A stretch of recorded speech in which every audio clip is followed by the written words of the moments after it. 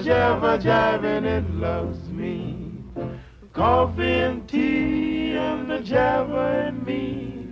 A cup, a cup, a cup, a cup, a cup. Boy. Hey, As a hello. person, anyway. Hello, ladies, gentlemen, and everyone in between. Let me adjust my Google Meet window, and we're over here somewhere. There we are. All right. And say hello to Sylvia's tail over here. How you doing? Yes, this is Coffee with Lavender. I am the Lavender Lady, Diana Clarion, and with me, I have the one, the only, the brilliant, the beautiful, bionic dance, Kate Farr. How are you, my dear? How are you? How are you? Well, about like every day, really. I mean, there's nothing special about today. Although, at a certain point, and I mentioned this in the green room, I am going to have to take a brief break because they finally have my Brandon strain back in at the dispensary, and I'm going to have to put in an order before they run the fuck out. Yay! Get a whole But, bunch. How long does this stuff keep? actually, I'm not sure. I know that after a while it'll start to dry out if you take it out of the package. But it may be that if you leave it in there and sealed and all that, it'll be fine. Although the seal is not very stringent, whatever. I can't imagine it's that effective. Okay, well, maybe you should get a sea lion then. No, huh? And the one who has become a fixture with us, yay, all right, is the one and only Mage Grey Wolf. How you doing, my dear? Hey, as I've been saying, I'm dealing with hardships right now. The whole bank thing. Oh, yes. Oh, Stole my not, money! not fun. I mean, is this a lost cause? Or are you going to be able to maybe get this back or something? Or I what's filed a up? claim. I'm just waiting to see what happens. Okay, then, because, yeah, it's not fun when you get somebody dipping their fingers into your honey pot, and, yeah, never mind. No, my ex had a hard time with that once. She had ordered something online, and one of the people at the processing desk at the place she ordered started buying stuff on her card. I've heard of that Mm. happening with restaurants. Yeah, and she was able to get everything taken care of, and my Jeez. understanding is the guy who did it got his, but I don't know if that happens all the time or how many people are unlucky or anything like that. Yeah, I still don't know how they Jeez, got it. Commander, stop that. Greg Hartwick, good morning, my Whoa! dear, or Hey, good Greg. afternoon now. It's about 5 minutes after the noon hour. It's still morning here on the West Coast, however. Yeah, Oh, there you close enough. go. Well, you have to get your clock reset. Well, you're gonna have your clock reset in about 6 weeks, right? Am Six, I eight the only weeks. one who thought that sounded filthy? You got to get your clock reset. But yeah, I'm going to have to adjust to a new show time for me because I'm used to it being at 9 a.m. Well, you get to And sleep in. well, I mean, I don't anyway is the problem. Like seriously, I wish I could sleep in, but if it's not the cats, there's something waking me up early, and I wish it wouldn't. Okay, then. Yeah, I kind of get that. It's I don't know. I wish I could get up early. This morning, for example, it was maybe quarter to 11 when I actually got out of the bed. I mean, I had enough strength to get out of the damn bed. It's horrible anymore. I'd like to find something. It would be great if I could get my hands on an artificial kidney, like you had mentioned earlier today, and that would fix things. That would be so nice. I'd love that. I don't know why, but when you said artificial kidney, what popped into my head was George Carlin's routine on Class Clown, the artificial thought under the arm. I don't know why, but it popped. Yes, yes. Oh my! But that was, yeah, that was great. I had seen that earlier, but I had not seen what you had put in the DM group. Hello, Skits. Oh, Skits Crasher's here. Hi, honey. How you doing? Yeah, I Yeah. don't actually know what you're talking about. What did I post? Well, you posted a thing from the Kidney Project question. How long will the That. artificial... Yeah, And I did not realize that they were permanent or intended to be permanent. I thought that they'd have to be maintained every few Okay, years. I see what happened. I mentioned I didn't know which Carlin routine. I said artificial fart under the arm, and then you said, well, I didn't see what you had seen that you had posted. I was like, what did I post Ah! from Carlin? Oh, yeah, I was still referring back to the kidney, not the arm. Yeah, Sorry about that. that happens a lot. There's a lot of itses and thatses that get undefined, and I get lost because I don't know what the hell you're talking about. Moo. I'll remember to bring along a roadmap. And you know what? I miss those. What, roadmaps? Yes, I actually miss Why? those from Shell. But they're so archaic. Yeah, but that's, I guess, why I like them. Trying to fold them back up. That's what I miss. Okay. Oh, You miss my. having to fold maps? Yeah, I Oh, know that's a heh. I'm weird. You haven't figured that out already? Yeah, but there's weird and there's weird. I mean, Oh, my. We're trying to open them up in the front seat of a compact car. yeah, I'm gonna stick with my GPS, thanks. Because what you're describing sounds awful. Oh, it was. Oh, my word. It sounds like trying to fold a fitted sheet. Yes, yes. Basically, it was. Yeah, they were basically at the same, what am I looking for? The same level. So why would you miss that? I mean, Uh, it sounds like it was a deeply unpleasant experience, and yet you say you miss it. I do not understand. I don't know why myself, but it's really weird. I guess it's just memories of another time.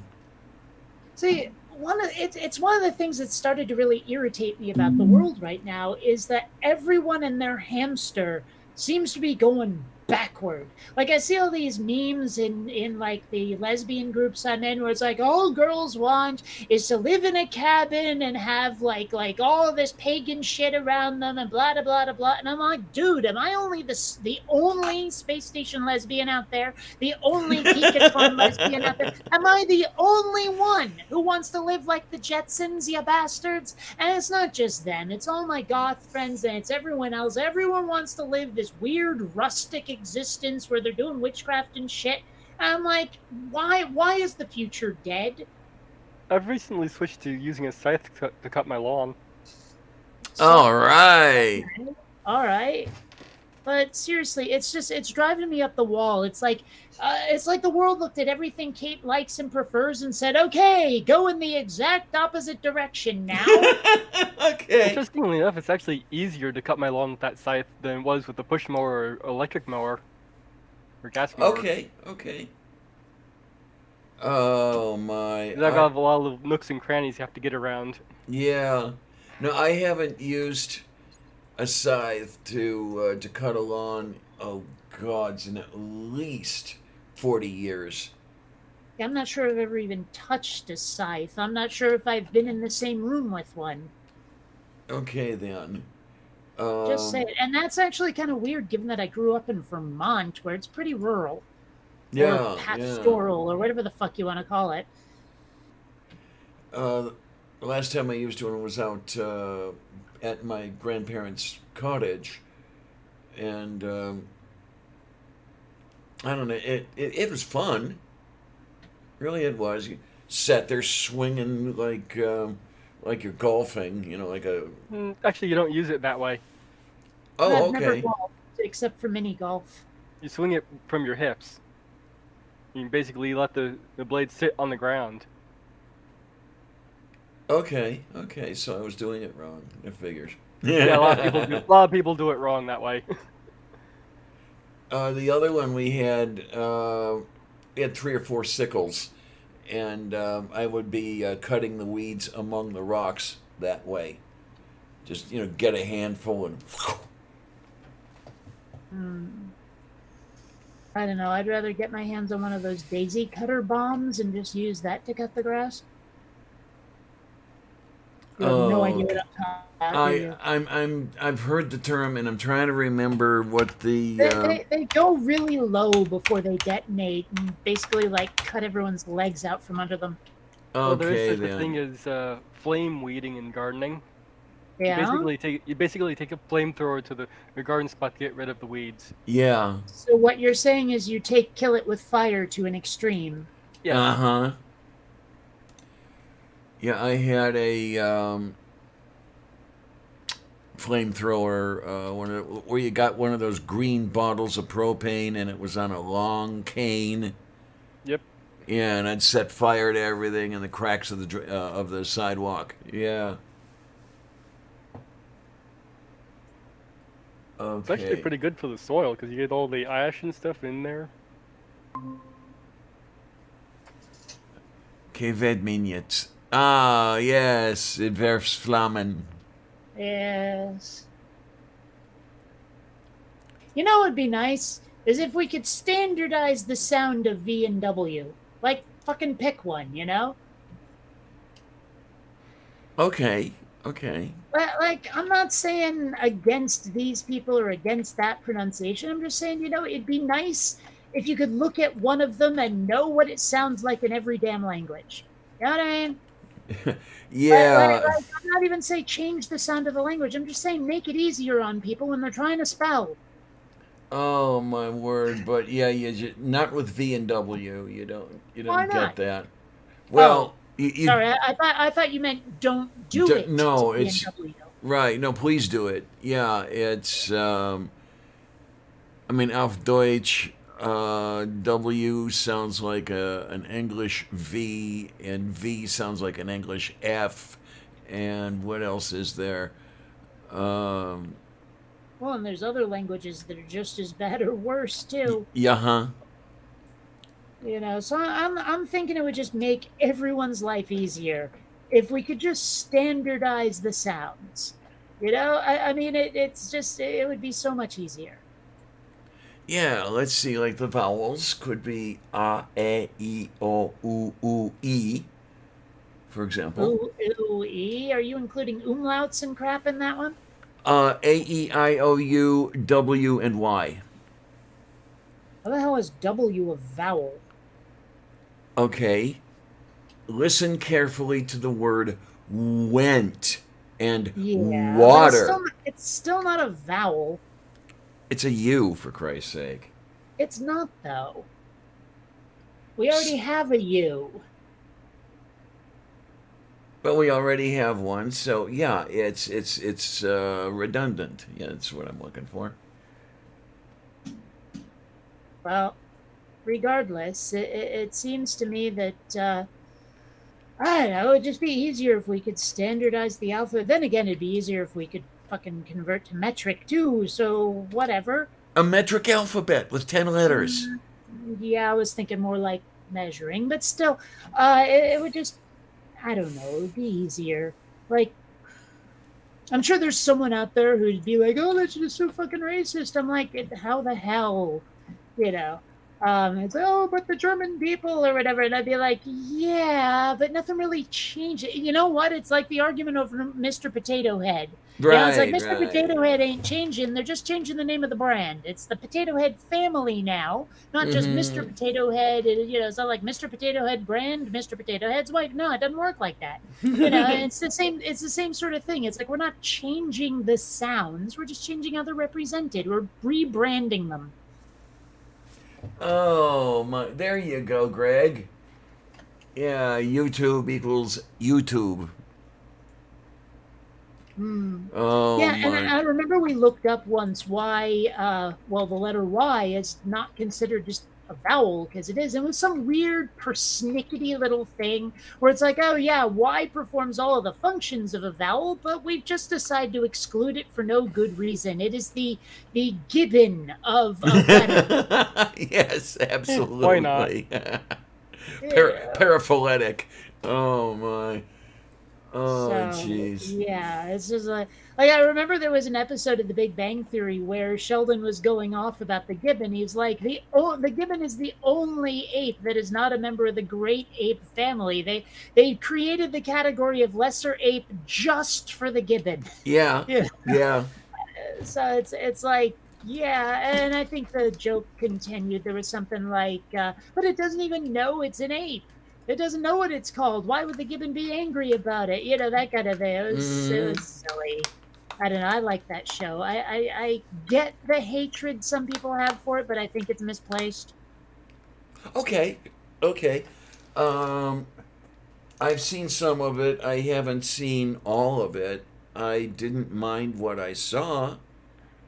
Honestly, the last season is okay, but I really do love the show regardless. It's I don't know. There's something about it. I guess I feel a certain amount of kinship to the characters. I mean, more to Stewart than the scientist, but still. Maybe Mm. I just watched an off episode, but I was kind of bored with it. Mm. And I mean, most of the women on the show are not the sort I hang with. So I guess the only one I really like is Penny. I mean, Bernadette is a conniving bitch, and Amy is shrewish and needy. Penny's only real fault seems to be, well, she drinks way the hell too much. But other than that, Oh my. Yeah, drinking too much. That's not fun. I mean, they never actually say she's an alcoholic, but they make so many jokes about her drinking. So, Oh my. Did I?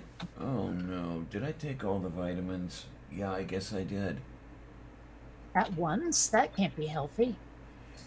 Nah, they're all gone. So I'm gonna have to get the prescription refilled. Damn it. You have prescription vitamins. Interesting. Yeah. It's called Nephrovite, and I guess it's a specific formulation for those of us with kidney disease. Okay, see, that's just weird to me because it sounds like they're nephro whatever. I mean, isn't nephrology a fraud, or am I thinking of something else? I think you're thinking of something else. Isn't there something where like people tell your fortune by the bumps on your noggin or something? I thought that was nephrology. Oh, that's phrenology. It's the other way Ah, around. Yeah. I knew it was something like that. I just okay. Mm. Yeah. One professor I had at Pitt had this. He absolutely loved the kidney. I mean, he thought it was a little weird after a while, but kidney was his favorite organ, and it rubbed off on some of us. Ew, that sounds grody. Dr. Stryker, if you're still out there, thanks a lot. Sorry I disappointed you, but I did the best I could. Hmm. Yeah, I have no idea if he's alive anymore. Well, It'd be I know it'd for be about 100. well, I know for absolutely certain that the teacher who helped me get into animation is dead. Oh, I know that for certain. I remember people telling me. okay then. Yeah, it's horrible when that sort of thing happens. One of my high school teachers uh, died of his, I think, ninth heart attack or some shit like that a few years ago, Jeez. and it hit hard. He was a really great guy. Uh, You know, I gotta say, after like a sixth heart attack, I would have been like, I gotta do something different. You know? yeah, yeah. He had already had six when I had him in American history class. And my So, speech teacher was murdered in 5th grade. Ooh. Her I husband mean, murdered her. oh wow. man, not good, not good. There was one murder when I was in school, but it was a student and it was just a weird situation. But other than that, I can't think of too many other deaths. I know there was one dude got hit by a car, but other than that, Okay, then, yeah, they in my case, they waited until I was out of high school to start dying. At least that was nice of them. Well, I mean, obviously, what I'm describing is trauma rather than, say, old age or disease. Mm. It's Well, funny. I haven't like really kept up with anyone from high school. I wonder how many of them are dead at the moment. probably more than two. I've Yeah, wondered that myself. I mean, you've okay, wondered how many of my fellow students were dead? That's weird. Or what they're doing. Hmm. Well, why would you wonder about my fellow students anyway? Why not? Oh, fair enough then. yeah, yeah, Well, it's I was able to track at least one of them down as to who's apparently still living in the area, and she's now a lesbian, happily married to somebody apparently. okay. Well, I Good. mean, if we're gonna talk about that, I mean, I have friends I still am in contact with, but I don't know about like the rest of my graduating class. I don't know about like, the people I didn't like. Because let's face it, there were some people that I didn't care for in my school years, usually because they, made my life more miserable. Yeah. And so, I mean, what's that expression? I've never wished anyone dead, but I've read many obituaries with great delight, or something like that. Yes. I believe it's misappropriated or misattributed to Mark Twain. It's like someone else said it. Apparently, I don't know, but it like I've thought about that, and I'm like, you know what? There are a few people I've wished dead, but still, I take the sentiment, and I'm okay with it. Mm-hmm. So Uh, More than a few of my classmates have died over the last couple of years. Well, yeah, but that doesn't count. You're all elderly. I'm talking about my fellow students where they're young enough that their death is unusual. there you go. I wondered how many have died of drug overdoses at this point, considering the type of class I had. Well, Oh I yeah. I know a couple of people I went to high school with who died of overdoses, and that would have been, say 35 years ago. Yeah, they usually Uh, stuck me with the worst of the worst. there you go. Oh, Mm. according to this particular fact check, it was Clarence Darrow who said, I have read some obituaries with great pleasure. Well, I'm never sure who to trust with those things anymore. It's just Yeah, like, huh? it could have been anybody, and well. I mean, Mark Twain said quite a few good quips, so you're Yeah, usually pretty safe attributing something to him. yeah, but, there's always that chance that I don't know, whatever. It doesn't matter if it's fake, really. Right. It doesn't matter if it's misattributed. I mean, hell, I'm sure there's a lot of apocryphal quotes out there that are damn good ones, even if they weren't said by the people who allegedly spoke them. There you go. You know. Oh my, you working hard over there. Well, I'm sort of. I'm actually thinking about stopping because my hand hurts a little. I've been using the computer too much, but trying to build just a background character I'll need for Twin Redshift. Like, there's a couple of scenes or shots rather where it just feels like the crowd is a bit anemic, and I need more. So, and also Okay I've been then. building, like I've been building the two main, been building Per Gessler and Marie Fredrickson from Roxette to stick them in somewhere. Like just in the background of Quinn Redshift, you got Roxette walking by. Sounds All like a good nod. right. Yeah, oh, totally. I'll think of it even as a tribute because, damn it, Marie died a few years ago, and I'm not happy about it. Yeah, that sucks. Is it weird that I've cried more over celebrity deaths than relatives? Not necessarily. Well, I Uh, mean, I'm not talking about relatives that gave me a hard time or abused me or anything. It's just like, your grandparents cack it after a while. And honestly, I hadn't seen them in so long. And it's weird. Like I cared more about Marie's death and Christopher Hitchens' death, although that might have been because it was my birthday as well, than I did about, say, like my grandmother. I was pretty sad about Stan Lee's death. Okay, Mm. yeah. But I mean, like seriously, I think Marie is the only one over who I've actually like the only death that actually inspired me to cry over it. Well, okay, the only human death. Okay, then, yeah. Well, cats are family, damn it. Yeah, absolutely. Cat dies, I'm gonna cry. Of course I am. I mean, Miranda's death really hit me hard. It was quite a while before I got over that one. I mean, it was not necessarily quite a while before I considered another kitty because there were two more already Yeah, when Miranda died. The death of my cockatiel really hit me hard. I'm still dealing with that. Weird question, actually. Weird answer. Is a cockatiel different from a cockatoo, or are they just two names for the same thing? They well, they are in the same family. It's a basic cockatiel actually means little cockatoo. Oh, okay. Ah, I've never been sure about that because you know how every now and then people will name something and then someone will like give it the very similar name, but it's not actually. Like what am I thinking of here? You get a lot of it out of the sort of rednecky types, It's like tobacco rather than tobacco kind of thing. You know what I mean? right. Yeah, that Kentuckyism, if you will. Yeah. And like I know they've done it for various barn animals as well, but I'm having a hard time thinking of any of them right now. Like, I actually looked up recently. Like, I never understood the song "Get Along, Little Doggies" because I'm like, but cows aren't dogs. What the fuck, right?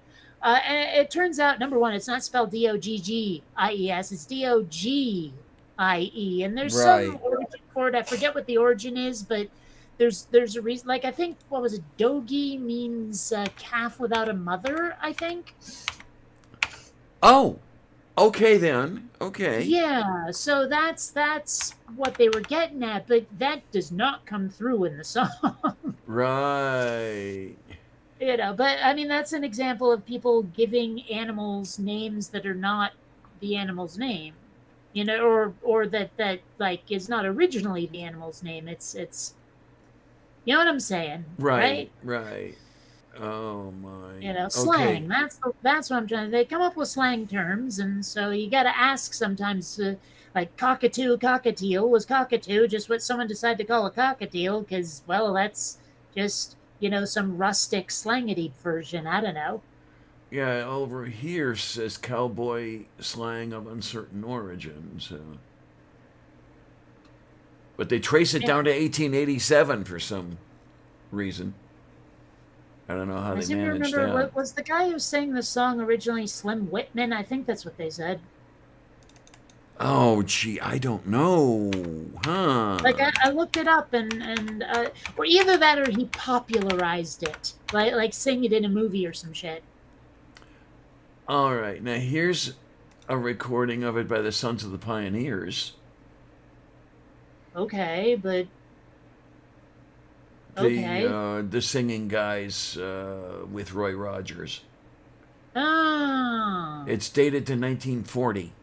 This one. Actually, that's another that I remember I think it was last time, I was talking about fast food places I've never eaten at. Well, Roy Rogers is another one. Do those restaurants still even exist? I don't know. I haven't seen one in a very long time. At least around here. Let's see. Well, I don't even know. Like, I'm sure it must be regional. But I miss out on a lot when I live in Vermont because chains just don't bother with the state. But even moving to Seattle and then San Diego, there's just a lot. Like I still haven't been to a Sonic Burger, In and Out Burger. I haven't been to one. I've never eaten at a Hardee's. That's for darn sure. Um, Someday I want to try a Tim Hortons, and actually I have some tentative plans to go to a Canadian water slide park with some friends and my dad. And so we might eat at a Tim Hortons because it's Canada. Looks like Okay, Roy then. Rogers is still around. Yeah, I was There. just looking it up myself. Really, I thought he was dead, like long dead. Go I know, They're on. I know, I know. Um, both dead. I think Dale Evans died quite a while back, too. Dale Evans. Is that his female sidekick or something? Yeah, female sidekick and wife. Because it's weird. Because when I hear Dale, most of the Dales I know are not women. Right, right. Oh my. Oh geez, Roy Rogers story dates back only to 1968. Gee, Okay. it's a relative I don't know. newcomer. It's weird to me when I watch like TV or hear people from like older than my parents' generation even talking about their fictional heroes, and most of it seems to be cowboys, And I'm like, that's because heroes have evolved quite a bit since then. Yep, I wonder yep. how many people will be like when my generation's 80 or so will be waxing nostalgic about certain superheroes or Wesley Snipes playing Blade or some shit. I don't know. I have to wonder.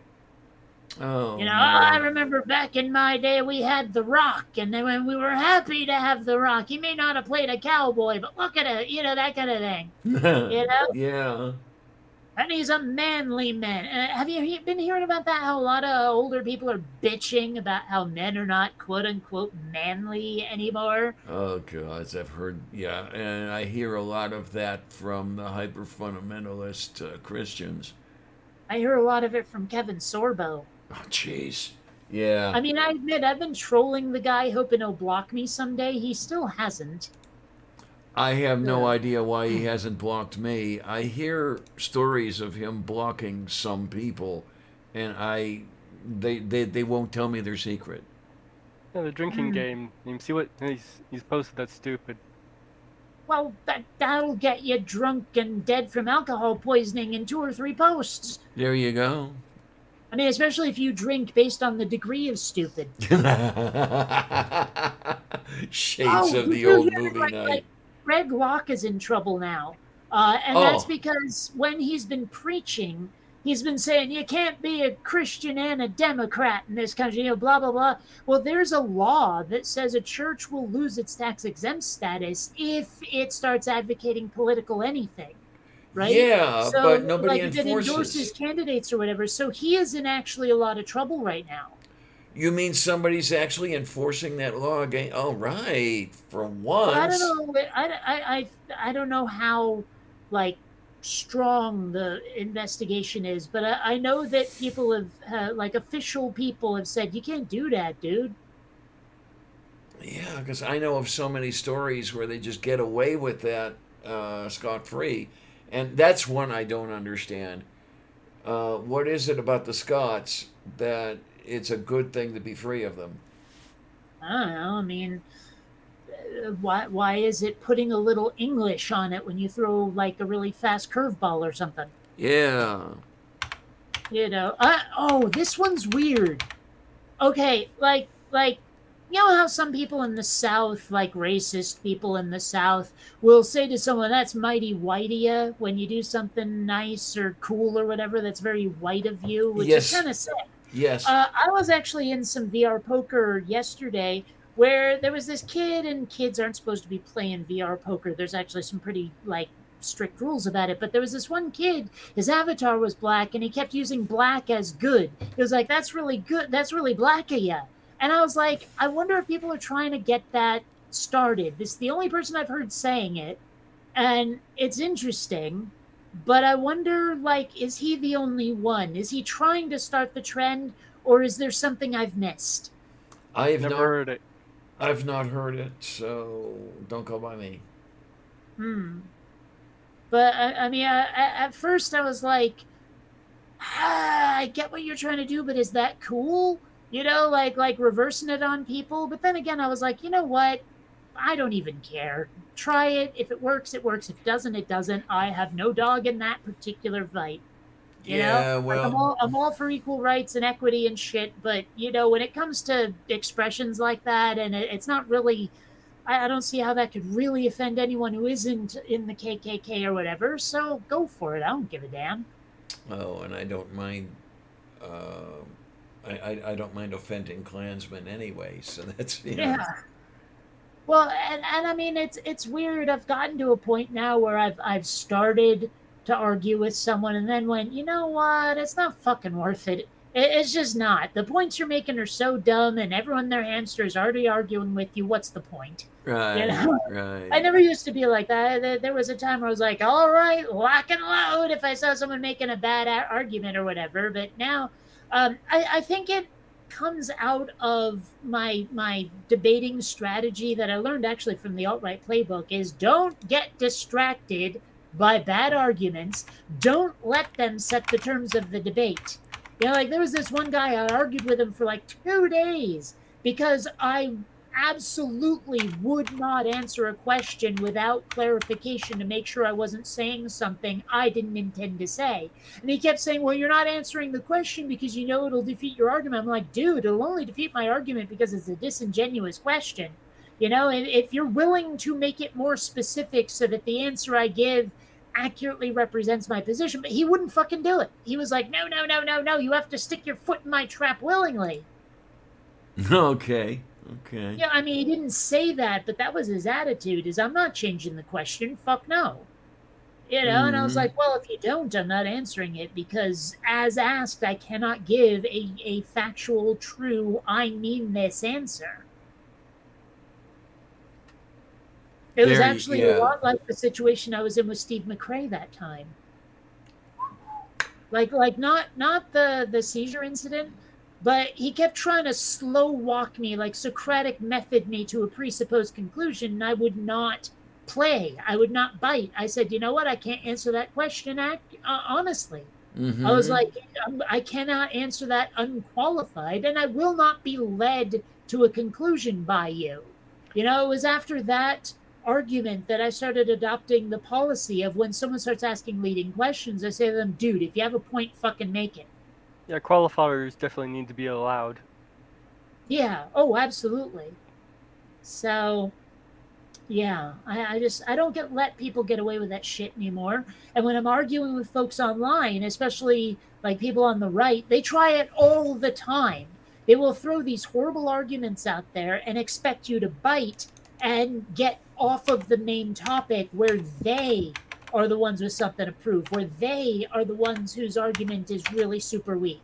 Like they always try to drag you away from the places where their argument is weak, and I don't let them anymore. Yeah, You okay, know, yeah. I will ignore entire points just because they're bullshit points. Instead of addressing them and explaining why they're bullshit, I just leave them on the floor and go after the parts that are actually relevant to the discussion instead of distractions. And they don't know how to deal with it. They honestly don't know how to deal with someone who won't let them distract you. Uh-huh. Yeah, I've noticed that one. Get what? I lost the word I was looking for. I'm sorry. But, Well, they're just dishonest as fuck. That's all there is to it. moo. Oh, look at that. Kind of like the argument with abortion I had with this one person. They started saying something about BLM. Wait. Where do abortion and BLM come up in the same sentence? I'm not really sure. I stated something, and then he said, "Well, that's more like BLM or something like that," and he tried to divert off to this other topic. Hmm. I mean, I could see someone mentioning BLM legitimately because, let's face it, there's definitely a racist angle to abortion availability, to birth control, even just education, never mind having access to it. I mean, it's kind of like how the drug war was fueled by racism. Oh, God, yes. So it's the same sort of thing. I mean, I seem to remember seeing a statistic that black women at least get pregnant more often than they'd like compared to white women. Like when unwanted pregnancies are much more frequent. And I mean, that's not because of black people, it's because of the economy and the environment we live in and the attitudes of the people in charge. But I'm sure a lot of the abortion debate could be centered around Black Lives Matter, even if that's the police thing. I mean, let's face it, fighting for rights for people who aren't white is pretty related. Like Okay, yeah. you could discuss police violence separately, but it all congeals into one big issue, one big racism issue, doesn't it? Oh, yes, I'm just saying, absolutely. is I can see how someone might mention BLM and abortion in the same breath, but the guy you were talking to doesn't sound like he was doing it in good faith. No. I'm trying to Yeah. remember what he actually said. I don't know. I was having this conversation, well, argument with someone who was trying to insist up and down that it didn't matter that black people were being shot by the police at a greater rate, because apparently he wanted to insist that black people commit crime at greater rates, that black people kill black people at greater rates than black That people being one killed by again. white. All this stuff, he kept coming up with these statistics, and I was like, dude, that doesn't change any of the point, which is that black people are being targeted by law enforcement and racists. Right. You know, right. like the motivation of the crime matters more than the numbers. Yeah. But he wanted to redirect from what white people are doing, white racists are doing, because he wanted to talk about, well, black people are horrible too. And it just, I wasn't letting him do it. I wasn't going to bite. And he insisted up and down that I discuss that topic. Like, he would not let it go, no matter what I said to him about how it was irrelevant. Right. Apparently when my grandfather first moved to Florida here, they still had segregation, and he was at the laundromat with his, I think at the time, 5 kids, and the white side was all filled up. So he marched him and his 5 kids into the black side and did his laundry. While he's doing his laundry, he looks over at the white side and says, "Hey, washes just as well over here." I'll be honest, I would not be even a little bit surprised if at least the South starts having whites only, like, lunch counters and water fountains again. It would not shock me in the least. Oh, there are so many people I can think of who are just itching for that. Yes. At this point, I wouldn't be surprised. Haven't You some spoken of, okay, with the overturning of Roe v. Wade, when that happens? And I do say when, not if. Yes. These are the kinds of asides I say you don't need. But I've heard some people speaking of the return of segregation with longing, if you will. Wouldn't that open the door for the segregation and all that stuff? So yeah, I'm just waiting for it. It's going to happen. Thing is, I mean, I do wonder, like, the same people who scream about states' rights seem to get really cranky when states don't choose to have the rights they want. And so I have to wonder, like, will they try to push for federal segregation? Oh, sure. Or is it just going to be states' rights? I would not be surprised if the push for federal segregation and federal denial of rights becomes very significant. Yeah. That states' rights is just a stepping stone on the way there. Honestly, like, part of me still wants to just give all the racists their own little enclave and let them try to make a go of it. You know, like okay, you guys hate all these people, fine. You get to go over there where none of them are. Yeah, okay. You know, it's like if you hate them so much, go live in your pasty white little Aryan enclave and leave the rest of us alone. The problem is that they don't want to leave people alone. That's the problem. They have a vision for what the world should be. Yeah. And they're going to work for it as hard as they can. Like, there was that one guy. What is that one absolute? Well, this doesn't help. That one absolutely psychotic, like right wing white supremacist, like, podcaster dude or whatever, live streaming dude. He was saying, he literally said the United States has an aesthetic, and you know what he was talking about. Yeah. Okay. I don't. You know, like it's clear that was a dog whistle to racists. Yeah, I don't know the person you're talking about, but I know it's not Steven Crowder, but I want to say that's a similar name. I honestly do not. It doesn't matter what his name is. I could go on to Right Wing Watch on the YouTubes and find him, because they posted a lot of his videos to show the shit he says. But it's not important. I've heard the left get accused of wanting to segregate. Who from whom? Mostly the right. Hmm. You know, But and the whole cultural appropriation kind of thing, for instance. well, okay. I have feelings about cultural appropriation that it seems like nobody else shares, but whatever. I mean, I don't. I would love to see them show examples of the left actually wanting to segregate the way they wanted to segregate when it came to racism. I really Oh, want to it's see different. examples. It's definitely different. Wow. But I mean, what are the? I want to know what they're picturing because I can't picture what they're picturing. I think like separate graduations for black students and white students. Wouldn't that be what they want? Apparently, I don't know. Are they thinking that the problem is better graduations for black people? Are they worried that they're going to get the short end? Is that what they're angry about? Separate graduate? I can't follow the logic here. Road to Or let me put it this way: I can't follow the internal logic. Just before Diana says, "But there is no logic," I'm sure they feel it's logic. I mean, Oh, that's the thing is, Well, I don't think they're looking. I don't I've think come they're to looking realize at. that the right wing is completely logical as long as you accept certain basic premises, which is my way is always right. Within that context, you can totally see the logic of everything they do.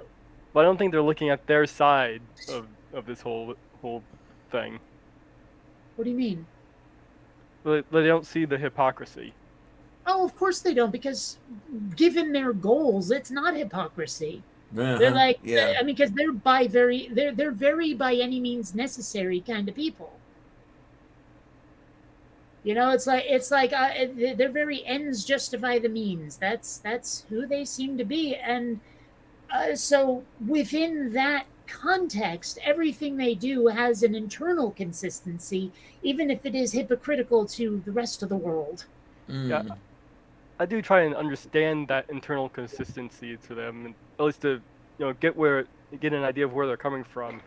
Hmm. Well, I mean, to hear them talk, they all have a vision for what the world ought to be. And Yeah. it's very specific. I mean, like I have a vision of how the world ought to be, but it's more like how people ought to treat each other, in a very kind and civil way. Whereas to them, it's no, no, no, I have a checklist. Yeah. Yeah.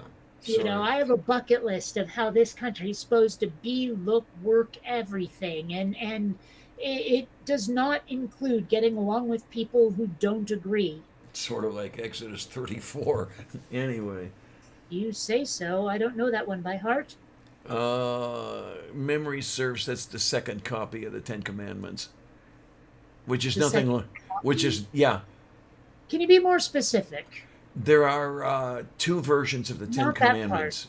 What is being said that this reminds you of? Oh, checklist. Oh, yeah, that context did not come through. Oh, sorry. Yeah. Um, I mean, all you said was sort of like Exodus blah, but I said a lot of things, so checklist was not moo, immediately apparent as your meaning. moo. I do like Daryl Davis's approach. Don't know who that is, don't know the approach. He's a R&B musician, and he has this thing about activism where he goes out and talks to the Klan members. He's a black guy. Hmm. And apparently, this method he's used is of just talking to him, letting them talk to him, kind of establishing this dialogue, because Hmm. apparently converted a lot of them away from the Klan. I wondered if that's who you were talking about. Okay. Yeah. Yeah. Well, Yeah. that's something I've actually a little bit tried to explain to some people on my side of the issue who don't seem to get it. Despite the fact that Vermont is like 94, 92% white, there's basically no real racism there. And I tried to explain that that's because when people of color did move into the state, there were so few of them that nobody felt threatened. And it gave them a chance to realize that all of the rhetoric and propaganda and everything that they'd been fed was bullshit, Okay. where it's like they had that opportunity to go, wow, These people are nothing like what I was told they'd be. What the hell? And that's what started changing their minds. And I imagine that's what he's doing. But some of my friends on the left were like, well, why should we give racists even the tiniest smidge in a room? And I was actually talking to, well, arguing with some other people who were like, look, we don't mind having white allies, but they have to show up without taking a victory lap. They can't say, woohoo, I'm not a racist anymore, and expect to be acknowledged. No, they have to be silent and humble. And I'm like, dude, you're turning down a shit ton of support because you don't like the fact that they have to get unracist in stages, but they're working on it, and you're gonna scare them off. And they're like, stop town policing. I'm like, I can't help feeling like you're getting in your own way on this one, but okay, but just the level of just absolute vehemence over, like, no, they have to have the right attitude when they're becoming not racist anymore. I'm like, you can't expect them to do it all at once. Some people get it wrong at first, Isn't that attitude also kind of racist to begin with? What? Oh, I guess. What, the woohoo, I'm here? No, the white people have to be humble and all that. Yeah, I couldn't help feeling like that was tone policing too. Oh, yeah, okay. Isn't that in itself kind of racist and just kind of the other direction? I don't know. Well, I sometimes that's find the thing is I'm talking to both sides on this one, and it seems like everyone's just too damn angry to talk. It's like every side is waiting for the other side to be the bigger person, and when they don't, everyone gets angrier. Like the racists who don't want to be racist anymore just want to be given a complete pass. It's like, oh, I figured it out. I got the error of my ways now. I shouldn't face recrimination. Whereas the other side is like, dude, you need to face some recrimination. And it's just, I don't see either side budging. So I don't know that the racism problem can ever end. Like, someone has to choose to be the bigger person. And each side's waiting for the other side to do it. Yeah. I mean, yeah, obviously people of color have the much larger grievance, but at the same time, you got to be realistic. Some of these people need to be given a little rope. They need to be given a little wiggle room, or they're going to get extra racist because they have no way to not be. Mm-hmm. I don't know how it's workable without like one side or another saying, fine, we'll take the short end, or fine, we won't get the best end of this deal, but at least it'll solve the problem. Yeah. Everyone cares more about saving face than solving the problem. Well, that's us humans. Yeah, we all like our faces, and we don't want them dirtied. It's just so frustrating. But at least I have Xander on my lap. There you go. That's Everybody has to be in their own tribe, huh? yeah, I pretty guess. much. Well, that's one of the reasons I don't like the whole argument against cultural appropriation. I'm like, look, first of all, the United States is supposed to be a melting pot, but next of all, like, really, do you own something based on the group you belong to? Really? And next, if people are imitating you, it means they fucking like you and want to be more like you. That's a door into which you can stick your foot for more acceptance. But people are like, no, this is ours. And I'm like, I mean, I imagine, I don't know. Do you think like folks from Germany or Austria or whatever would get pissed off if people of color put on lederhosen and dance to polkas? I don't know about the Germans or who else it was that you had mentioned, but I'll tell you what. Austrians. There we go. I can tell you that it's possible that the Eastern Europeans would get pissed off if people of color did that. Because I'll tell you, the Eastern Europeans that I knew, that I grew up with, et cetera, very xenophobic. And they especially did not like the charny. The what? Okay, charny is black person. Is that char like charcoal? Yes. Okay. And yeah, so I mean, you're going to see it depending on who you're talking to. But then again, Eastern Europeans aren't necessarily my favorite people, even though I was raised by them. And maybe because I was raised by them, who can tell? Oh, I man. don't know. I mean, it's weird. Like my family and my own personal ethnicity is so diverse, and in my case, uncertain that I actually find it really difficult to be racist. Like I can be culturalist, but racist, not so much. You know what I mean? I get it. I Same here. find myself being slightly culturalist from time to time, also. Yes. I think my And family, the only thing we're missing is someone who's trans, and that's even questionable. Wait, what? The only thing I'm missing in my family is somebody who's trans. Oh, oh, okay, I okay. didn't get the in my family part. Gotcha. Um, gosh, I'm trying to think of my family. I mean, there's so many queer people. I mean, my cousin Adam is gay, and my cousin Jessie is at least bi. I think she's gone back and forth a couple of times where she's like, I'm bisexual. No, I'm a lesbian. No, I'm bisexual. Her mom and her mom's, I guess, wife now. I don't know. Obviously lesbians, and obviously I'm a lesbian. It's just like there are so many queer people, which is funny because like the sort of almost became a preacher uncle absolutely loves his gay son and his husband, just like no prejudice whatsoever at all. But the not nearly as religious other uncle is such a dick. I mean, he really hates trans people. He is weirdly okay with gay people, but he actually once said, and I mean literally said, that he is more oppressed than a black guy because the black guy can say the N word without problems and he can't. Staya Karapondie. No, That's that the doesn't make level you more of oppressed. fucked up we're dealing with that particular uncle. No, that doesn't make you Um, more oppressed. yeah. Yeah, the one I Uh, didn't get, I think I've mentioned this once or twice already. The male slimy bastard was very much a Klansman. Very much did not like anybody darker than he. On the other hand, he absolutely loved his uh, mixed race adopted grandkids, if you will. well, it makes sense. A lot of people don't care about jack shit until it happens to them. Though, Yeah, on as to your uncle, well, I would like to see things get to the point where whoever says it, it doesn't matter because we're over that shit. Honestly, I'd rather the word just died, but whatever.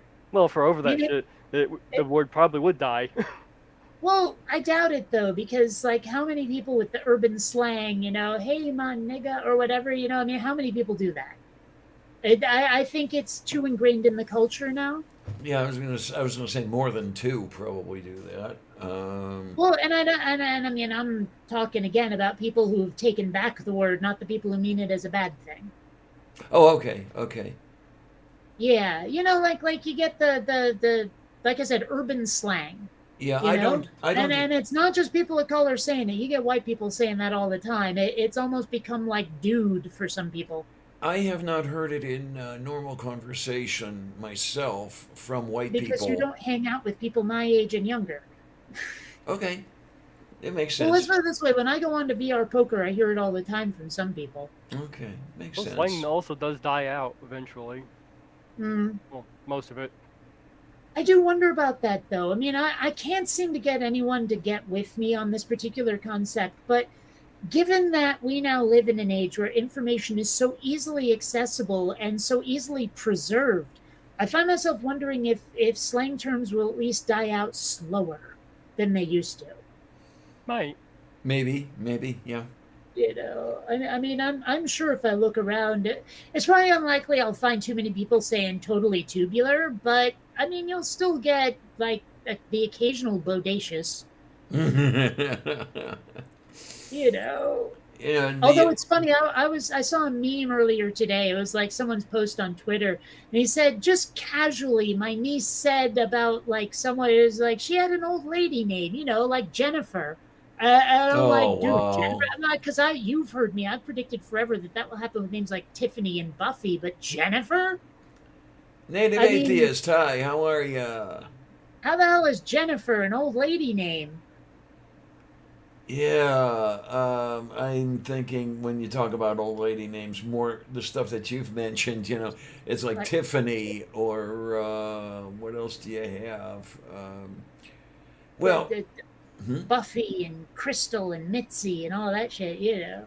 And I can't help but think that even my name is something of an old lady name. I don't see too many Dianas your age or younger. Are there any? I sure I've known one or two. I do wonder, like, is Kate an old lady name? I could see Catherine, but Kate? I don't know. I mean, when I think of Kate, I think of Kate Hepburn, so that would kind of be an old lady thing. Yeah, But I only think of her as Catherine Hepburn. okay, okay. You know, but like you've got, if we're going to talk present day actors, well, actually, I guess she's from a couple of decades. Is Kate Beckinsale still working? I don't know the name. Yeah, of course you don't. She was in movies that took place after 1980, Yeah, there you or made go. I after mean, 1980. me and pop culture, come on now. You should know better. Yeah, well, and oh well, here's another one: Kate Hudson, Katy Perry, which is not a Kate, but still, Those names sound vaguely familiar. So I mean, I don't know if Kate is an old lady name. I'm gonna say not, Okay, okay. but yeah, it's funny how many people like insist up and down on spelling Catherine with a Y, and I'm like, dude, that's not how I spell my name. Gee, I don't know how many spellings of Catherine there are out there. Well, I can. Katherine is mine. It's the most traditional. I mean, I'm not married to it, obviously. I go by Kate for a reason, but still, there's not only, it's not just Kathryn that you spell that name. No, my cousin was Catrine, Hmm. or I have is, a I should say. She's still alive. I have an aunt that goes by that, who has that name, and she goes by Kathy. Yeah, huh? Uh, Yep, yep, yep. yeah, most of the Cathys I know are from a long ass time. I don't think I know any in person, and like the actresses I've known, I can't think of one.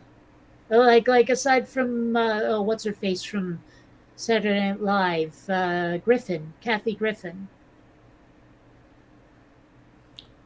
Like Okay. you remember she like held up a bloody picture of the severed head of the Pope or some shit. You remember she Trump. did some stunt that she got Oh, in a lot of trouble. It was Trump. yeah, yeah, yeah, Trump. yeah. Okay. Or is she the one who ripped up the photo? I thought, I don't know. She got in a bunch of trouble for something. She did a uh, photo of holding Trump's severed head effigy. Oh, yeah, wasn't there someone who got in trouble for ripping up? Oh, I I think it thought was that was the Sinead Connor got in Yes, trouble for ripping up a picture of the Pope. I That was could. it. Yeah, you got the name before I did. I couldn't come up with it. Oh my, Purple's here. How are you, dear? Hey, been a while. I think it's been a while. It's been a little while. It's been over 6 hours. And like movie night keeps getting canceled. We're actually doing movie night tonight instead of Friday or Saturday. Oh my, I hate But to I'm pretty say sure it, Perps was on the last movie night.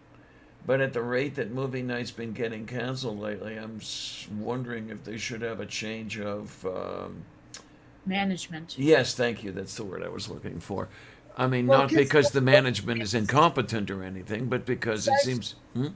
well, Cy Strickling has health problems, and she keeps saying my back is killing me. I can't do it, or whatever it is.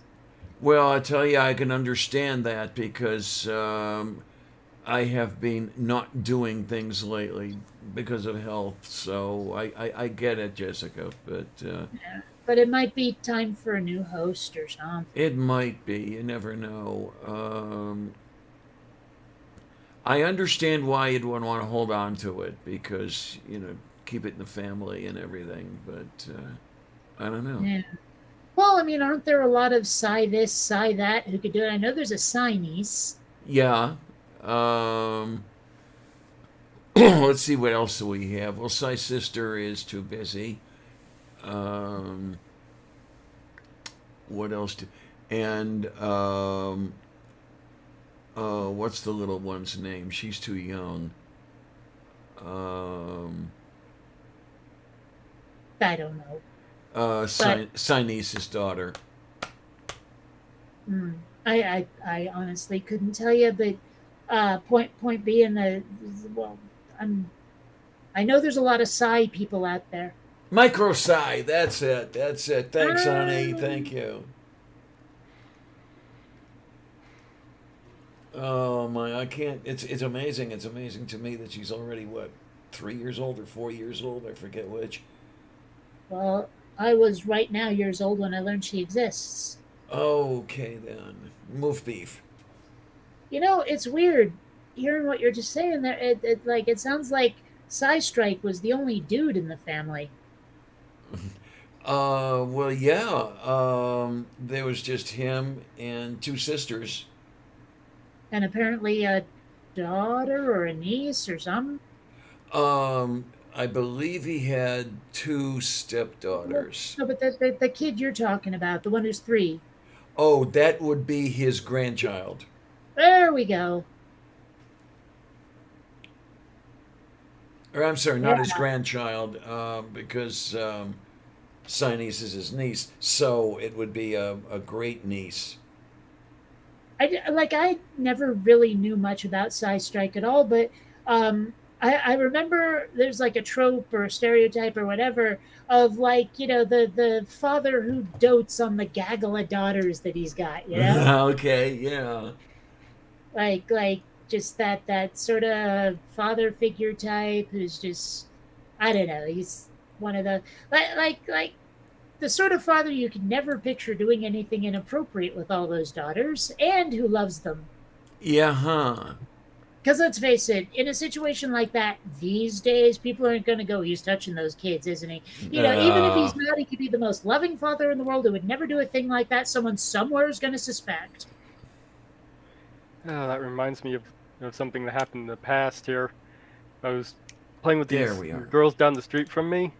I mean, they're like, they're when I was little, and they wanted to play a wedding. So she was trying to get me to kiss her little sister in this whole make believe wedding thing, and I just wasn't going along with it.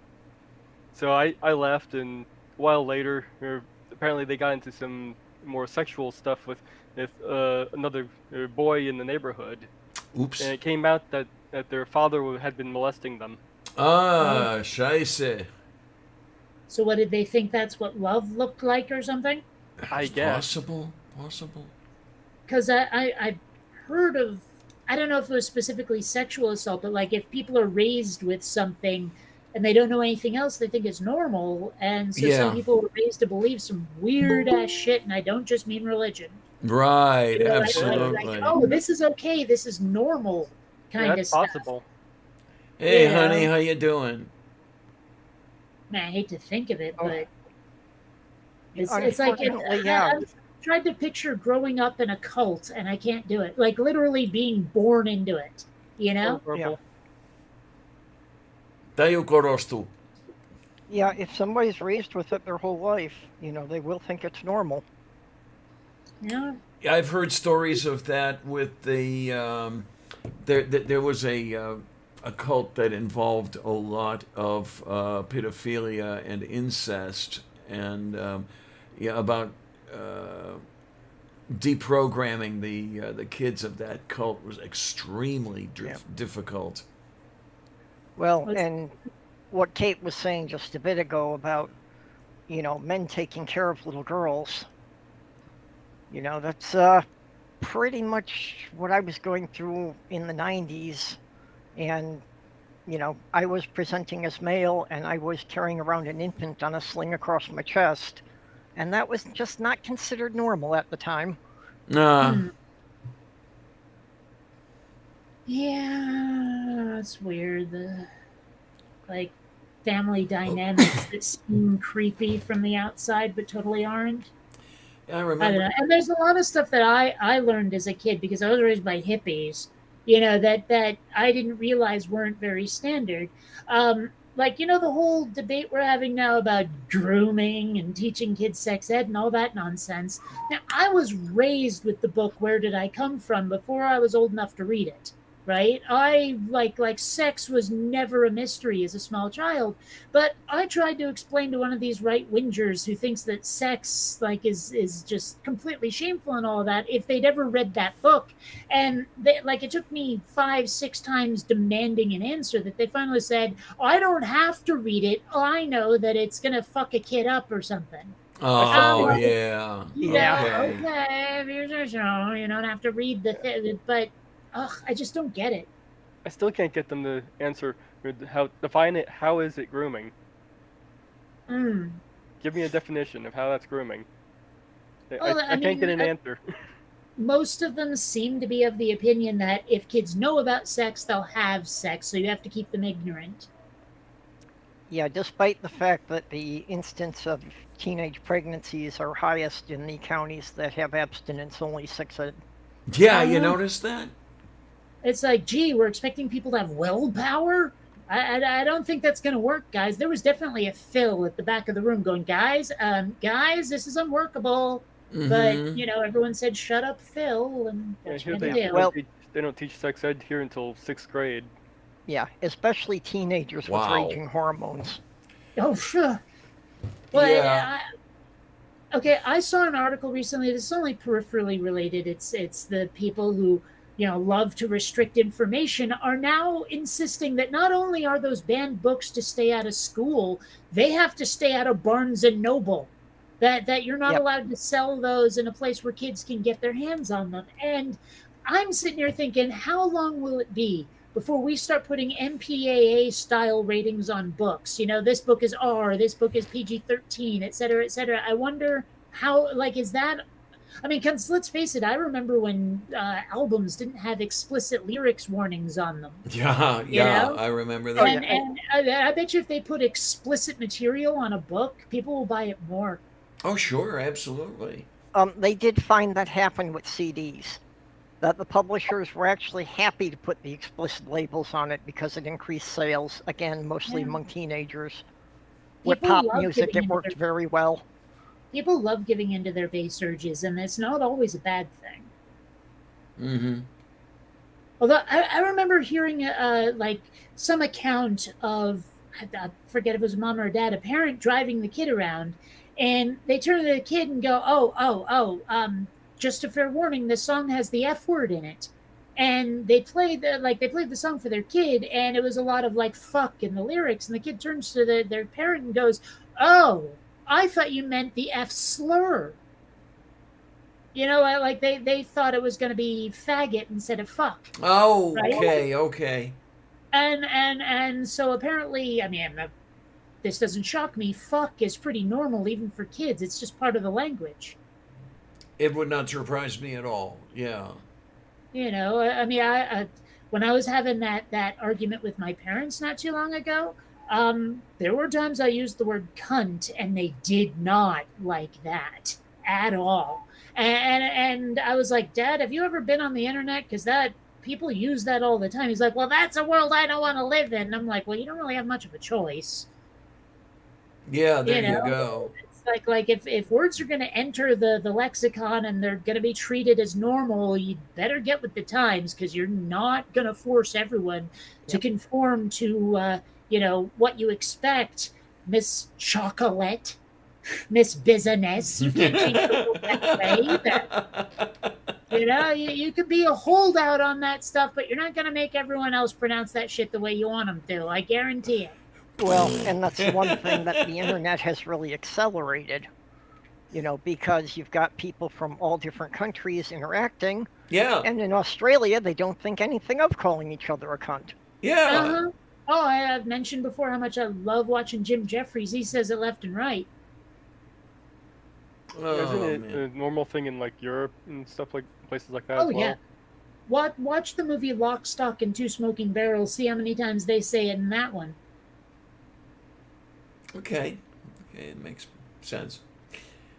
So, Yeah, I didn't know how popular it was in Western Europe, but oh yeah, I know the Aussies. My word, if word didn't exist, they couldn't talk. Well, I actually heard it from the British first. I mean, the most from the British first. It wasn't until later that because most of my exposure to Australia was like Mad Max, Crocodile Dundee, those guys, So it was like I didn't ever hear that word that much because the movies they were in were largely made to be distributed in the United States, and that wasn't going to fly. Yeah. So, it wasn't until stand-up comedians that I really started hearing it a lot, or movies that were made in Britain that I started hearing a lot. So Well, I I didn't know had to about get the Aussies until much later. I had to get used to it because when I first started YouTubing, Nacha called me a cunt a couple of times, and I was like, "What the fuck? I thought you liked me." Yeah. Oh, Well, upside down, sweetie. I know they don't even use it in the terms of referring to women specifically either. It's like more of No. a general thing. Yeah, No, they that's do the Fanny. thing, mate. Well, no. They will say no. I think what was being said is it's not a gendered term, Yeah, but they will non-gendered. also use it to refer to vaginas. Yeah, they- okay, they- Like okay. it is a very versatile word. They use it for everything. Oh, Well, man. it's just like, even in the US, we might call somebody a prick, and it doesn't really matter if they're male or female. Yeah, a good And- example. Dude is on its way to getting non-gendered, although I have had some people get really fucking pissed at me, even unjustified, because like when I said dude, it's not like that. I was using Yeah. dude as an impersonal interjection, as Yeah. as a what's the word I'm looking for? Not expletive. Ejaculation? No, there's another term. It doesn't matter. But the point is that I wasn't even calling someone a dude. Interjection. Yeah, there we go. Wait, isn't that what I said? I thought it was what you said. No, but there's another term I'm looking for. It doesn't matter. But the point is that like you can use dude in a way that doesn't refer to a person at all. But the person I was talking to who got pissed about it was not prepared to hear that. Yeah. So, It's one I used to use quite a lot, and I've learned that especially a lot of transgender people are taking as being a gendered thing. And I never took it that way because I've been using it since the Bill and Ted movies came out, I was using it and way it's just before always in a that. very casual way, and yeah. Yeah. Well, I mean, it's like I hate to say it. I mean, because as much as I agree with the left wing, it seems like a lot of people on the left are looking for something to be offended about, looking for a crusade to like fight, and if they don't have one, they'll create one. And I hate that about the left. I mean, don't get me wrong. I agree with a lot of the things that people care about, but when folks on the left are like, oh yeah, we have to get angry about this one word that didn't used to mean something offensive, but we've decided it's offensive. I'm obviously referring to Asian, or not to Asian, to Oriental at this point. I watch so many things, like old movies and stuff, where people just say Oriental. It's not a slur. It's just that's what you use to refer to Far East Asians. But then all of a sudden, you had to say Asian, and people were getting really pissy about it, and I couldn't help feeling like the outrage was manufactured. Well, Yep. and that isn't really a thing of the left or right. That's just a trait of extremism. Yeah, that you see it on the extremes of either side. Disagree. that- Honestly, the that left mental- seems to have normalized it. Yeah, that mentality does seem to give the right ammo. Yeah, You don't think the it's- right is picking up things to be offended by when nobody was offended by Oh, them? they are. I think they are, but they have a very different agenda.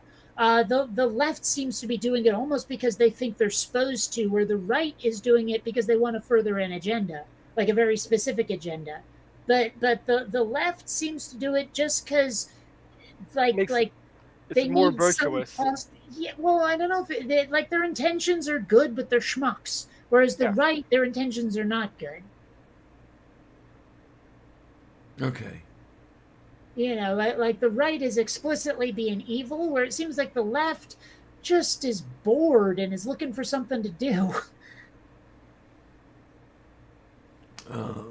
Yeah, that's a I pretty say good. that as someone who is very solidly on the left. I feel like I'm surrounded by idiots, but I need people on the left who have the passion of the right, but the direction of good people. Yeah, that's a pretty good example of the use of rights doing it for nefarious, and leftists doing it because they're bored. That's pretty good way of explaining it. Yeah. Yeah. Okay, I can accept that. Yeah. Yeah. It's just, I mean, maybe bored is the wrong word, but the sentiment's right. Man, I don't know. It's so frustrating being on the side of a bunch of like reactionary wuss bags. Couldn't I be on the side of dreamers with attitude? Some people would say there isn't really a difference, but I absolutely think there's a difference. I mean, like Bernie is a dreamer with attitude. Biden is a do nothing Democrat. Okay, I can go with you with that one. I can. Yeah. I mean, let's face it, there are so many things he could do right now with the stroke of a pen that he's decided not to. You know, legalize marijuana, cancel student loans, et cetera, but he won't fucking do it. And his reason is usually it has to be bipartisan. The Republicans have to agree with us, which is stupid on its face. It's probably an excuse to not do anything. And Like, they agree to anything. whatever it is, there's so much gridlock, and a lot of it is his fault because he won't use his power. And he has the power. He can wield it. It's part of the office, but he won't do it. yeah, I do not think that Biden is at all realistic about the current situation. Mm-hmm. That he's not going to get a handful of Republicans to agree to anything he wants to do. Yeah, I don't know Before I if stopped watching Jimmy Dore and Kyle Kulinski, they were both. Oh damn, I lost it. They were saying something about Biden. Why am I blanking on this? Shit, I don't remember. There was something they said that was significant, but you know my memory. well, I personally don't know if Oh Biden's no, I remember. They kept saying that the Democrats are trying to govern like it's still the '90s. That was it. Oh, sure. Yeah, okay. Yeah. Well, I personally don't know whether Biden's attitude on the cooperation thing is stupidity or if he's got, I hate to use the word, but it's their agenda going on. Where he knows it's not going to happen, but he's just saying it to sound what he thinks is good. Oh, it's a convenient excuse. Because it's not going to happen. There's going to be no cooperation. All you have to do is look at your town council, and Republicans have no interest in bipartisanism. Yeah. Hell with that. All you have to do is look at the vote to convict Trump. Oh, sure, yeah. I mean, the evidence was there. He's dead to rights, but because of partisan reasons, they voted to acquit. Yeah, twice. And it wasn't even just partisan reasons. A lot of it was, if I vote against Trump, it will be political suicide. I won't hold right-wing office ever again. Yeah. Well, Mitch McConnell has plainly stated that his only agenda is to defeat anything that Biden proposes. Yes. So he doesn't care if it's good legislation. He doesn't care if it will help 90% of the people in this country. If Biden approves it, he's going to block it. Oh, yeah, and that's been his attitude for quite a while. I remember years ago, George Voinovich, former senator from Ohio, spoke of that, where McConnell said, no matter what it is, you've got to oppose it, even if it's good for the country. If it's Democrat, you've got to oppose it. Then you Yeah, have I saw some live streamers talking about that. They're like, it doesn't matter what it is. If the other side proposes it, you block it. No matter what, you oppose it. Because, and there were a lot of memes going around saying that just doing the opposite of what authority says does not mean you're thinking for yourself. Right. And you have Biden praising Mitch McConnell. Yeah, for what I will never know. I mean, that man, in my opinion, is not deserving of praise at all. Well, if Biden is praising McConnell, and McConnell is going to go against anything Biden says, then isn't McConnell having to say he's an idiot? You would think. But I guess there's some exception written into the McConnell book. Yeah, but the whole thing about the Republicans blocking everything and their base applauding it just shows how willing the Republicans are, to shoot themselves in the foot. And that the average working class Republican thinks it's a better idea to own the libs than to do something that would improve their own situation. Look at Kentucky, for Christ's sake, yes. Well, that and they're obsessed with keeping power. It's like it has to be a Republican country. It has to be a right-wing country for them to live in it, to be happy. Like they can't live side by side with people they don't agree with. And so that really gets Yeah. in the way with their politics because they're like, well, we will do absolutely anything. It doesn't even matter what it is. We just have to be in charge. They want a big old W in their column and an L in the other side's column because it's the only thing they can even really understand is winning. On the government side, it's probably projection, but I've heard people on the right pretty much say the exact same thing about the left. Yeah.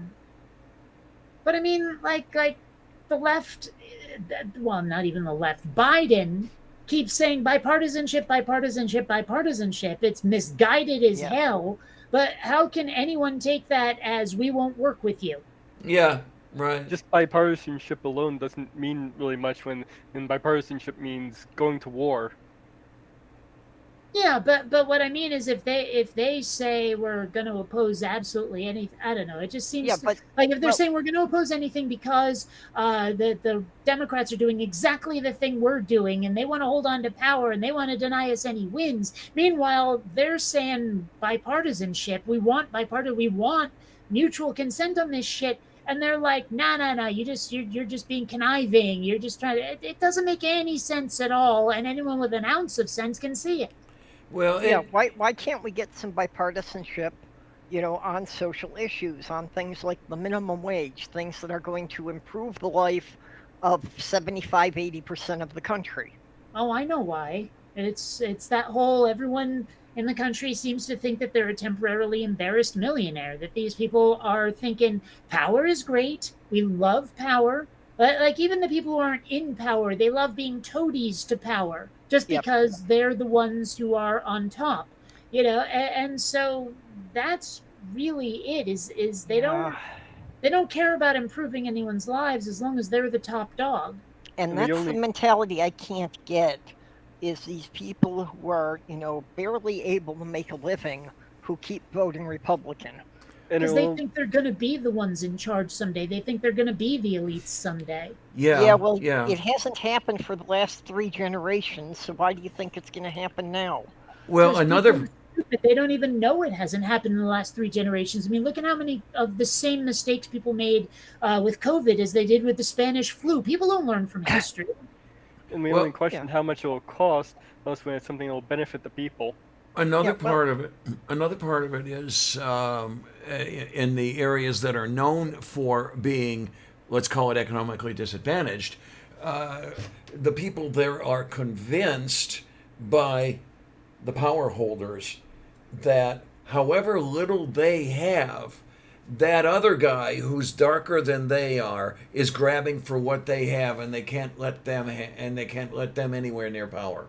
Yeah, it's that meme with the billionaire has the whole plate full of cookies and the working class guy has 1 cookie, and they're telling him that, you see that guy over there, he's trying to steal your 1 cookie. That's first- yeah. that And it's kind of like that other meme that goes around sometimes where it's like when COVID hit, some people only bought what they needed so that everyone else would have, like no one else would be without food. But some Yep. people bought everything because they were afraid everyone else would buy everything. Yes. Yeah, those first Yep. round of stimulus checks that went out, if all that money that went to the corporations that first round went to the people, we would have gotten that $1,200 check every month for a year.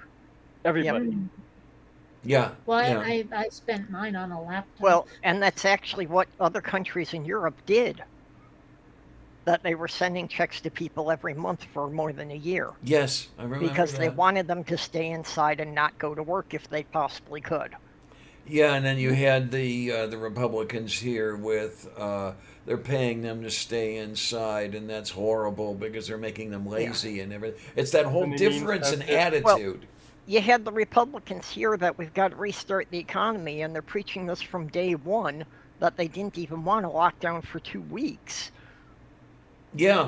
It's like, that's why this got out of control. That's why we can't get rid of it now. Well, how You many know, of them actually Had did? suffered through and done the lockdowns for the first 6 months, we might have gotten the disease under control, and we might not be worrying about it now.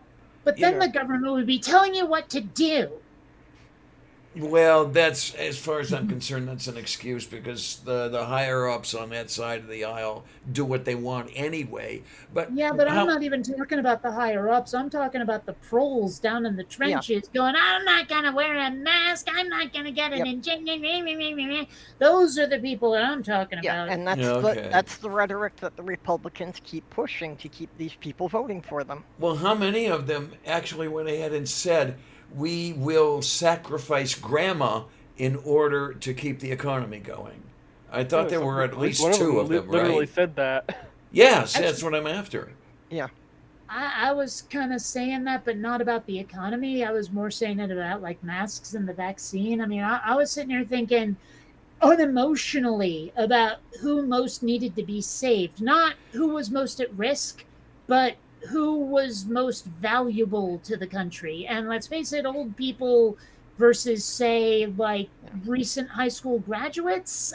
I'm picking the graduates. They're gonna, Yeah. like if it came down to a trolley problem kind of thing, I'm picking the younger folks. Well, go ahead. I mean, I'm with you on that one. Well, it sounds kind of like a conspiracy theory, I know, but I do think that a lot of the Republicans didn't want to do the lockdowns or the mask mandates or anything like that because they thought it would help them with the Social Security problem if they killed off enough of the old people.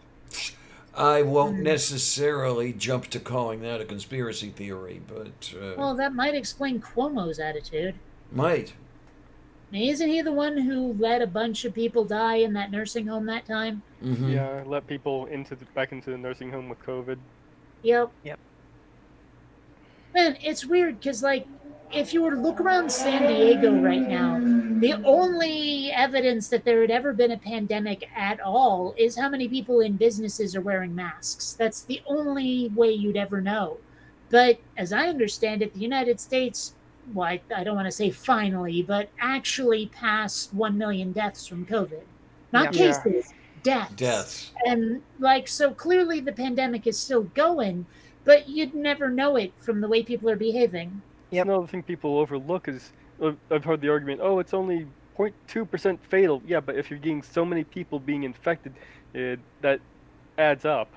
Mm-hmm. Actually, the part about that argument that bothered me was how people were only focusing on whether or not it was fatal. But there are Yeah. people now who are going to be hauling oxygen tanks around with them for life for no reason other than that they got COVID and it damaged the crap out of their lungs. Yeah. So that too. I mean, the argument that, oh, it's only X amount fatal meant nothing to me.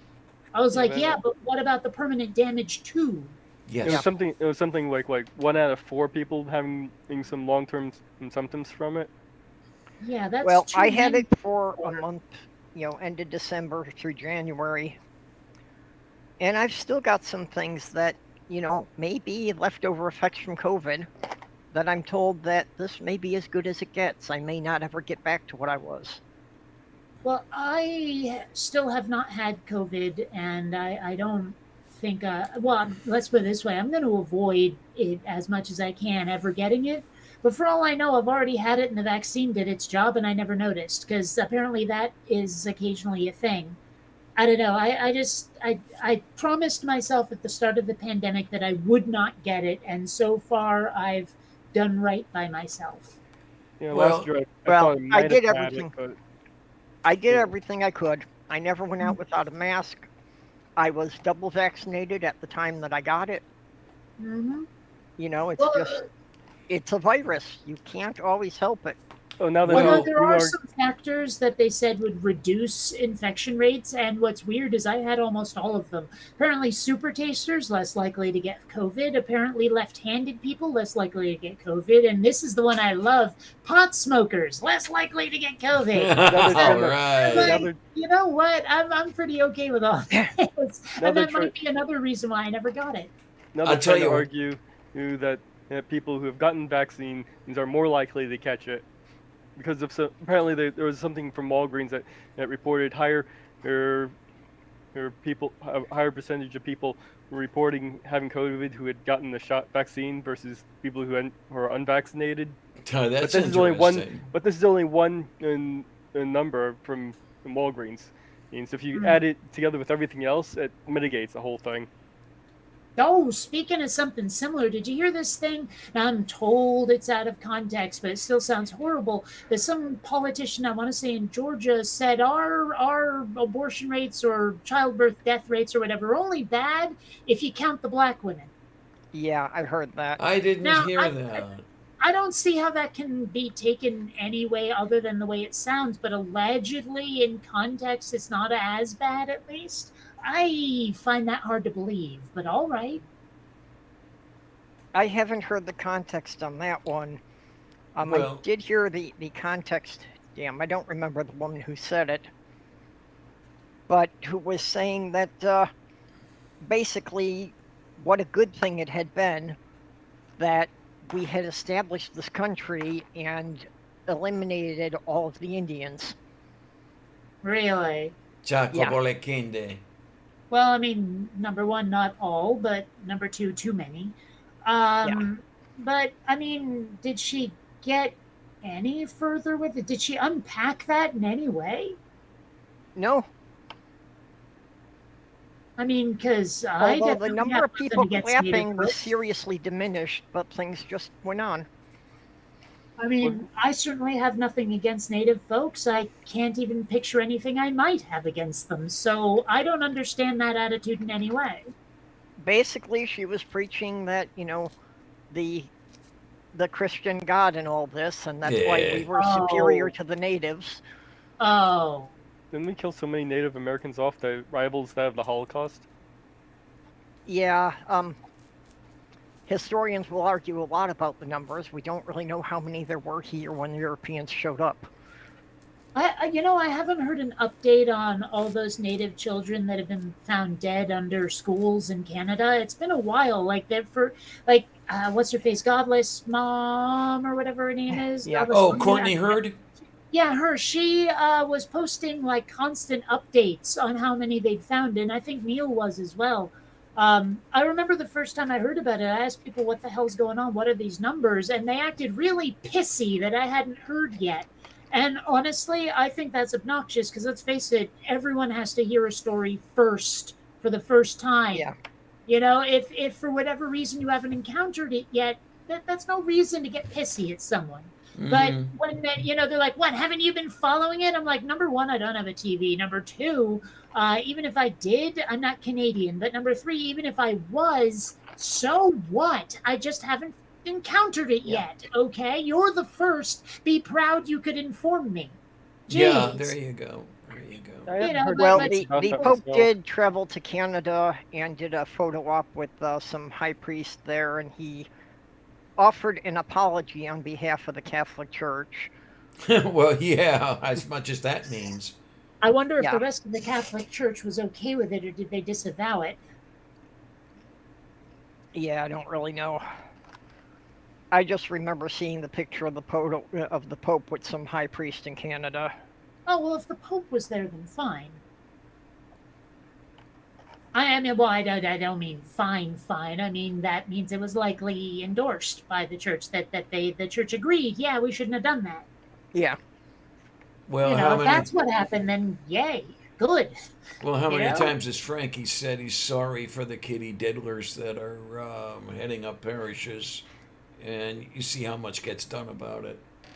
Well, yeah, but Yeah. even if it's only symbolic, at least he said it. For a good long time, if you'd asked me, I would have suspected he'd say it was a good thing, whichever pope it was, especially Ratzinger. Oy vey. Yeah. I realize that's not how it's pronounced, but damn it, he zings rats and you know it. Mm-hmm. How about a more meaningful apology, like the Pope giving the native tribes enough money to build their own schools on their reservations? Yeah, it'd be a I start. mean, I'd say that's more reparations than apology, but sure. Well, I don't know. Maybe it's the only apology that means anything. Oh, what we got going over here? Yeah, yeah. There you go. Oh, what, did Mage fall off the earth and just came back? Yeah, there you go. Oh my. I don't know. I saw the first episode of Strange New Worlds the other day. It's all right. I mean, there were some really silly things, but I can't help thinking of the communications officer of the Enterprise as New Hura. Oh, jeez. Okay. Well, Uhura, but she's a new actress and she's Yeah, younger. She's New Hura. It just makes sense. sure Horror do. You know, Sato. but it would not have shocked me if someone out there took serious offense to that. I don't know. I'm sure some people would, yeah. New horror. Yeah. Sounds good. It's just sorry making with me that Nichelle Nicole is suffering from dementia. Oh yeah, that's a shame. I don't know. If she's got dementia, she may not be suffering. But Oh, I'm pretty sure she's suffering. My I don't know. grandfather had dementia. I know Yeah. how that's like. I take it that he knew something was wrong, even if he didn't Sometimes comprehend all of it. when he Yeah. was when he came to a little bit, he knew something was wrong. Yeah, that's the really really bad. I would not want Yeah. to live that My way. grandfather was like that he would go in and out. That sometimes we'd go to see him, he would seem fine, and sometimes he wouldn't recognize anyone. Yeah, You he- know, yeah. and sometimes it's like he was just coming out of it and he would realize that something had been messed up for the last week. Yeah, Well, okay. when people describe dying of dementia to me, I was like, how do you die of that? Then no one mentions that there's more to it than just being a bit loopy. They don't mention that the brain starts being unable to control bits of your body. Right, right. That yeah. like that just doesn't come up, you know. And the word dementia certainly implies crazy pills rather than, like the rest of it. Now, The as organ far as failure. not being able to control parts of your body, my father didn't have dementia, but he suffered from Parkinson's. Hmm. And Parkinson's, literally, the symptoms are that you start losing control of certain muscles. Yes. And in his case, one of the most pronounced ones was that he lost control of his eyelids. He literally could not keep his eyes open. Oh. Okay. That sucks. Yeah. And in the early stages, there were a couple of times when he was driving and his eyes would suddenly close and he couldn't open them again. That's got to be panic making. Oh. Yeah. Oh my! Yeah, a friend of mine years ago had Parkinson's. The tremors got so bad that he had to have somebody feed him. Had to have somebody cut the food and shovel it into his mouth because he just couldn't do it himself. Yeah, with my grandfather, I had to end up feeding him sometimes. And, Yeah. it's something that I would like to see somebody look into. I don't know, how you get somebody to do some research, but just the anecdotal evidence I've run into is virtually everyone I've met who's autistic had someone in their family who had Parkinson's. So I can't help but think that they're somehow related. I'm not Well, aware given any that in my family both had I Parkinson's. and my birth mother, are adopted, I am such a medical time bomb. I have no idea what's coming up, but I am autistic, so Now, when you did Yeah. the 23andMe thing, did you get the screening or whatever they did for some of the genetic traits, or no? I don't remember if I did. It was clearly not noteworthy. Okay. I mean, either that or all I looked at was my ethnicity. Okay. Okay. Because I'd been long curious. Plus, I checked to see if I had any relatives, and there was a fourth cousin once removed or some shit, Okay. and that was it. I don't know. They're like, okay, when someone dies of a long-term illness, they'll always say they succumbed after a brave fight against cancer, and I'm like, how the hell do you fight cancer? You can't do it actively. You can't It's a fight. massage certain bits of yourself, or I know it's just an expression, but they always say it. There was never anyone who was just grumpy and bitter about it, and they gave up after a protracted bitching fest or something, and no one liked them by the end of it. That never happens. Well, I think it's more referring to that, when you're going through treatment for a serious disease like that, it's a struggle just to do day-to-day activities. Yeah. Yeah. But that's not what they're saying, though. They don't say struggle always. Sometimes they say fight. They Yeah. were fighting against the disease. And that's the part where I'm like, how? I mean, unless you're talking about like doing the chemo and all of that, the radiation The therapies, struggle is no the one's fight. fighting. Yeah. No one's fighting a damn thing. I don't know. think people I just don't phrase like it that way I because it don't sounds like the more phrasing. heroic. Yeah, but that's my point, is that Well, they make probably- it sound heroic. It's not always heroic, is it? I'm sure there are some people who are bitter and angry about what's happening to them. Well, it probably does feel like a fight with having to do day-to-day shit with that. Yeah, but that's not what I mean by fight, and you know it. Yeah, I think it's just a lot of other people will use fight and struggle pretty much interchangeably. I think they shouldn't. And honestly, sometimes it's not even a struggle. Sometimes people just give up all hope. I mean, they never Yeah. mention those people either, where it's like, yeah, dude gave in to despair and died quickly. There's nothing we could do. Wouldn't fight it. Like there's nothing active you can do to fight cancer. There's nothing where you can go, okay, I'm gonna hit this particular nerve center and that will stimulate X, Y, or Z. There's like there's no, if I tense up really hard, it'll boost my immunity. You can't do that. I don't know.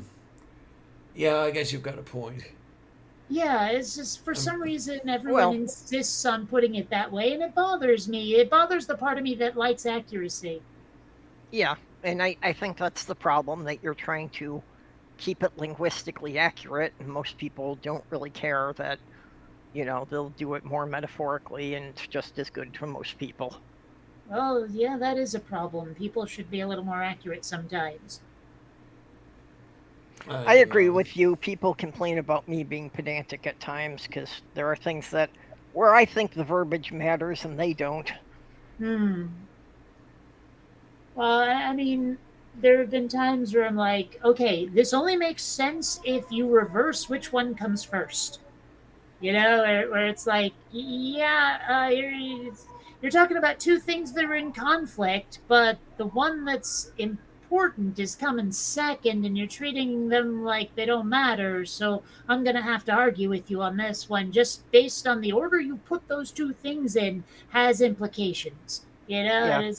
Yeah. Well, and that's a lot of times when you post about that stuff on Twitter, it's like, I understand what you're saying. I know you're never going to win the argument because, 80% of the people are not going to get what you're saying, but I got it. I don't know.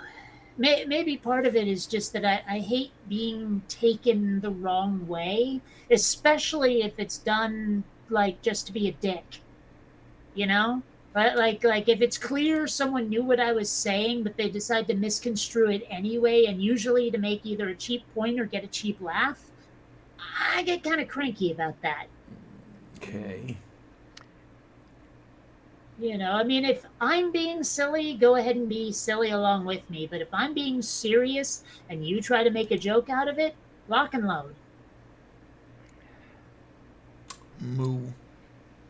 Yeah, I got through a lot of my younger life by taking advantage of those kind of things. By being very aware of how I phrased things so that people came back at me later. I could say that I didn't really said what they thought I said.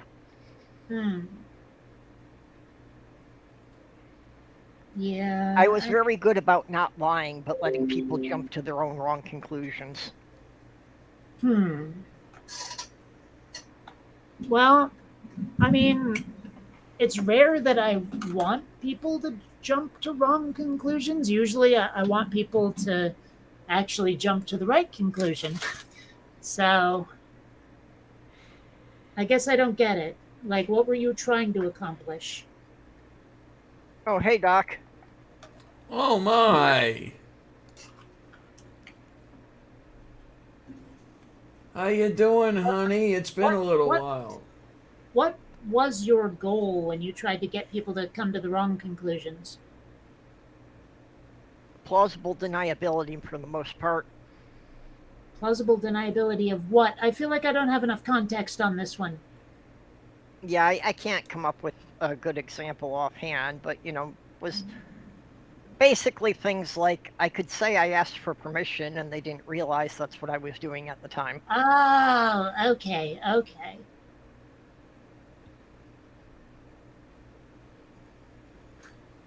I don't know. For some reason, that put me in the mind of something they did a lot in How I Met Your Mother, where someone would make an absurd suggestion, and the person who heard it but wasn't prepared for it would go, "What?" And they'd go, "Ted's on board," or something like that. It's like taking the what as consent.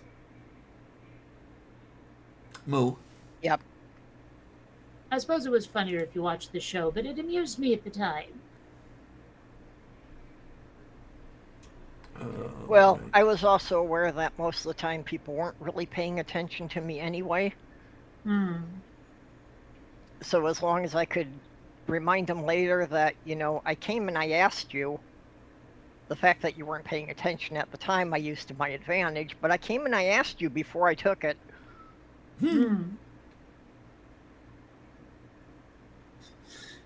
Hey, can I do X? No. I'll take that as a yes. Yeah. More or less. I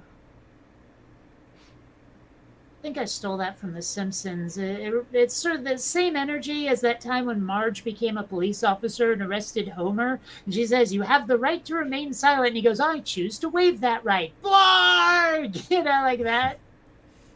I don't know. I suppose if I Donkey, were you have the arrested right and I to had no remain silent. intention of being, when they say you have the right to remain silent, I'll choose to waive that right and start singing. Donkey, you have the right to remain silent. What you lack is the capacity. Moof beef. You have the right to remain silent. United States, Canada, Mexico, Panama, Haiti, Jamaica, Peru. I don't know. Do you think Yeah, cops get pissy if you screw around with them like that?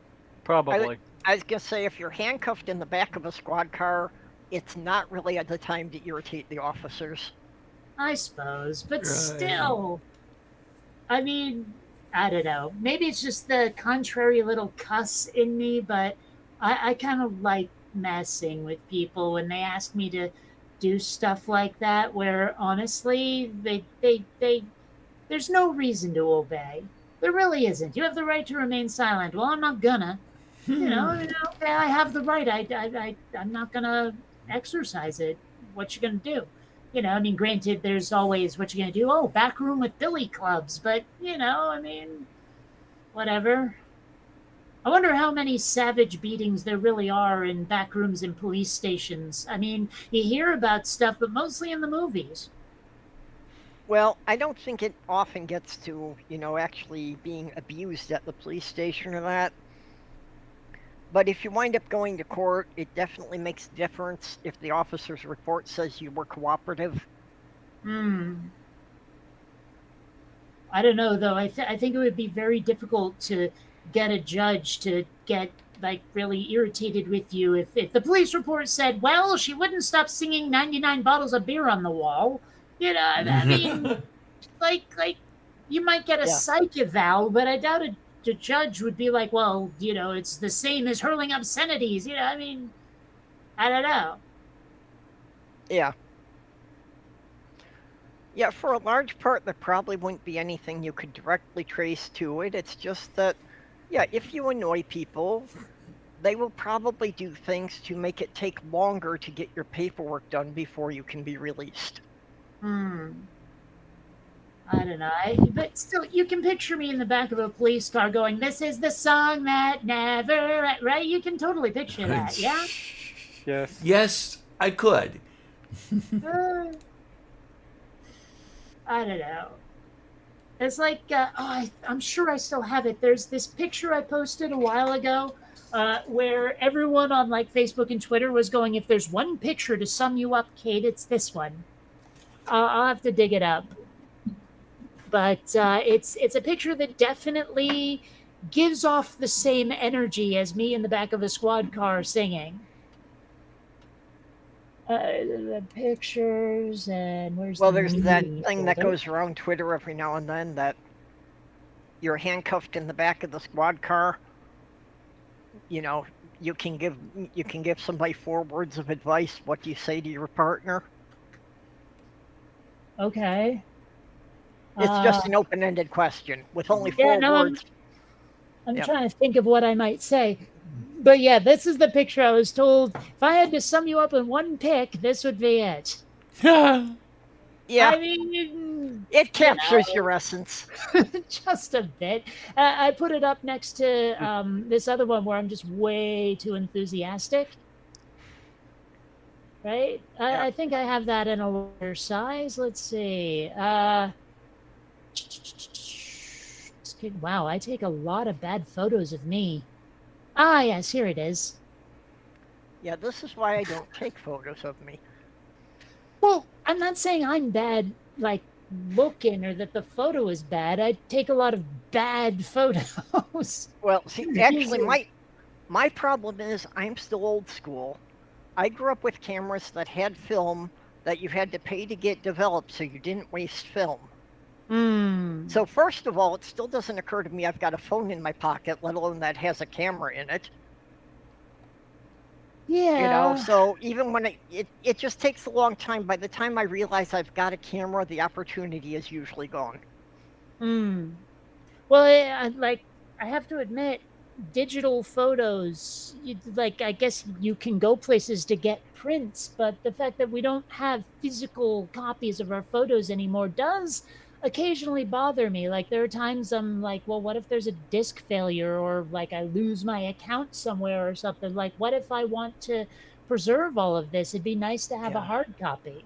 Well, that's Yeah. what backups are for, and why the cloud capture has become so popular, that everything you take is instantly sent to storage on the cloud. So if you But lose even your so, device, Clouds sometimes can I do evaporate. want like a photograph. Sometimes I want to be able to hold up, like make a photo album, that's not online, like old school. Sometimes I want to. well, yeah, basically all the pictures I have of my fiance were ones that were, taken with a digital camera, and I had to take them into Walgreens, and there's the Kodak photo kiosk that you put your memory stick in, and it can print out pictures for you. There's a chance I was having too much fun in this photo.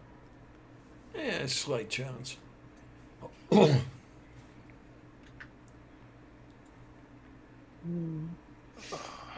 Yeah. But the one thing I do like about the digital camera, when I think of it, is, like I say, since you don't have to think about the cost of film or developing, that I always then rapid shoot, like 4 pictures that basically come out identical. Yeah. But then I can choose, and, just in case the first one was blurry, Yeah. because my hand's not very steady. Oh yeah. That was really nice when I started to get the digital cameras, and really came in handy when I'd go to a ball game and I could get the photographs of the pitching motion. Maybe have 10 or 12 of the pitcher's motion from wind up to release, and I really like that sort of thing. Yeah. Well, I find especially taking pictures of animals, Okay then. that it's hard to get the shot if you can't, get kind of a spread of the movement to pick out the one that works right. Yep. I keep trying to explain to people that I never really grew up, and they don't get it. They all try to reinterpret it in a way that basically they get to say, nah, you're still really an adult. But I'm like, dude, would an adult take a photo that looks like this in their late 30s? There you go. Because I was definitely in my late 30s when I took that. How about, recovering from brain surgery? Come on. Did I grow up? Did I really? Well- I don't think so. I'm basically an adult for a couple of days in the last week of the month to make sure all the bills get paid. Other than that, no. Thank you for reminding me, by the way. I still have some paperwork to do here at the end of the month. Yeah, I still gotta wait till next week. I can't cover all of them yet.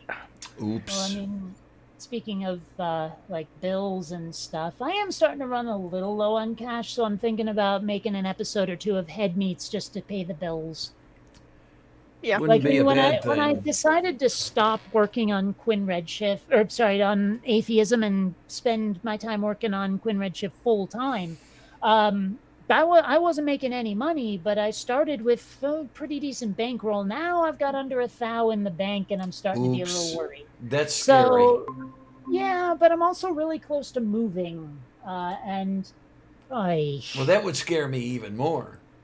Well, no, I mean it doesn't though, because like once this place is full on sold, there's $200,000, and even after furnishing my new place, like 200,000 extra dollars on top of buying the new place, and so it's uh, I'm gonna be pretty okay when I'm moving.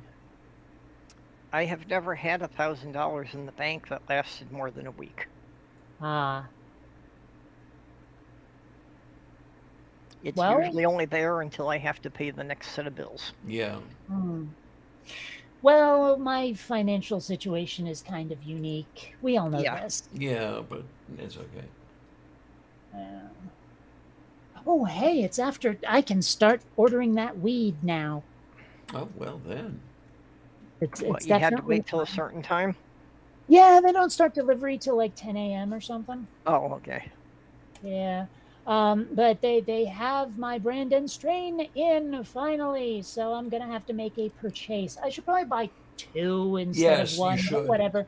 I don't have the cash for it. I only have the cash for one. Oh, okay. So, well, I mean, on me. I could go to the store and get more, but whatevs. Daju po Yeah. prostu. The delivery can't take the debit card or anything? No, I think it's actually illegal somehow. Oh, I thought maybe when you're placing the order over the phone, you could pay for it with credit or debit card. Well, I mean, number one, I don't pay for it over the phone. It's all on the website. But number two, you Well, give whatever. them cash. You hand them cash. I don't Like get my new like debit card until there isn't even a Tuesday. system to use a card at all. Like because you can't pay with a card. You're just it's like somehow not allowed. That's weird. Mm-hmm. Yeah, well, the legalizing weed runs into a lot of weird laws. Mm-hmm. But So they've got to find a way that it's not prohibited by some existing law. yeah, which is annoying, but whatever. Um, yeah, so I just placed that order, and yeah, I don't know. It would be nice if you could pay with a card, and I'm sure someday you could, but for now it's just irritating.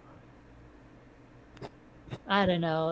I hate how backwards we're headed these days. Oh, people Yeah. want this. How can we make it as hard as possible? Oh, hey Native.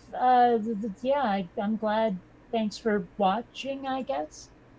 Yep. It's funny, for like 2 or 3 years after I was on Tosh.0, I was getting recognized on the street. Yeah. I was really hoping that would give me a subscriber boost, but it didn't. Really? It's like the Oh, only reason I went on, gee. it's the only reason I went on the show. I got like maybe 100 subscribers, maybe. Oh man, that I does was, surprise I was not me. happy about it. Yeah, I'm surprised. I thought that would have given you a lot more. Yeah. And honestly, after the lackluster response to the Quinn Redshift trailer, I'm thinking that the final piece will not get me anywhere either. It'll just be something fun I did. And I'm trying to make peace with that because I was really hoping it would turn into something more. And maybe it still could, but I should stop hoping. Honestly, I should stop hoping. I forget. Did I respond to that? Because I really did like that trailer. That was a People good I've shared it with said they liked it. Yeah, but it's not like it's getting way fewer views than any of my other videos ever have. I mean, it took like a week or so to hit 1,000, which used to be a day or two. Well, I'm sure part of that was that you weren't putting out videos regularly. Yeah. I'm So sure, there may be a but lot I- of people who stopped paying attention to your channel. Maybe, but you'd think the words trailer, Quinn Redshift, and that thumbnail would have gotten more viewers, but whatever. Not necessarily. You'd Well- think. I'm not saying necessarily. I'm saying you'd think. But even so, I mean, that's one of the other reasons why I might put out some more episodes of Head Meats, was to make my channel noticeable again. Yeah. Well, I was thinking that, the Quinn Redshift thing may not have gotten as many views because a lot of people were used to you doing atheist content. So if Well, they it's didn't not see... just that, though. I mean, Well, if the keyword atheist wasn't no, in it, then yes, yeah. because I also posted it in sci-fi groups all over the place. Yeah. The kind of places where people might be more interested. and it didn't get anything either. It didn't even get comments. So I'm just sort of making peace with the fact that this is not going to be my breakthrough bit of animation. It's just not. Well, I still think you should submit some of your shorts to Adult Swim for them to use for bumpers between the shows. Oh, maybe when I have more episodes of Head Meets, then. You know, just some of the stuff you had. You know, I particularly remember the one with Sandra piloting the mech. That just seemed to be something that Adult Swim would have used. Well, you know, the thing is, I haven't seen Adult Swim since the 90s. I didn't know it was still going. So and the reason I bring that up is because I don't know the current format. You know, like you're talking about bumpers between the shows. I know what that means, but I don't know what it means specifically in this instance. Yeah, I just know they had, you know, bits of like, you know, 10, 15-second animation strips by people I had never heard of. Oh. You know, just going between like when the show ended and before the commercial started. Well, I'm definitely not going to be able to give them Quinn Redshift because that's going to be more than 20. It's already more than 20 minutes long. But, I mean, like I say, some of the Head Meets stuff, maybe. I've actually improved the intro a little bit. Not much, just some technical stuff, but I'm more proud of it now. You know, like, I mean, it's almost exactly the same thing, just better crafted. Oh, we'll look forward to that. Yeah. Hopefully, like, an episode of Head Meets won't take me more than a day or two. So. Doc Fearsome says to live stream human sacrifices that'll get you noticed. I mean, I could, but at the same time, that's the sort of thing that gets you demonetized.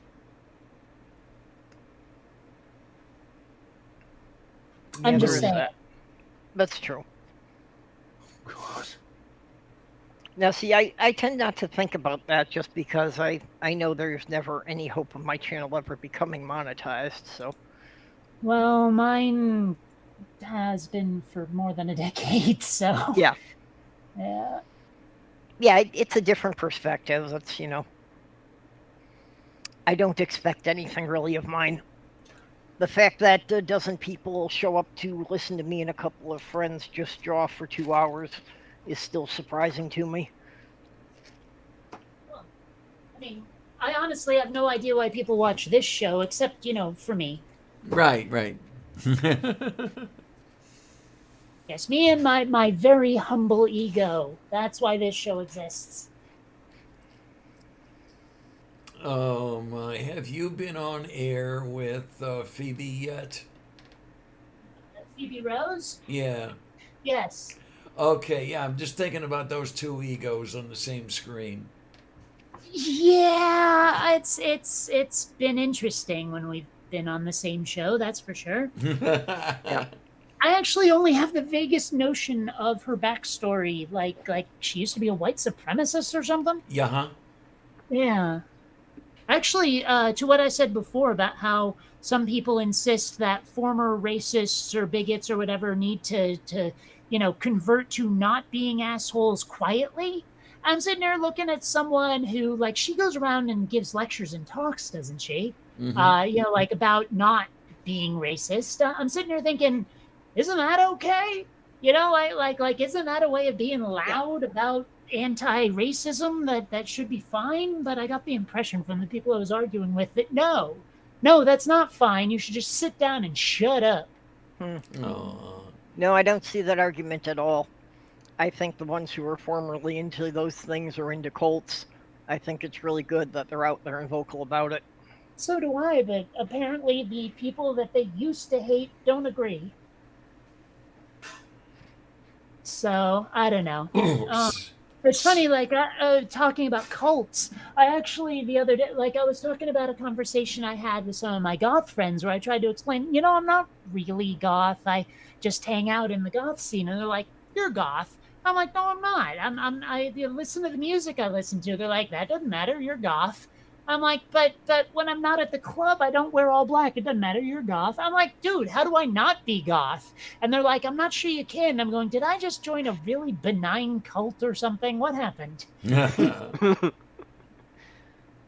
Because I didn't see any way to not be goth. Doesn't that kind of defeat the whole definition? I guess, but it might be one of those once you go goth, you can't go back, kind of things. Okay, yeah. Like you're not goth until you're goth, and then you're goth for life. Kind of makes the whole thing meaningless. Well, no, it Yeah, doesn't. like It means that if Catholicism. no. It means if you've never been goth, you're not goth. But if you ever have been, you always are. I mean, that's a distinction I could quantify. Hmm.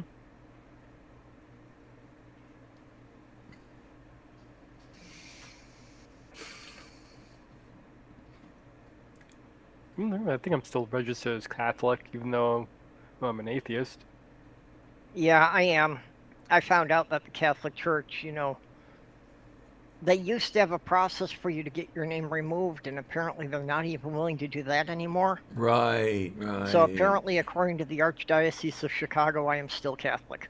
Yeah, and you always will be, even after your ultimate demise. I'd be like, well, good luck with that.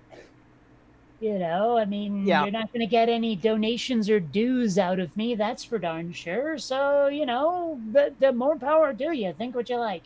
Well, that's all based on the fact that a priest sprinkled some water on my forehead when I was 3 months old, and I had no idea what was going on. Yeah. Oh, there was. Did you see that there was this footage going around? I wish I still had it, of what looked like probably a Jewish ritual, just based on the people I saw. But it's hard to tell. Like the dude who was dunking the baby looked fairly. If he wasn't, he might have been like Orthodox or something. I don't know. But he did this thing where he took this newborn infant, raised it over his head, and splashed it in this water repeatedly. I'm like, you're not supposed to shake a baby in the first place, but dunking this kid repeatedly from over your head, I'm shocked you've never damaged a baby. Probably have. Yeah, I've seen some of those, and I have wondered about that. Like, if they're doing this on a regular basis, there has to be something about how often the children have been injured from this. But yeah, I don't know.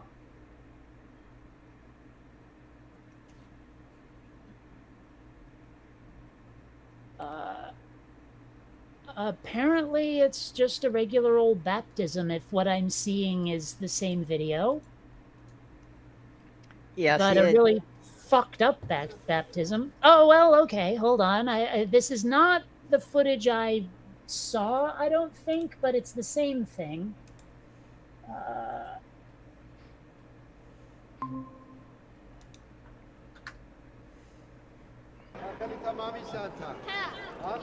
Okay, it's not exactly the same, but what the fuck? Jeez. Look at that kid is scared to shit. That poor kid. Yeah, see, the church that I grew up in, the thing wasn't even that deep. It was like a bird bath. It was only maybe 2 or 3 inches deep. And this isn't even the really terrifying one. This guy was actually gentle compared to the one I saw. I think I know the one you're talking about. Oh, yeah, I'm pretty sure I've seen that one. Where there's water everywhere. Well, that's not the part that got to me, though. It was just the violence of it, the vehemence of it. Anyway, hold on, let me... It's trying to shake the demons out of the child. I don't even know if that's what was going on. I have no idea what their logic was. But, like... Yeah, huh? Yeah. The frick! Yeah, and... Oh, that poor And kid. yes, there are some people... Anyway. And just saying. It seems to me that you could break a child's neck doing that. Oh, hell yeah. And if you miss, imagine racking the kid against the side of that giant goblet. Oh, yeah. Oof. Honestly, there are times I just hate religion so much. Like, I mean, I don't have a real problem if people can just be like not assholes about it, but so many of them are. I mean, I look at footage like that and I think, my tolerance just went down a great deal. Mm-hmm. Yeah, it's funny that the more different religions I'm exposed to, the less I am tolerant of them. I mean, I've encountered some really benign, might as well be a hobby religions, but, or at least Yeah. sects of one religion or another, but so many of them are just completely nuts. Well, with the paganism, it pretty much ran the whole spectrum. That there were some of them that didn't seem to do much but lay in the grass and, look up and talk to the trees. And yeah, there were other ones that seemed pretty scary. Well, I will say this: the longest relationship I ever had was with I don't know if she was full on Wiccan or if she was some other flavor of pagan, but I gotta say the sky-clad rituals she'd do were pretty sweet. I'm just saying. All And right. if there is any religion, faith, mysticism, whatever the hell that's more benign than Wiccan, I'm waiting to hear it. Well, there's even a lot of subsects of Wicca, so Even so, most I of them are haven't. pretty good, but there's a couple of them that kind of made me cringe. Well, I have not heard of one that was like where I'd object to it. Like, you guys keep doing that. No one's getting hurt who didn't agree to it. That kind of thing. Yeah, most of the Wiccans fall more in the category of just praying to the moon and dancing in circles. Mm. And, I mean, I've obviously got no problem whatsoever with nudity. Gee, I wouldn't have known.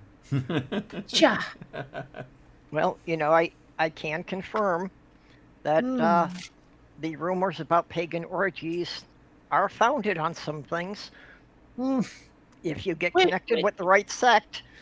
Is Beltane the one where everyone just goes full orgy, or am I thinking of something else? Yeah, again, it depends which group you're with, but that's a popular one for it. So Beltane is one I'm thinking. Okay. Yeah. There are, a lot of pagans consider sex to be a method of worship.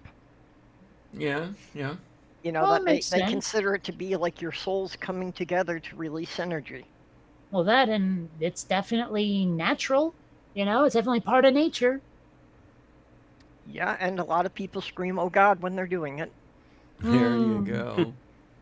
I do wonder, like, if humanity had never come up with religion, or at least not that particular god, whatever, what do you think we'd use instead? Where "oh God" goes, like the golly, gee willikers kind of word, but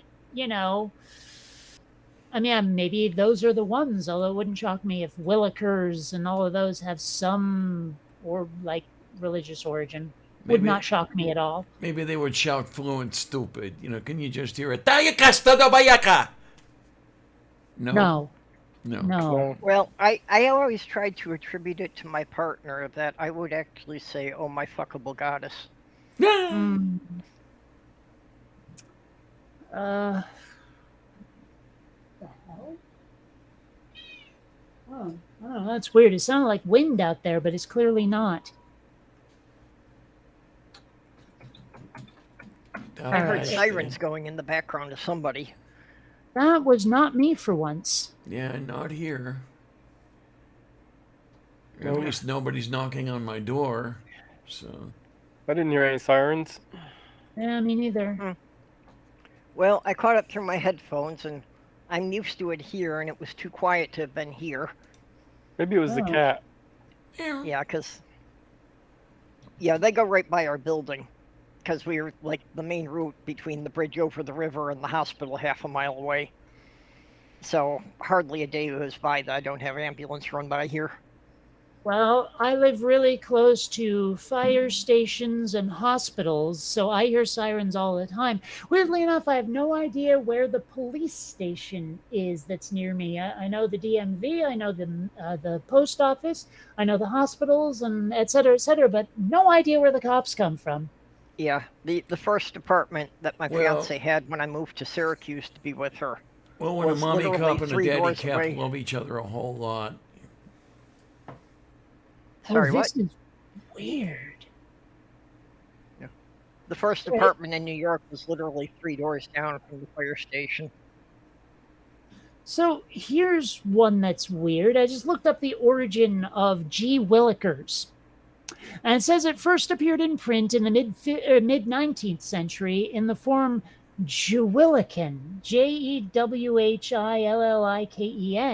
but the form Gewilliken, which is Geewilliken, seems to have been the most popular early form. Like its relatives G, Jeepers, G's et al., it is primarily an interjection expressing surprise or amazement rather than serious anger or frustration. The source and meaning of Willikers or Williken component is unfortunately unknown and will probably remain a mystery. One theory is that G. Willikins was originally a substitute for Jerusalem as an expression of surprise, which was indeed popular in the 19th century, and it spells it as Jeeroossalem, Huh. Jerusalem, apparently. So I guess G. Willikers was grew out of that, maybe. Hey, Randolph, I didn't see you come in, honey. How you doing? Yeah, Randall's been there for a few minutes. Hmm. And it says here that Gee Whiz appeared around the same time and originated as a simplified form of G. Willikers. Huh. I guess I never looked that one up because I never would have associated it with Jerusalem. Well, Interesting. neither would I have. That was a complete surprise. I don't know. That was one I've never been curious about. I love learning these things. Moo. Well, I can expect, especially to a Jewish population, that using Jerusalem as an expression of surprise would be, a way of like, oh God, but at least it wouldn't be considered blasphemy. Yeah. I don't know. Blasphemy is such a weird concept to me. Oh my gosh, you said something. Oh, dearie me. Really? Really? I mean, how fragile is your God's ego? Yeah, why does an all powerful God need people to protect his feelings?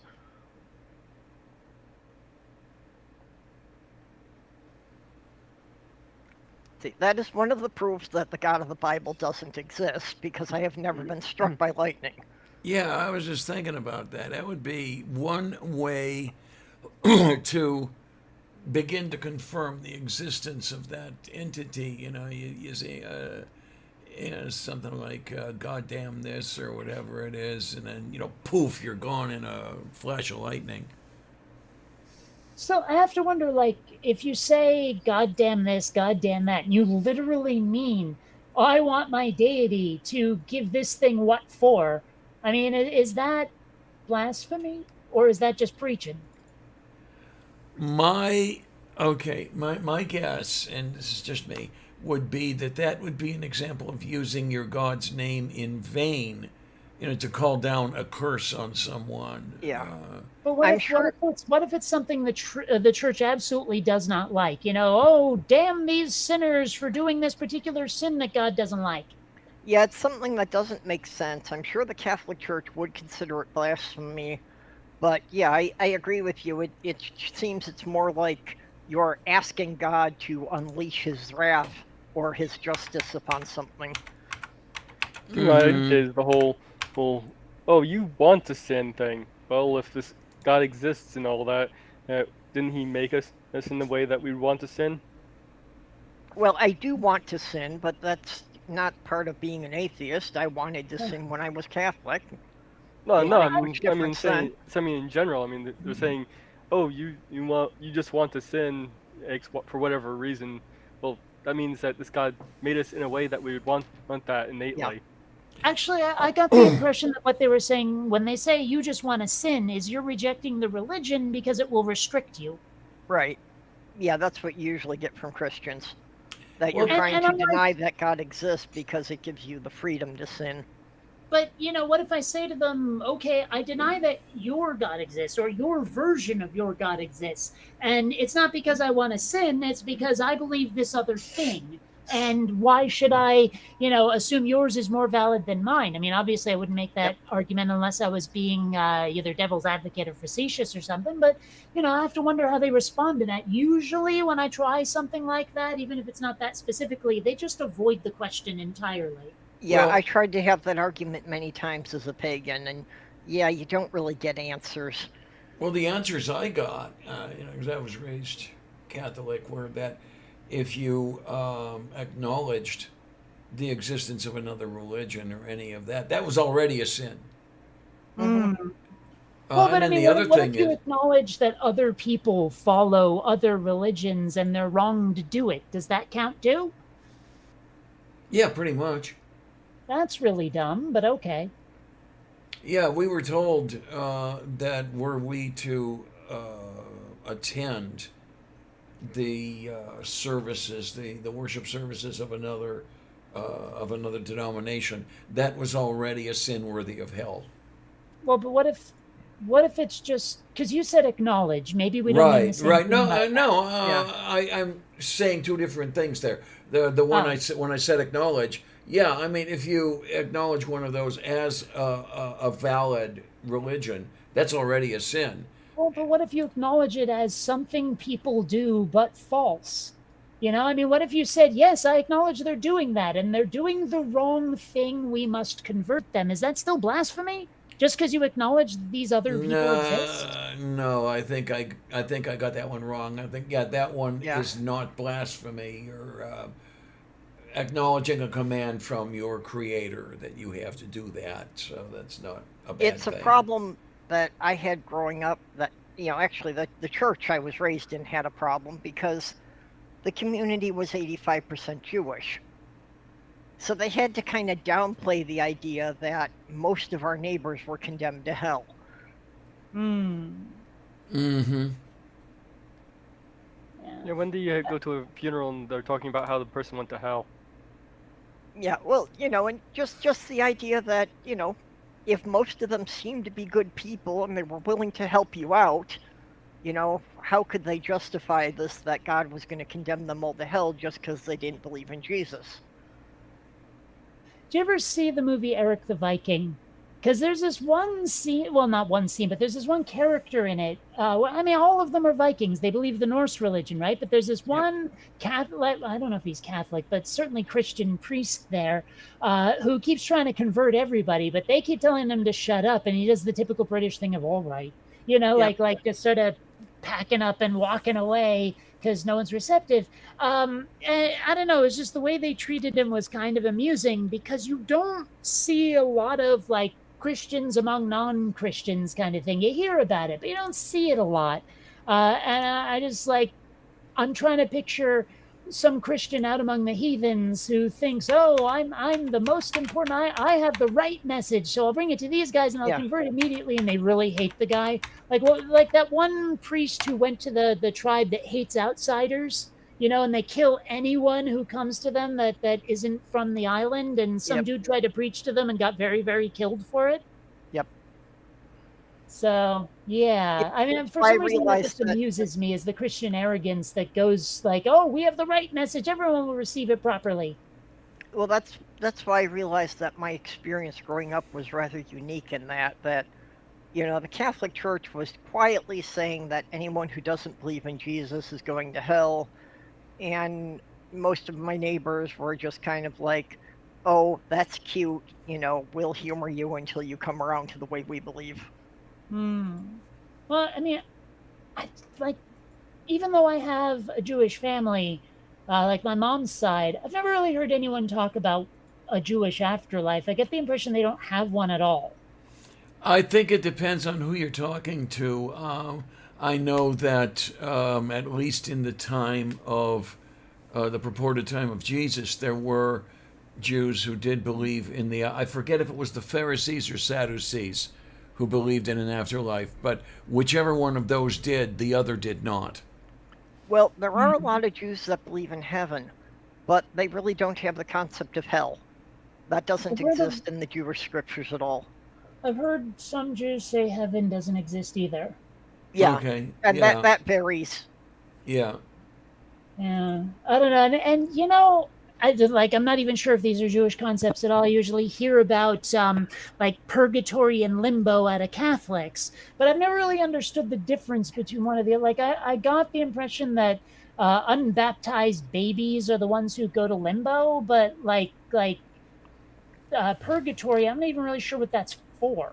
Oh, okay. Back when I was learning these things, or when they were being shoved at me, purgatory was where you went on the way to heaven. You went directly to hell if you were supposed to go there.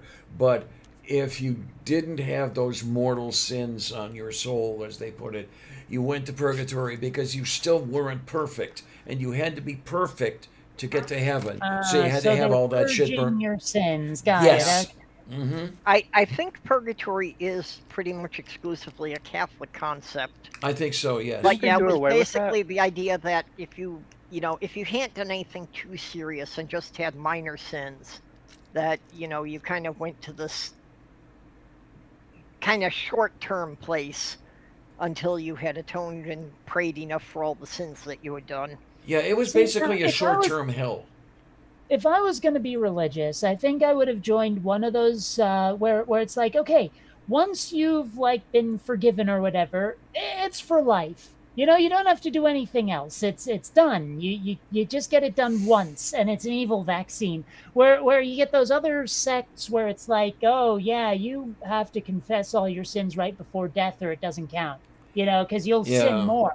Yeah, So you have to keep renewing it. That's what it is. If I was religious like that, I would not want to have to keep renewing my heaven passport.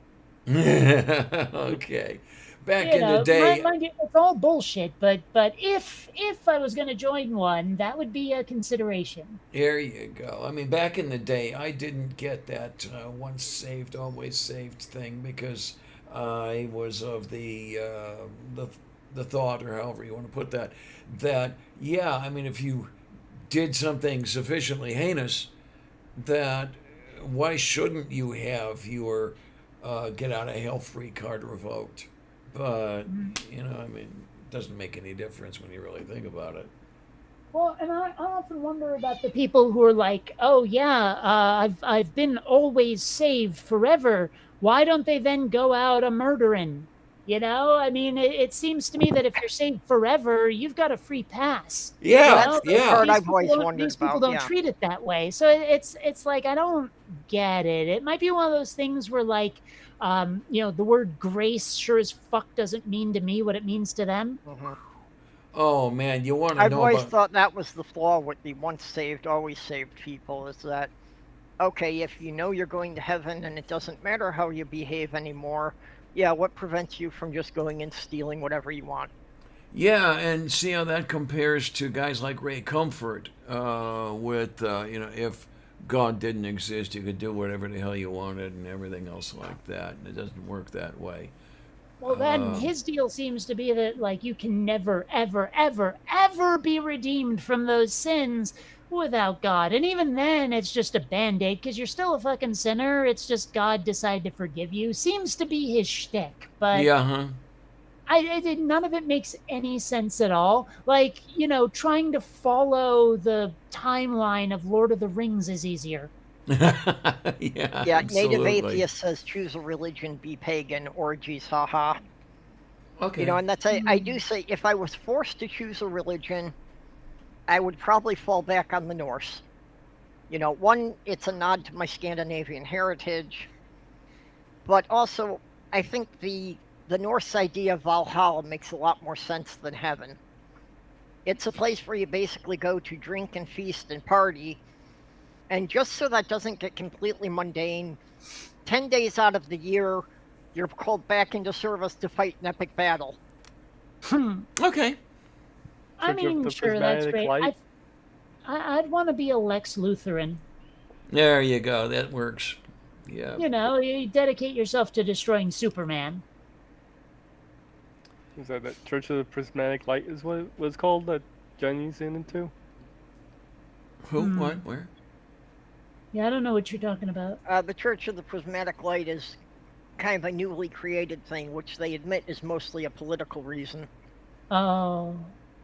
Basically, Oh, yeah. yeah, they're trying to get recognized by the federal government as a religion so they can start pushing back on a lot of the evangelical things who claim that, like, books should be banned because of their religion.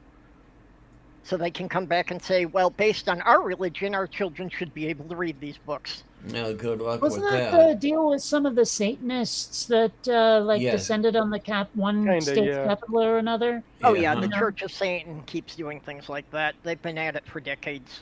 Yeah, but I mean, in this particular case, it was like something very specific. There was a Yeah, they like have a day, huge well, no, EMF. but I'm talking about something specific. There was a day of prayer, and a bunch of Satanists showed up to do the praying. Oh, yeah. And there was actually an interview with this one, I assume, Christian woman who was like, "Look, I don't believe it, but they're not causing anyone harm. They're just looking weird, so let them do it." And I was like, "Wow, that's not the attitude I expected out of someone from the South who's religious." But I'm glad I saw it. You know. Okay. Yeah, actually, you can find that, and even that clip you're talking about is in a video on Aaron Ross' channel now. Oh, I, Yeah, I okay. saw him leading I one of found those it prayers. actually on the news and like posted it to Bionic Dance from the news channel. Okay, I just know when I saw the Aaron Ra video that it had somebody in there just like that. So he Yeah. probably took the clip from the same news thing. Well, there's one Seems with likely Aaron he Ra is in it. leading Like that. around about 2 minutes and 50 seconds in, you see him. Yeah, in the one on his channel, you actually see him make a speech there. Oh, then it's. Oh, wait a minute. Was that in Oklahoma? I don't remember what state it was. How recent is this? This wasn't this year. Pretty recent. Yeah, Just this a few year. weeks Okay, ago. The yeah, National the Day of one- Prayer a one- couple of weeks ago. Yeah. Okay. Well, when it was the few weeks ago. It was after when I asked how often or how recent. All right. Well, then it probably hell. For all I know, it's the same event but recorded by different people. I don't know. Let's see if I can. Either that or there's just more of it on his channel. Like maybe Oh. he spliced it together with the news, but it was actually something someone shot of him specifically. I don't know. Okay, this one, 2 weeks ago, Aaron Rod delivered an invocation in Idaho, a satanic invocation. Is I don't know. Idaho the name of a satanic language? He delivered it in Idaho. Uh-huh. No, I'm kidding. Yeah. Idaho. Idaho. Is potato. Idaho. Yeah. Idaho, Idaho. Yeah. Daju korostu. I still don't understand Idaho. That what they are known for, and what's even their state motto is famous potatoes. Mm-hmm.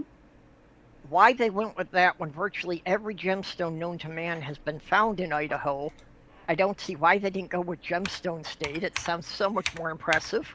Yeah, but are they selling them? Like at the same rate as the potatoes? Because the potatoes seem to be, I don't know, pretty distinctive. I don't know. It's like it has more pop culture appeal. It's sexier to the people at large, I think. Yeah, fucking I never potatoes thought will of grow potatoes anywhere. as sexy. Well, no, I don't mean that literally, and you know I don't. Potatoes will grow virtually anywhere. That's why they became so popular. That's Well- actually becoming a problem with potatoes with the heat and climate change, because after at a certain point they grow small. I'm still Well- amused that I was able to figure out some of the population demographics of Idaho because of a throwaway line about potatoes on The Big Bang Theory. Yeah, it's over 71 degrees, and the potatoes will start suffering in size. Yeah, well, that's because, we've domesticated them and over hundreds of years bred specific varieties. Yeah, the thing I was looking at was trying to find specific genetics in the potato to make it more heat tolerant. Yeah, because they originally came from South America, and that there were a lot of places they were growing in South America. Then I'm sure that, even the soil temperature got that hot. But Well, yeah, it's not a- they tested them something like over 50 different varieties of potatoes.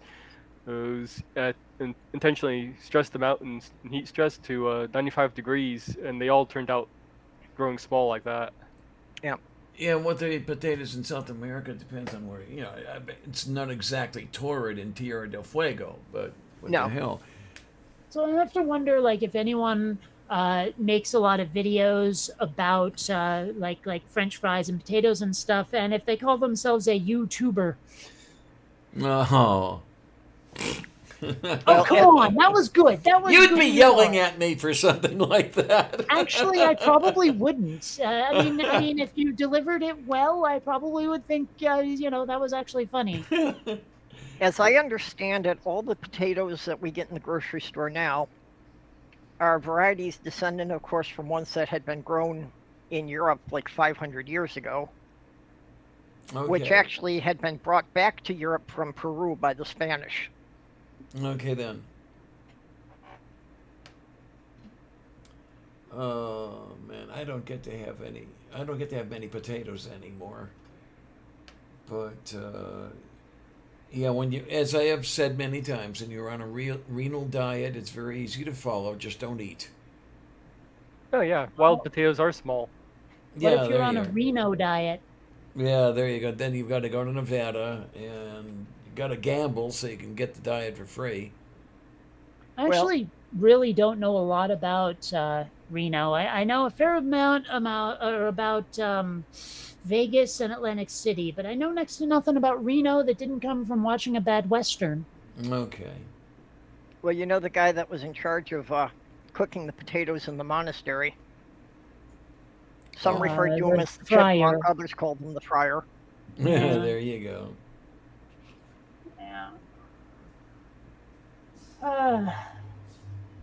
I don't know. It Oh, makes my. me wonder, like, what is a deep fat fryer? You will find those at the Minnesota State Fair, where you can find anything on a stick battered and deep fried. I was referring to the other fryer, but yeah, actually, I love fried dough. I don't know if I'll be like in Vermont for the Champlain Valley Fair. I should be. It's usually August or September or something, right before the kids go to school. The fair comes to town, and they have fried dough. God damn it! And I love that stuff, and it is so hard to find, like off season. Okay, Yeah. okay. You can get deep fried butter on a stick that they literally just put a quarter-pound stick of butter on a skewer and they bread it and deep fry it. Oh, I've seen. So there you are. There's your deep fried fat. I would not be Well, able to eat I've- that. One day I want to try the fried ice cream stuff. I never have. It looks like really crispy mochi. Okay, I okay. just found a place that sells over 100 varieties of wild potato. Oh, Okay. Wild. Hmm. Now, would those, no, really and truly, would those be wild or would they be feral? Would I they? don't know. To be feral, I think you have to be a little bit more conscious than a potato. Okay. But then again, I mean, I don't really know the actual definition of feral. I just know how it's been used in my hearing, and it sounds like it's the kind of thing animals do, but not so much with the veggies. well, feral is actually anything that had been domesticated that is now growing without human intervention. That's So it what does I'm apply after. to a lot of I thought- a lot of craps as well. I thought feral was like pre-domesticated or just not domesticated. I didn't think it had to be domesticated and then went wild again. No, like the horses in the American Southwest are not actually wild horses. They are feral horses because they're all Yeah. descended from domesticated horses that escaped. Okay, but I still remember people saying feral is like a feral cat is one that's like a wild cat is feral. Like there was no condition of being descended from something that was once Yeah. domesticated. I've never heard that. Well, when you're Well, talking about. again, it's a matter of how people use it in common usage and how it's actually defined by zoologists and botanists. Yeah, when you're talking about Felis sylvestris in North America, they never were wild in North America, so they are all feral. Well, the very first definition I'm seeing in the dictionary of feral is existing in a natural state as animal or plants not domesticated or cultivated and wild. But then the second definition is the one Purple's saying, having reverted to the wild state as from domestication. So basically, it's one of those annoying words that means its own opposite. Uh-huh. Yeah. Yeah. Like literally, no shit means the opposite and has. The way we use literally now is not the way it was used, and it's right in the word, literally. It's from a book. It's a thing of imagination. It's not real. Yeah. But now we use literally to mean it's fucking real. It's not imaginary. It's just weird how it means its own opposite, and yet there it is. It's right in the dictionary. It says it. Mm-hmm. Yeah, that's a very confusing one. I don't know if you guys heard that, but it sounds like my weed is on its way. All right. Heard that. It's weird. It takes them like an hour from when you post the order to when they actually deliver. And darn it, it's not Brandon bringing it. I like Brandon. He's a very nice guy. He's one of the drivers. This is someone I don't know, Kenny. Don't know the guy. Just don't kill him. Yeah.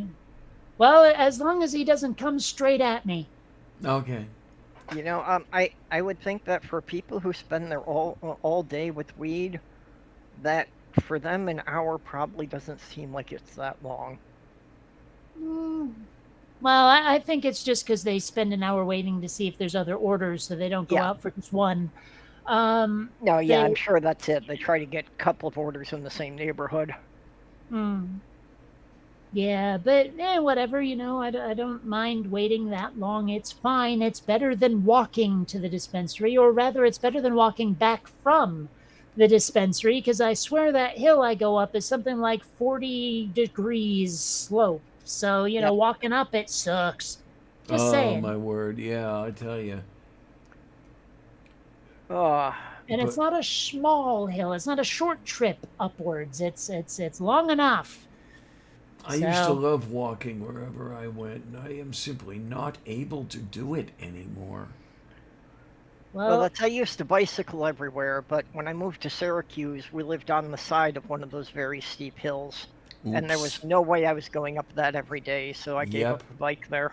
Yep. I was gonna try to, like, when I moved to Vermont, I'm gonna get a bike because it's a very bikeable town, even if it's not walkable. But I mean, speaking of bikes and blades and all of that, I am going to Seattle for one last solstice parade before I move to the East Coast. I have no idea if I'm ever getting back there. And so, like, I've been trying to get my ass back into shape after pandemic body hit. So I've been playing a lot of Beat Saber and trying to play Spark, but not as many people are playing anymore. So a lot of time you spend like a half hour in an empty arena waiting for another player. But yeah, so I'm trying to get back into shape so that I don't die rollerblading and biking everywhere. But I imagine, if I spend a lot of time on a bike in the summer in Vermont, I should get back into proper shape again. The pandemic Okay. has actually got me into better shape. But what you've got to do is, go biking in February in Vermont. No, that will kill me. But no, I mean, if my VR machine hadn't broken during the pandemic, I might be ripped. But it did, so I'm not. But now I have Quest 2, and it's nice and wireless, and I have, exercise I can do. Plus, there's a Beat Saber song I just realized I like that I didn't know I like. They have way too much EDM on there. I wish they had more in my vein of music. Yeah, I started gardening during the pandemic, and I put on about 10 pounds of muscle. Yeah. For me, we managed our move back to Minnesota just 2 weeks before the first lockdown. So the pandemic coincided with my diet seriously improving, and I actually lost a bit of weight. So, did you do World Naked Gardening Day? No. I would have if I had a garden, but I didn't and don't, and I don't really like gardening, so I didn't. Yeah. But I would Okay, have. then. I totally probably- would. I probably would have been arrested and put on some sort of a sex offender list if I had. Well, one of Yeah. the great things about Seattle, they actually had, like, the only rule about being naked in public is you cannot cause, like, alarm or danger or something. Or maybe it was surprise. I don't know. So if you want to walk around naked during the Fremont Solstice Parade, no one's going to give a shit. You can't be, like, arrested for it. Okay. Because everyone knows there's going to be naked people there. There's just no way around that. So, Not even if you're 5'2", 375 pounds? well, I mean, unless that caused alarm, which I suppose I could see how it might, but really, no. Okay. I've been considering just to fuck with the evangelicals who are, like pushing the bathroom bills on that going around shirtless after my breasts have developed, but before I get the marker changed on my birth certificate. Oh, that'll be fun. Yeah. Hmm. I mean, I haven't got much, but I've got enough to cause second looks. Mine are finally starting to develop, so we'll see how much I get. Okay. I It took a remember, long time for the hormones to get up to the blood levels they were looking for. I remember the first time I hung out with a trans dude who took his shirt off, and that was interesting. I mean, because you could see those very distinctive scars, and Uh-huh. also he still had nipples, like girl nipples, and that looked Okay. kind of strange. But So, whatever. He seemed happy, so I don't give a damn. And my weed is almost here. I'll be right back. So Alrighty. I saw a picture of Elliot Page with his shirt off after going Oh, through okay. hormones and all that. Mine are at the point that there's a little bit there, but I've seen bigger ones on fat guys. Okay then. Yeah.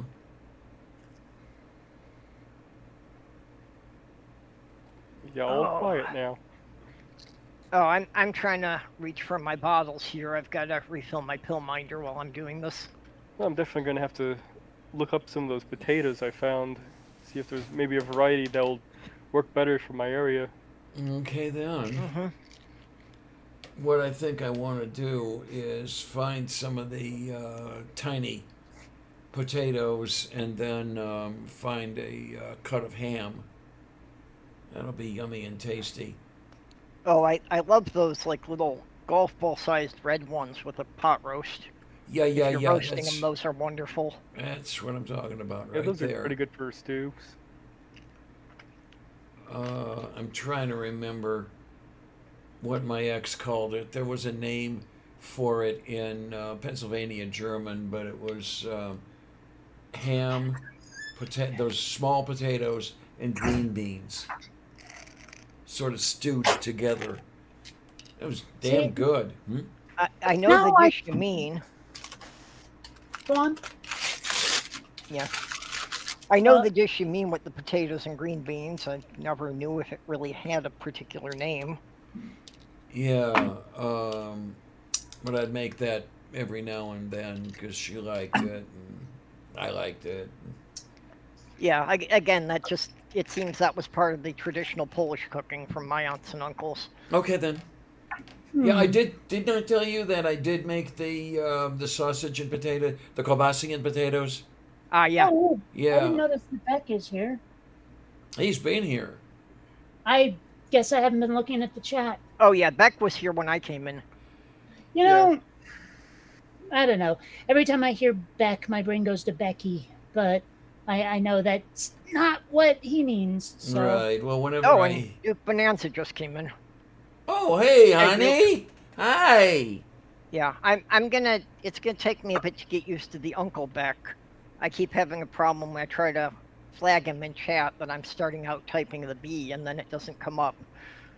I have a feeling that like the sort of contrarian, childish part of my brain would, start calling him Unca Beck, like Unca Scrooge, Yeah, yeah, yeah.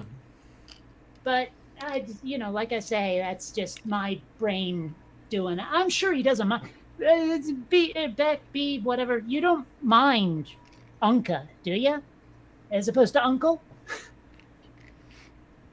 Moo. Oh, but no, you're talking about gardening. I guess I have to get an entrenching tool because I tried putting the basket poles in the ground, and oh god, it's like trying to dig through concrete. Well, yeah, I saw your backyard there. I can imagine that would be impossible to till up, really. Yeah, I mean, even on the other side of the building, where out my back window here is all gravel, but Yeah. on the other side it's a lawn. But I tried digging through it yesterday to put a pole up, and just could not do it. Maybe set up a raised bed instead. That's a possibility there. Yeah. I'm thinking of it. I don't know I don't know if I want to spend the money on it Well, or not, because it's to be honest, in your situation, I would be too concerned that you'd put in a lot of hard work and your neighbors there would screw everything up. yeah, that's a point. That is a definite consideration. Um, which was Or if one of the nothing else, people would steal all the good vegetables before you harvested them. yeah, that's a possibility too. But one of the things I was thinking was not so many vegetables as flowers. Um, I wouldn't There mind. are Hmm? there are lots of edible flowers. Oh Yep. yes, absolutely. I love nasturtium in salads. Another totally unexpected benefit I've had here is that in the fall, apparently somebody who has a garden somewhere just keeps leaving boxes of produce in the community room for anyone who wants them. Hey, that's nice of them. So Nastur- it's like for about 3 4 months we didn't have to buy potatoes; they were just always there. Hey Jeff, how you doing? Nasturtiums actually produce a chemical, well, that's used in producing glaucoma medication. Oh, Oh, well, I knew a bit about some of the flowers and such. I learned a bit about some of the herbal healing things. yeah, And some of it is valid. There is still mm-hmm. some of it Oh, I sure. use. Like I still use peppermint spirits for upset stomach, and I still find lobelia works as well as any over-the-counter cough syrup. It really wouldn't be worth it to switch over because you'd have to basically eat like half a cup of nasturtium flowers every day to make up for the same amount you'd get for a pill. Yeah, but I used to grow it for salads, and I loved its flavor. Nice peppery taste. The lobelia I find works well in small quantities, just with an eyedropper, like half a dozen drops. You know, I don't know exactly what the concentration of is when they put it into the liquid there.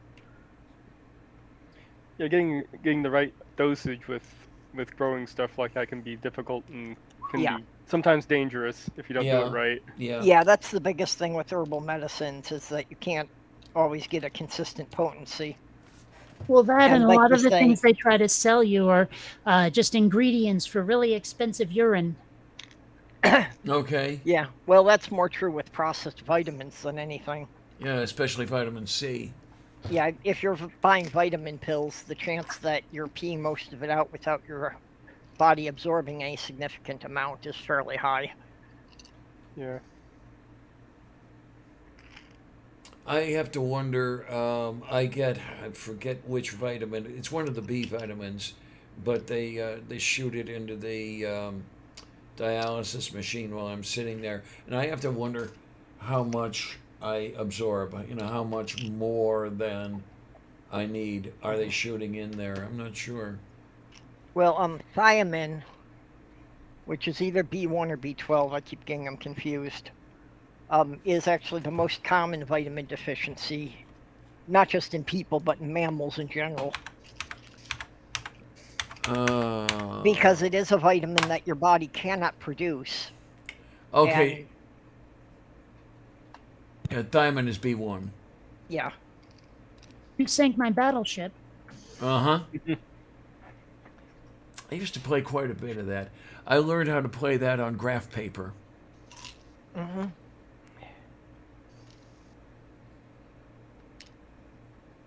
yeah, the paper with those little squares just, they always became corrupt. Too much graph. Yep.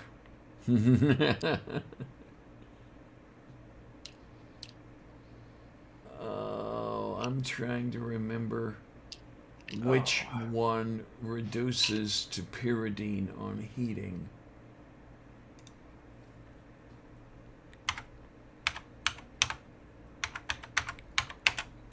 Oh, hey, Jeff. Oh yeah, hey Dev. What did he?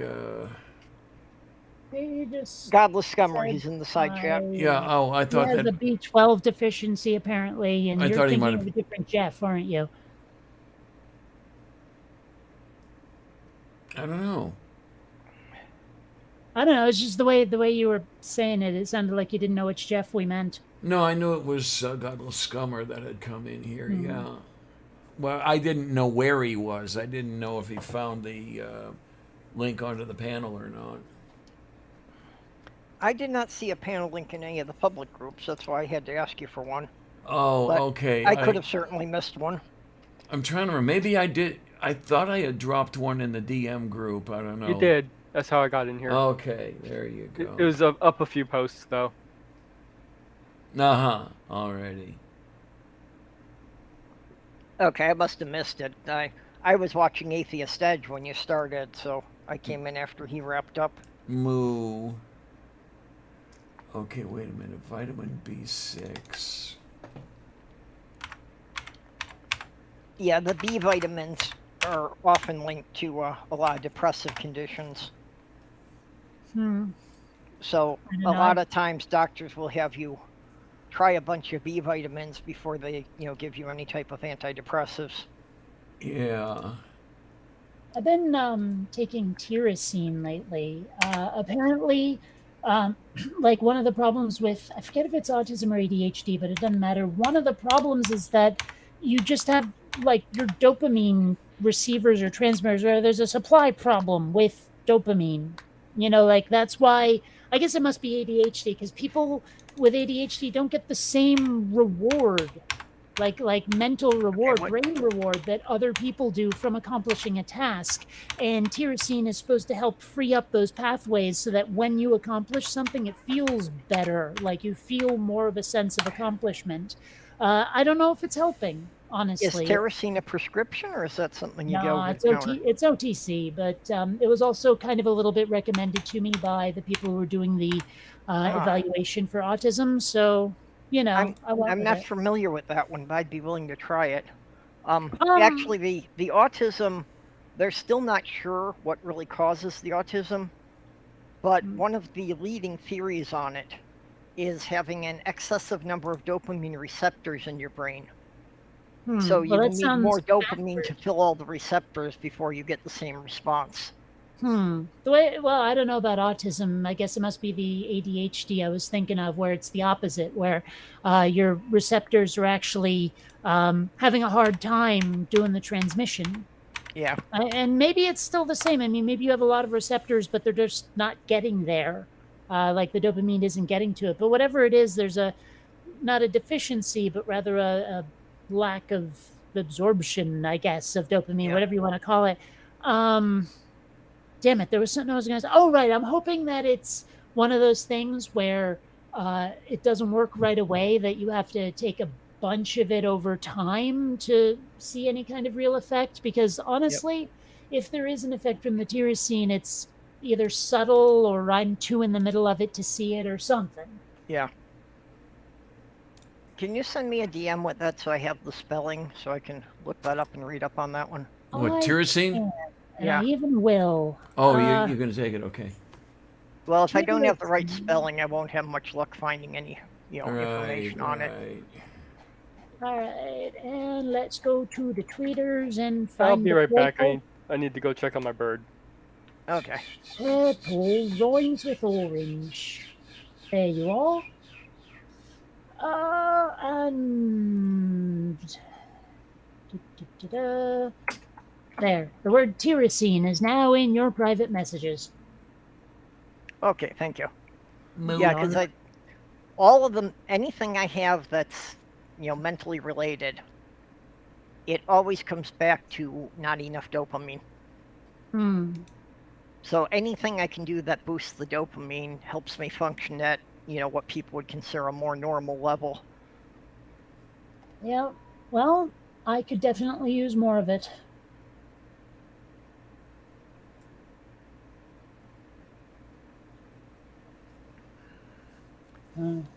Although it is kind of funny to me that the word dope is in there. I know it's not intentional, but still it makes me giggle a little bit.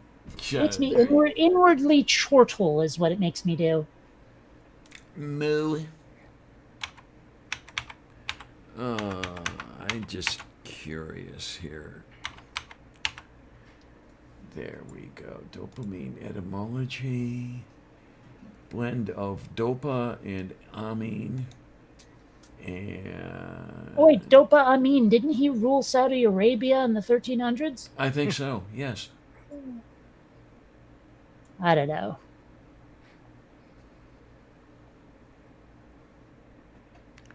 Okay. Okay. Fuck. So dopa is dopa amine, and it's dopa is an acronym from the systematic name. So okay, I get it. I get it. Okay, that's just a dictionary, not the etymology. Come on, where are you? Try and find the etymology of dope. Oh, moof beef. I mean, As it it- seems yes. like, see, the problem is that there's dip, which is a verb, but there's also dopey, which means sluggish and stupefied, but it doesn't say if they're related. Well, this one says. Oh, apparently, yes. Oh, okay. Yes, it is. I guess part of it says here administer a drug to, apparently in 1889. And I guess if you're acting intoxicated, sluggish, stupefied, you're dopey, you've been dosed. I don't know. That seems such an old English dypan, dyppan, to plunge or immerse temporarily in water, to baptize by immersion. So apparently, if you've been baptized, you're a dope. Well, the All first right. part you were saying about being, drunk or stupefied, I could see, that being the origin of, dope being drugs. No, Yeah. the That one. you were under the it's- influence of it's- some kind of drug. The one on. But it says here that it's, let's see, 1807, American English, dope, noun, sauce or gravy, any thick liquid, from the Dutch doop, meaning thick dipping sauce, from doepen, to dip, used generally by late 19th century for any mixture or preparation of unknown ingredients. Extension to narcotic drug is by 1889, from practice of smoking semi-liquid opium preparation, meaning foolish, stupid person is older than this, 1851, and maybe from the notion of thick-headed, later associated with the idea of stupefied by narcotics. Okay, so So gotcha. yeah, I get the thick liquid reference because I'm familiar with aircraft dope. When you had the fabric wings of the biplanes, you would stiffen them with Yep. dope, and it was like a varnish that you painted on. I'm familiar with the Mollycraft dope. There you go. I once spent like 7 hours in an unventilated basement making a model of a dragon that I skinned with the tissue and the dope. Oh my, okay. And yeah, I had trouble walking up the stairs again. Yeah, huh? Oh my, those were the days, I'll tell you. Yeah, I noticed that model making is not nearly as popular ever since testers changed the formula for the glue. Yeah. It used to be really big with teenagers before that. Man, you can't even get plastic cement anymore if you're a kid, can you? Oh, for fuck's Well, sake. you can if you're clever. You can't buy the plastic cement, but if you go to the home improvement stores and get the stuff they use for putting PVC pipe together. It's basically the same stuff. Sorry for that. It is, outburst but the stuff that you before, get at the home repair stores hasn't been whatever to, reduce the effects of inhaling it. Right. So, what I was reacting to before, I found this article that is trying to claim that the word marijuana is racist. Oh, for fuck's sake. Yeah, that's Oh, what what are they I claiming? said. Harborside, which is among the oldest and largest dispensaries in California, says on its website, marijuana, in quotes, has come to be associated with the idea that cannabis is a dangerous and addictive intoxicant, not a holistic herbal medicine. The stigma has played a big part in stymieing.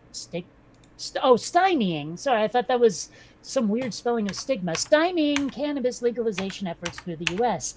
Really? I mean, I've never heard anyone use marijuana that way, unless they were already thinking that about drugs to begin with. Yeah, it really was the Nixon era that, really got marijuana to have all the negative connotations. Well, sure. The the DEA was what? Wasn't that actually an anti-black people Yeah. thing? Yeah. Well, that's why they pushed the war on drugs and especially the marijuana, because it was a way to vilify blacks and hippies at the same time. Yeah, and Nixon was no friend to either. Well, that's still, I mean, I've never heard anyone say marijuana and mean it in any kind of racist way. Ganja, I've heard Yeah. as a racist thing, but marijuana, that's a new one on me. I was today years old when I heard that one at all. Like Yeah, I've never even heard the sentiment until now. I've heard a lot of the slang terms used in racist ways, but not marijuana itself. That Yeah. always seemed to be like the more clinical way of saying it. And let's face it, I don't use marijuana in any holistic way. I use it to get fucked up. I missed the flying monkeys, didn't I? Yes. Yeah. Every time.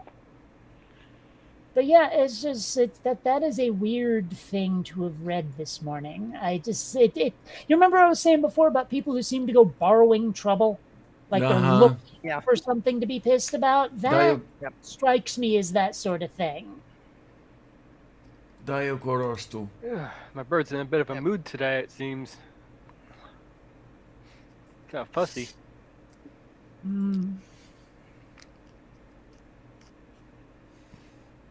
Oh my, what do we have?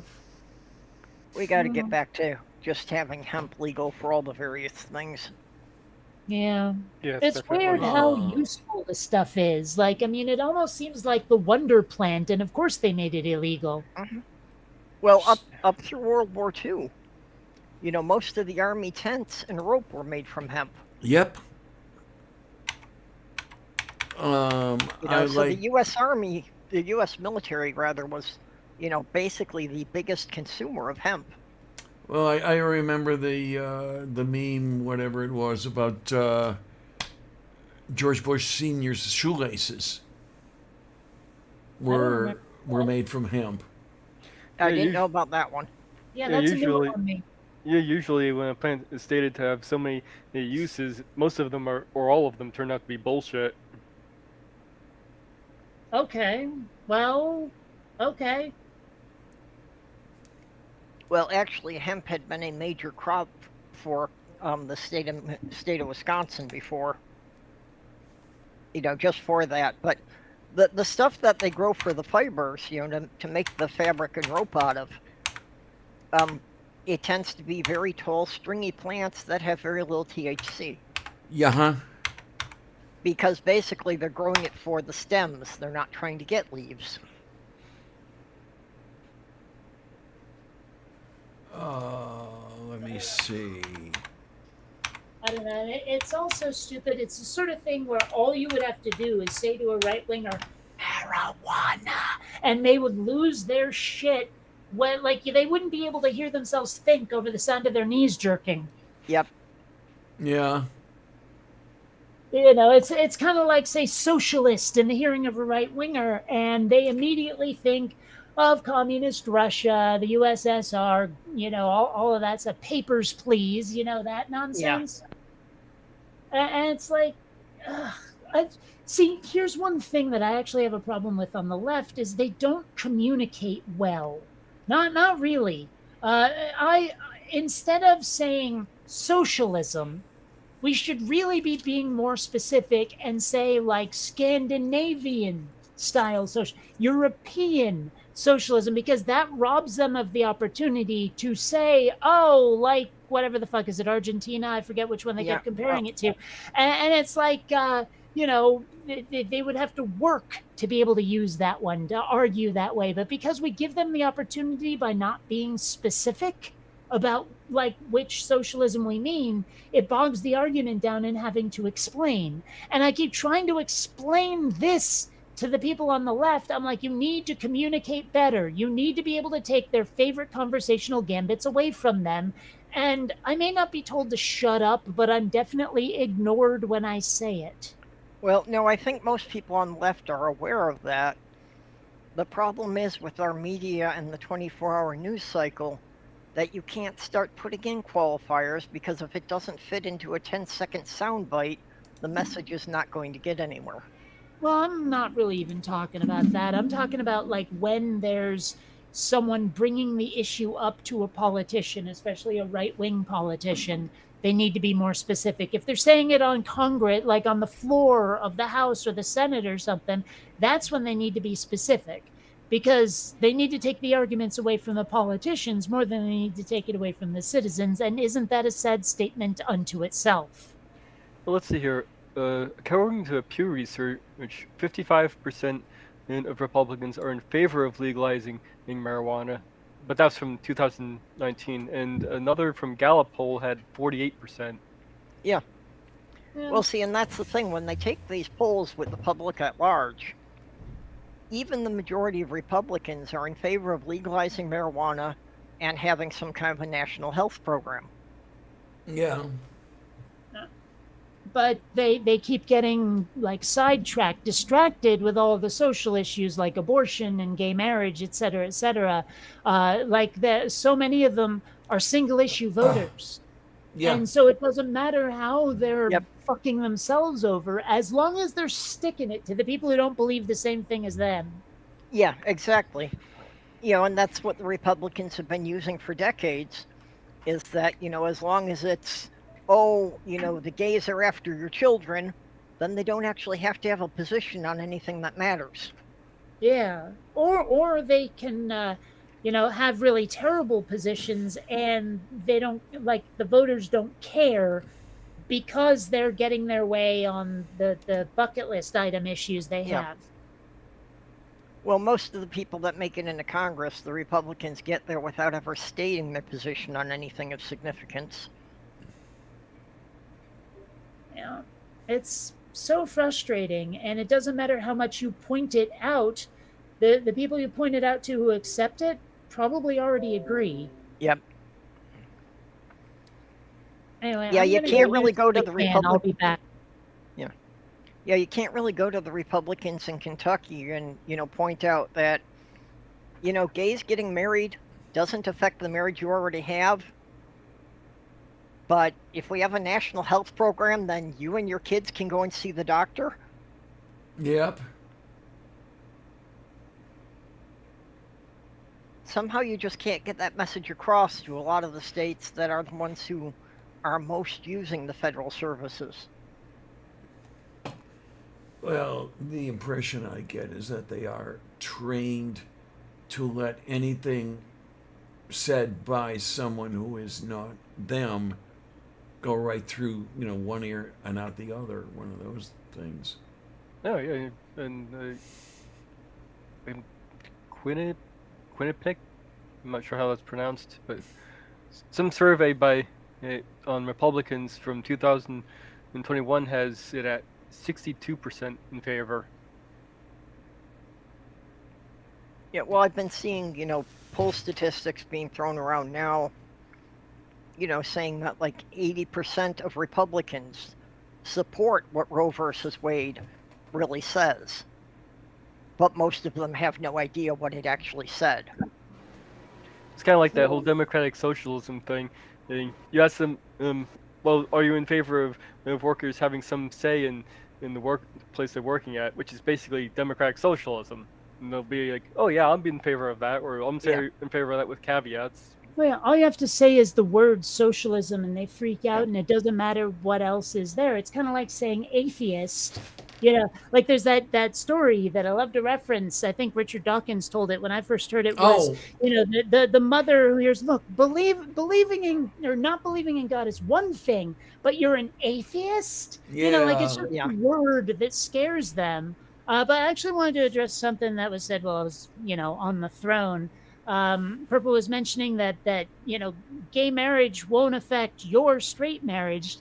That argument will fall flat for them, because what they're really worried about is if we allow gay marriage, then my gay kids won't be forced to be straight, that other people's gay kids won't be forced to at least act straight, and thus I'll have to live in a world where people are a little bit weird. That's their Yep. real problem, is they don't want that door opened even a crack. Oh, right. And it's crazy, and at least as far as the religious stuff that they claim that this is based on, that to me shows that they don't see their religious values as all that strong now, do they?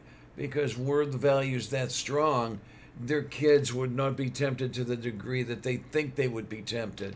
Oh, disagree. These people are always like, oh, evil lurks around every corner. Everyone's here to be tempted, etc., etc. They're worried to shit that their kids are going to be possessed by demons or whatever. Yeah, and that's the thing. They don't have that great stock in what they claim to believe. But I Yeah. don't know. No, no, no, no, no, no, no, no, no. I'm saying that they're doing exactly what they believe. That they are trying to prevent their gay kids from being led astray, from being led off of the path by evil. That's what they're worried about. So what they're doing is completely consistent with their religious beliefs. They are always worried that their faith will be tested. And so they have to make sure that they and their kids are ready to fight off whatever demons will try to turn them from the correct path. That also gets So it's back not to a matter of is their faith strong enough. that gets back to what I was saying. How would that even work? If God made us a certain way, to be tempted by this in the first place, why? Oh, he gives you challenges to make you grow and test your faith, of course. Yeah, but God is all to make knowing. you He stronger. knows the outcome of all the challenges before you were born. That would- The thing is that I can make up any explanation for this shit because you can prove anything. Yeah. Anything, as long as you never have to show evidence for it.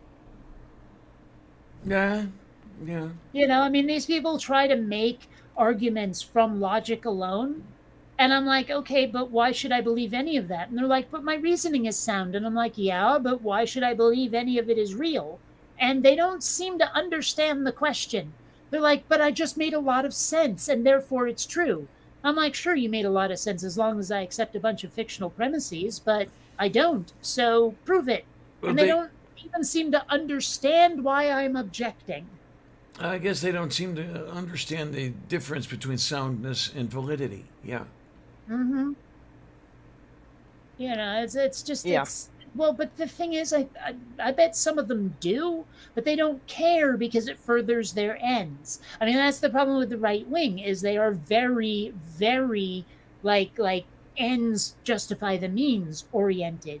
Like I'm goal oriented, but I have limits of what I'll do to other people. Them though, they're like, we're gonna get to our goal by any means necessary. Well, in philosophy, if an argument is sound and the premises are valid and also true, but they haven't demonstrated that their premises are true. Yeah. Well, that's the whole thing of the people, who just go by, the Bible says it's true. It's that, okay, you may have a coherent and logically sound argument, but your very first premise is unprovable, if not false. Yeah. Mhm. And And that's something that I can't get religious people, Christians especially, to engage on is, well, everything you said needs to be is predicated on the notion that a God is real. So get proven. And they're like, no, no, no, no, no. We have to start from the premise, from the idea, from the assumption that God exists. We have to Yep. start there. And then you read my argument. And I'm like, well, I'm not doing that because the rest of your argument is meaningless without the God part. So get proven, God boy. And they don't. Well- They run away from that. And that's why I'm saying that, I won't even waste the time on that. I will give you that your God exists and is exactly as the Bible describes. You still have a shit ton of work to tell me there's some reason he's worthy of worship? See, for me, that's granting them too much. At that point, that's like giving them, that's conceding too much to them. I mean, if we're discussing the minutia of something that doesn't even exist, we might as well just call ourselves sci-fi fantasy fans. Well, I just feel that, by making a major concession at the start, you may have more of a chance to get them to think about it. Maybe, I don't know, but in my experience, not.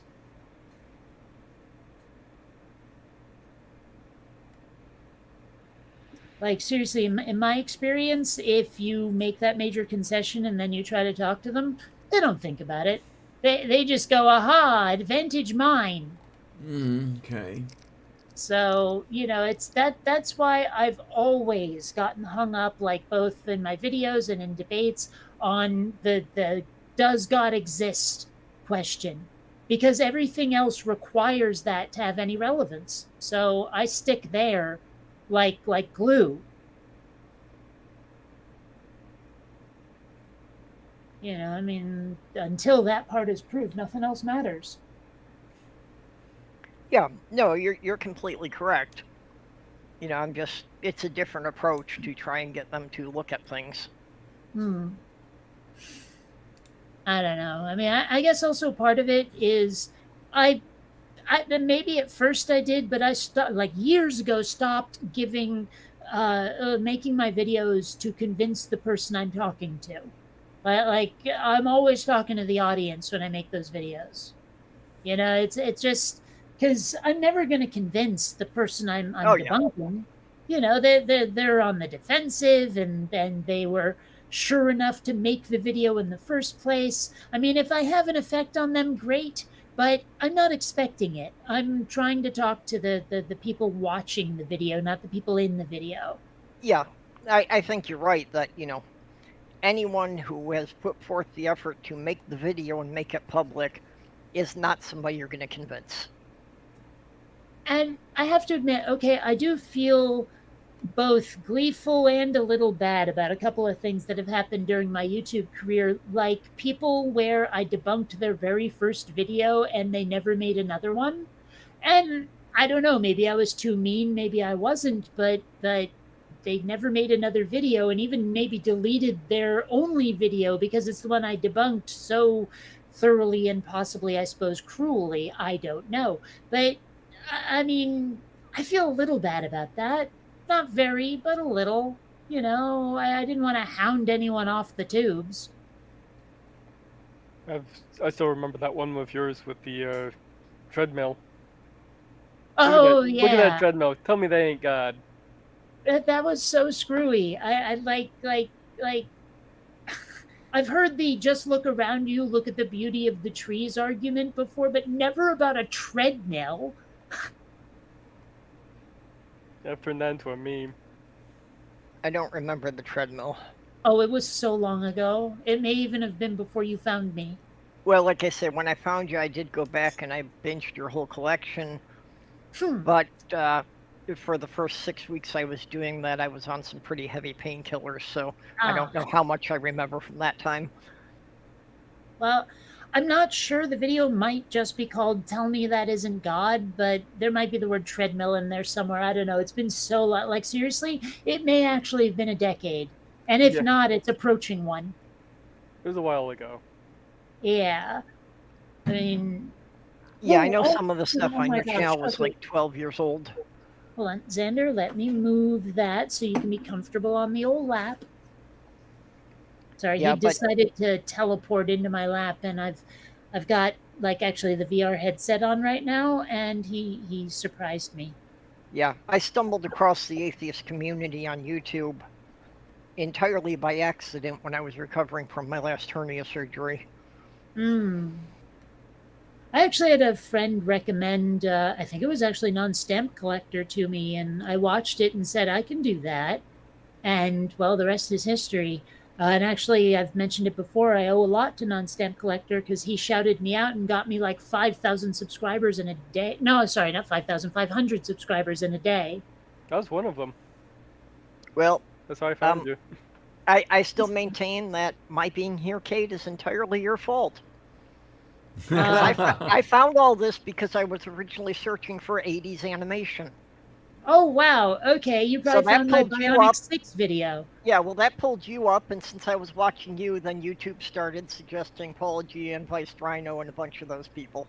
Ah, wow. It's always kind of cool because I mentioned it before. I just feel like I'm some schlub at a desk who has a webcam, and for some reason people listen. But when I hear about some of the reach and influence I've had, I'm like, wow, it is hard to picture. I'm flattered and flabbergasted at the same time. Yep. Yeah, it's your fault that I'm part of this community, and everything that has happened that I've done in the community from there is, therefore So, by extension, your fault. so I guess my question is, should I be apologizing or strutting right now? You should I'm not probably be sure. appalled. Uh, What has freaked me out is that people have referred to me as a community organizer, and I'm like, how the fuck did that happen? Well, it is true. You've organized all those Christmas thingies and the other live streams. Weren't you the one organizing the live stream for Diana's like moolah to get stuff going with the kidney and all of that? I mean, you do organize a lot of stuff.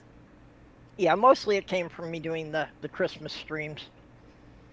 Yeah. As far as this last thing, this last fundraiser for Diana, I'm giving way too much credit for that. That was really more Holy Spackle and Beck doing that. Ah, gotcha. I think the first atheist channel I looked at was Thunderfoot. I remember when he didn't used to be crazy. Yeah, huh? So do I. He used to have some really, really good stuff. He still has some decent science stuff. Yeah, the science stuff is pretty good. And I actually, there's a lot of channels that I unsubbed once they started being like science only without the atheism stuff. I was not as interested. Well, I'm interested in that kind of stuff, so I stuck around with them. Like right now, I'm subscribed to something called, oh, what the hell do they call it? It's film something. It's not film threat, it's film courage. That's it.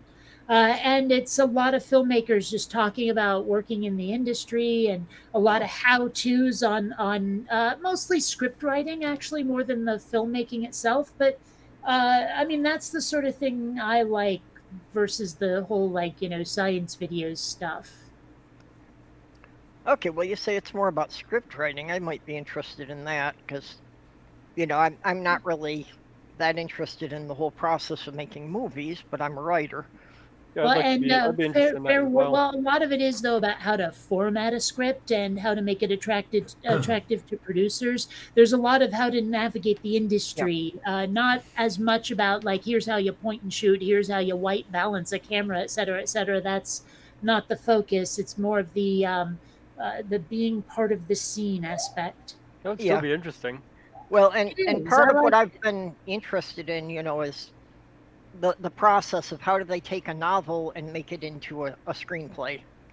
I think they cover that at one point. I think that there's this one guy, actually probably my favorite of all the people I've seen, although I don't remember any of their names, was talking about that kind of thing, was adaptations. I mean, he's one of the people on the guest list who likes sci-fi about the way I do, more or less. I mean, because I know a prefers lot of Star that's Trek like, more than Star Wars, but I mean, he does talk a lot about how they took various novels. I think he mentions Lord of the Rings and Harry Potter and turned them into movies and what they had to keep and what they had to axe and what they had to change.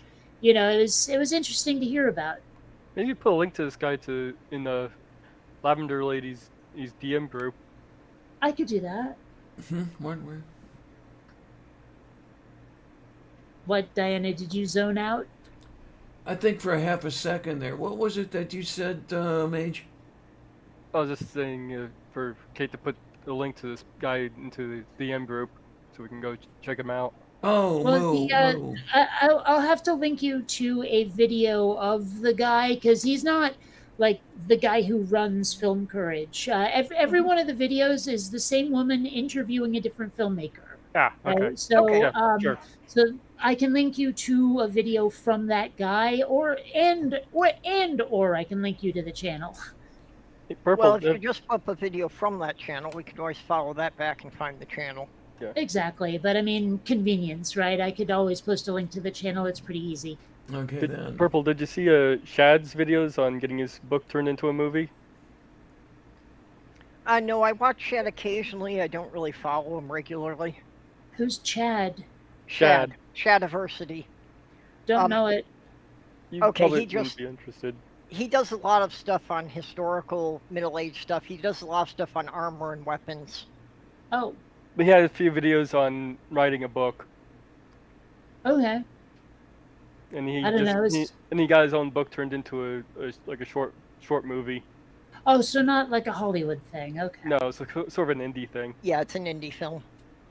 Yeah, it's funny. One of those like videos about script writing. I just decided to explain what I had done, and I basically said, "Look, I took this old dog-eared copy of the Empire Strikes Back script, copied the formatting, and then used that to write." And people were like, "Huh, okay. I never would have thought of doing it that way. I just took a class." I'm like, my script is fine without one. I don't know. So I just copied George Lucas. Now, see, you Well, could actually, save yourself some time by just getting a copy of Joseph Campbell's Hero with a Thousand Faces, yeah. because that's where George Lucas took it all from. Well, not all of it. Some of it was Akira Kurosawa, but yeah. Yeah, but George Lucas was a student of Joseph Campbell. Yeah, oh, absolutely. Yeah, that's everyone knows that, but I was just disputing the all of it part. Well, it's basically where he took the framework from. Yeah. I don't know, it's funny like okay, check me on this one because I've never actually watched it, but Rosencrantz and Guildenstern Are Dead is basically the story of two side characters in a Shakespeare play, yes? Yes, they Okay, were because in I like the Hamlet. idea of doing that sort of thing with like with sci-fi or whatever. Like that Lower Decks or whatever it's called in for Star Trek. I've been saying I wanted that for years, but not done as a stupid cartoon. I wanted actually them to take it seriously. I mean, I would love the idea of going to like watching TK421's story right up until Han and Luke find him. I wouldn't mind Hmm. watching that or something like that, where it's like they did an episode of Buffy called The Zeppo, where they were actually following Xander rather than the other characters. Like they weren't really following Buffy that much. So you were getting samples of the main story as Xander was doing his own weird little adventure around town. And I mean, it's not a great episode, but it's an interesting concept. And I wouldn't mind seeing that sort of thing done for other stuff, but like the stuff I watch, the pop culture stuff, the sci-fi, the fantasy, all of that, rather than Shakespeare. Well, maybe you can do that with Quinn Redshift after you're done with it. I have thought about. Well, I mean, I'm not going to be done with it even after the animation is done. I plan to continue the like Quinn's story as a graphic novel, but I mean, definitely like Rhea and Cass's stories could make great spin-offs. Yeah, maybe doing like little short videos you can do of it. Again, graphic novels. Although I Yeah. did, someone I forget who said, "Hey, why don't you make videos describing the various like races and characters of the Quinverse?" Because I mean, it is very pulp, very serialized. There are sexy women on Venus. There are weird aliens on Mars, that kind of thing. And I could do short videos about the Venusians, about the Martians. That's a decent idea. That's Yeah. actually what I'm doing. As I'm writing my novel, it has become kind of inevitable that I'm going to have an anthology I'm titling Stories of the Galactic Alliance, which is And basically just a short story, giving the backstory of each species that winds up being used in the novel. along similar lines, one thing I thought about doing was like having sort of a Star Wars Babylon 5 esque story where there's this great big battle being fought between like huge forces that taken over the galaxy, but the viewers, the YouTube viewers, only hear about it through news reports. Like today in the whatever sector, the Alpha sector, X, Y, or Z happened. And it's all like just a series of news reports leading up to the main plot. And you hear about it as if you're watching what, like GNN, Galactic News Network, that kind of thing. Yep. That I've could be got a fun. couple of things I've worked with that are actually historical things about World War II, which are one of them's on a carrier, that they're under attack from the Japanese planes and that and everything that's going on. But the entire story is the guys down in the depths of the ship trying to control all the fires that are breaking out, and they can't Mm, even see the light of day where they are. yeah. So, I mean, I don't know. I would enjoy that kind of thing. Maybe. Possibly. If it was done well. I mean, that is kind of what it seems like Disney is trying to do now with Star Wars. They're giving every minor character who had 2 seconds of screen time their own series. But, I Yeah. mean, it's like, I'd like to see it done well with other things. Well, I don't know. Disney's just doing it because it sells toys. Yeah. Apparently, it's not doing all that well either. Yeah, they actually, I saw an article saying that they're going to start changing direction. The way they described it was moving on from the Skywalker family saga, which honestly I feel like they should have done a long ass time ago. Yeah. But I mean, because there is so much more to tell in the galaxy far, far away. And the part I always liked best was the rebellion. I liked the fight for freedom against a tyrannical empire. That was the part I cared about. And then there was so much focus on Jedi and Sith that I started to get a little bored. That's My- kind of why I haven't kept up with it anymore. From what I know, the only thing that's really made any headway was the Mandalorian. So that's probably closer to what direction they'll go in. Yeah. I would love to have like a Rogue Squadron series, a Wedge Antilles series. That'd be great. I mean, he is my favorite character. I got this thing about dogfighting pilots. I mean, actually, in fact, most of my favorite characters in sci-fi turn out to be pilots. I mean, Tom Paris, damn good pilot. Gordon Malloy on the Orville, damn good pilot. Wash on Firefly, damn good pilot. And most of them are wise asses too. There's just something about wise ass pilots that like I want to be their friend. Damn it, they look like good people to hang with. Well, if you like wise ass pilots, you should love Launchpad and the Quack. Actually, I kind of do. And I just thought of that because I've actually been watching some episodes of Darkwing Duck lately because Sloth Girl got Disney Plus. See, I remember him best from DuckTales. I didn't like Darkwing Duck. That was like a symptom of the 90s that I Yeah. hated, that everything had to be dark now. You know, I liked Chippendale's Rescue Rangers. I really liked Tailspin a lot. I don't Well, know. I like Darkwing Duck just because it was doing a parody of the dark, gritty superheroes. Darkwing I Duck did- wasn't exactly dark. Well, I really didn't enjoy any of it. Like I don't like that Yeah. vibe at all. To be honest, when I'm watching it now, it's not as good as I remembered. Yeah. Yeah, that dark. I think I like Tailspin best because I just love that idea of like an island full of pilots.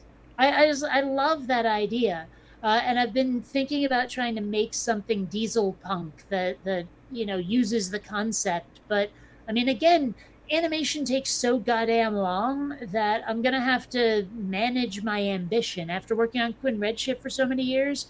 Instead of a 44-page script, how about one that's 3? And making something in the same vein as Tailspin would be a huge, huge, huge, huge project. So I've got to figure a way to make it small. Yeah, the dark gritty vibe I think is the issue I have with the Expanse because writing wise I think Uh-huh. it's written very well. It's just I don't like that vibe in sci-fi really. That and The Witcher, I could not, and Westworld for that matter. I just couldn't get into them because of that vibe. Also, Like- like- that's one of the vibe. That's the problem I have with this newer Star Trek. It's much darker too. It's just. Oh, it's like yeah. I mean, it's like they just you know, just trying to make this world of Star Trek not a utopian, not it's all ugly and Yeah. everything's hard and terrible. And boy, oh boy, is that ever not Trek. Yeah, I mean it's a complete opposite to what Star Trek is supposed to be. I Orville think is more that's like they're, what they're Star- trying to go back to basics with Strange New Worlds. Even that's looking. I don't know. They're getting a lot. It seems like it was window dressing to me. Well, I've only seen the first episode, but it was. I mean, I'm willing to try more if I can get it for free. Otherwise, forget it. I've been thinking about maybe reviewing all this and giving my own reviews and maybe how I would rewrite this stuff myself. But I don't want to really watch it unless I have an audience to review too. Well, I mean, that's the thing is Quinn Redshift is what I wish I got more of. Like, I mean, I was never sure if I was going to manage to hit my vision when I started it, but I really, really, really, really have. And so part of why I've stuck with it so much is because I'm not getting what I want out of other people. I am getting it out of me and my own projects. So maybe if I put this out there, it could help shift the popular notion of what sci-fi ought to be a smidge. I mean, they're also making a Buzz Lightyear movie for crap's sake. So maybe, maybe this is a gateway to more optimistic, fun sci-fi. Maybe. Or I think maybe I'm overestimating my reach big time. I don't know. I think the Orville might have a good reach for that. That's true. And like new episodes are coming in what, like a week 2nd. or two? Yeah, it's June 2nd. They'll be out on Hulu. Yeah. I wonder, are they releasing an entire season at once like they do on Netflix, or will it be an episode a week? I think it's an episode a week. I kind of prefer that, honestly. I'd rather not binge. But like it would be over too quickly if I binged. Moo. I want to binge the first 2 seasons before they release it. Yeah.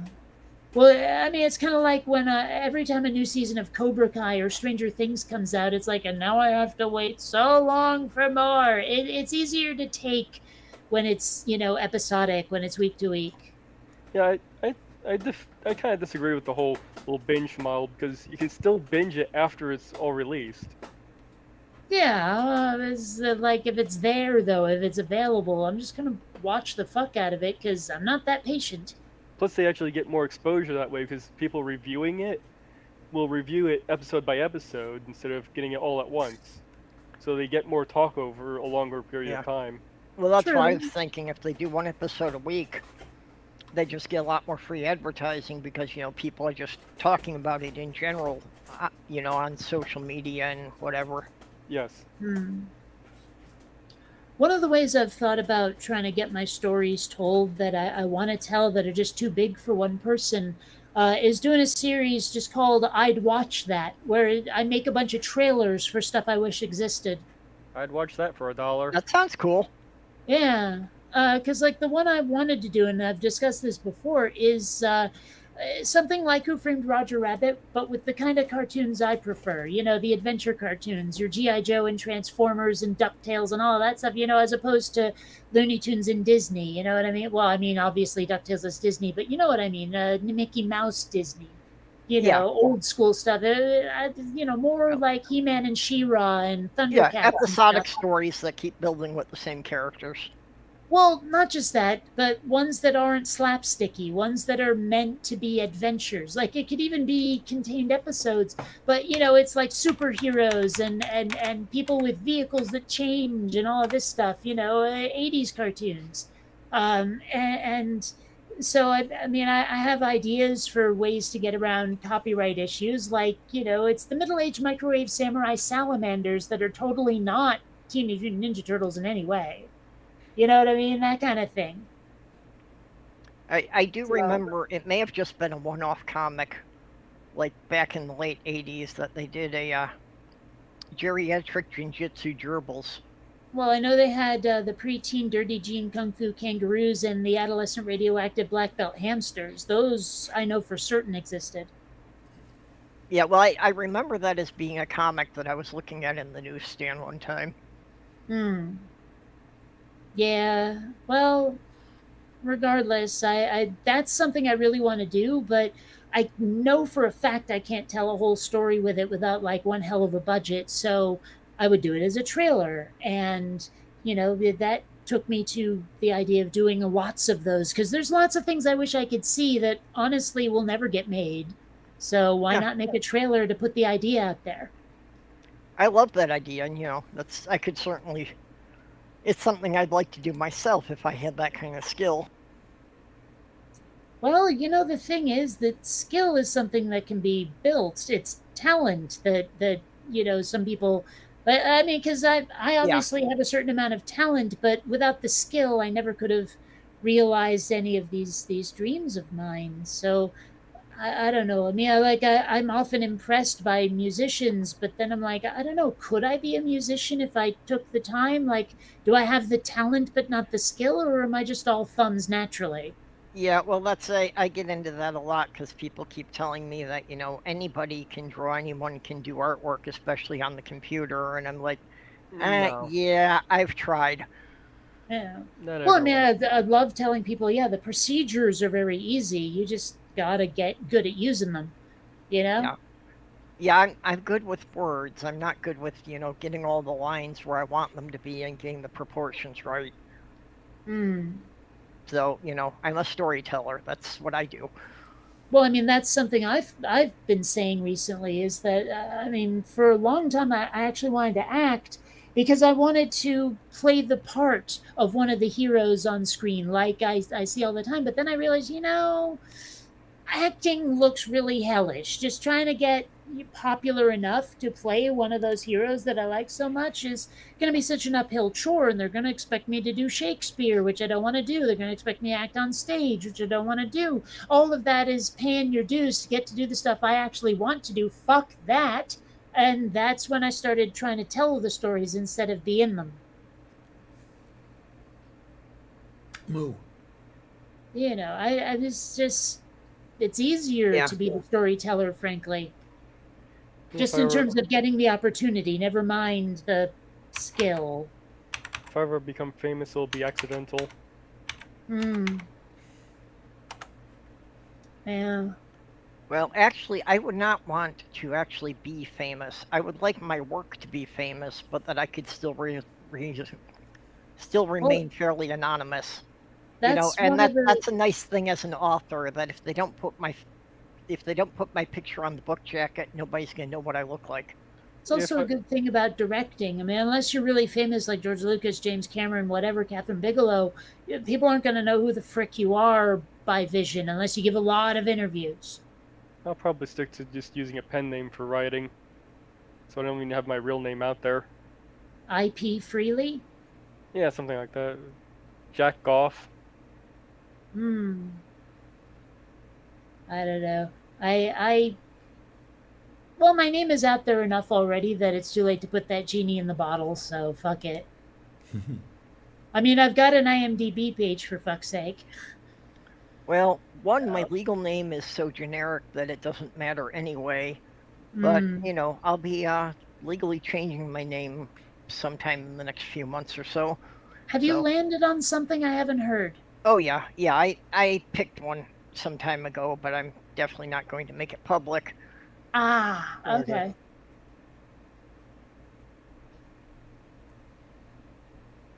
Like I remember there was a lot of let's call it window shopping for names when you started this out. Yep. Yeah, I was asking people for input on that. Yeah. I don't know. It was, like I knew hand wringing was the wrong term, but it took me a while to, land on window shopping. I think that's a good way to describe it. Picking a new name, window shopping. Yeah. Moo. Doc Fearson made a comment about Thundar the Librarian. Uh, I like the Thundar series. I especially like the six-legged rhinoceros thing. That they was my did favorite do character. they did do Conan the Librarian in the Weird Al movie UHF. Oh no, Like actually, yeah, I'm getting things mixed up again. yeah. The thing I was thinking was from Herculoids. But yeah, Hmm. Thundar was interesting too. I never got into that one. I think because it was on at a weird time or Yeah, something. I think it was that Saturday Night Live had done a couple of skits of Conan the Librarian. I know I saw him somewhere. Hmm. Well, UHF definitely had a Conan the Librarian. That I can say for certain. Wouldn't shock me if SNL had one, but I don't know about it. And we have a stool here now, Oh no. although he Ah. claims his name is Custard Flange. I don't know. I think I'm over whatever Stool claims his name is or what he's into. Testarea que sa taponia. Mermaid boy. I don't know about your stool thing, you is this trash. I mean, it makes me wonder what he's really into when he's offline. Is he actually this strange? Well, considering what he admits to doing when he's offline, I don't really want to know what he does. Well, like, okay, and this is only barely related. It's because, like, we're sort of talking about Stool while he's here, which isn't exactly behind his back, but he can't respond. So, but anyway, Sure I he was in can. a VR, well, you know what I mean. I was in a VR poker room yesterday, and there were a couple of guys there who were talking about someone who was at the table who wasn't talking at all. And I was like, guys, with the new avatar makers, they let you put a whole bunch of stuff on your characters, including cochlear implants, which this guy has. I think the dude might be deaf. And then I realized if he's not deaf, he heard me just talking about him, you know? And I was like, but if he is deaf, unless they have some sort of auto captioning, he has no idea I just said that. I don't know. I didn't know what to think, but I was pretty sure he really was deaf given how much he was not acting like we were speaking. You know, but I mean, I thought that was kind of cool that that's a thing you can add to your avatar. If you're deaf, you can stick one of those implants on you. All right, Although if it then. was a poker game, I can see sitting there not saying anything, because then people don't have a way to read you. Yeah, but it's also VR poker, so like if anyone's going to try to read you, it's not like chatting while you're playing poker is a tell. Uh-huh. You know, I mean, I guess it could be if someone's really tuned into tone of voice or whatever, but for the most part, Yeah, that was one thing where my autism has really helped out with me, was playing poker. hmm. You ever played Because well, I don't know if it was the autism or if it was, I also have Tourette's. And as a teenager, I went through a great effort to try and suppress a facial tic. ah. So between these things, I don't have much facial expression at all, and that really helps in poker. Well, I don't know. I don't know if you've ever played Secret Hitler, but it's a hidden identity game for those who don't know. Some people are fascists, some people are liberals, and you have to figure out who's who, before the other team wins, kind of thing. And nobody trusts me anymore because when I play the game, I have no expression at all. Yeah. Nobody can tell if I'm lying. And they're like, yeah, we're just going to assume that Kate's full of shit no matter what she says. And I'm like, guys, just because I'm good at the game doesn't mean that I'm like, playing Hitler. Yeah, I well, don't. that's. No one I know will play Boulder Dash with me anymore, Hmm. because I can make up bullshit definitions off the cuff so well that I keep screwing everyone up. Well, I'm not allowed to play Star Wars Trivial Pursuit, I can see that. and I've won the game where nobody else got a turn. So, Well, I remember winning one game of Trivial Pursuit because it's like the science and nature stuff I'm great at. But, when they get me into the celebrities and sports, that stuff I suck at. hmm. So I had one game, I finally had all the wedges. I got to the center, so they're allowed to pick the category. So, Ah, everybody agreed, yeah, we'll go with a sports question. That backfired, as I was the only one on the game who knows the rules to cricket. but yeah, I know Smeg all about cricket. People have sort of only half-heartedly tried to explain the game to me, so I don't know. At this point, I'm beyond caring. Yeah. I'm never going to need the knowledge, I'm sure, unless I'm playing Trivial Pursuit. And even then, trivia games I should probably avoid given my memory issues. And the only thing I know about sports ball is one team needs to sport harder than the other. Hmm. Well, as I'm fond Yeah. of mentioning, I was a video game tester for a while and had to test NFL Fever, and I sort of developed a slight appreciation for the game. Ah. But I only watched the Super Bowl, and that's it. Yeah. I'm one of those that, oh, yeah, sports. Which color are we rooting for? Right.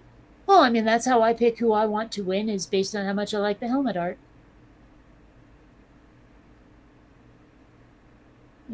I actually ended up rooting for a team where I sort of don't like some of the players just because their helmet art was better than the other guys, and so that left me feeling a little both like icky and glad because they won. I don't know.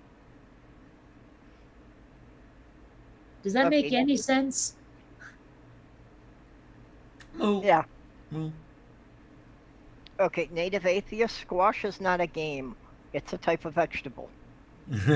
That's all I know. Yeah, except it's also a game. It must get pretty messy when you hit it then. Yeah, huh? Yeah, Yeah, it's remarkably similar to like tennis or racquetball. yeah, sort Actually, of.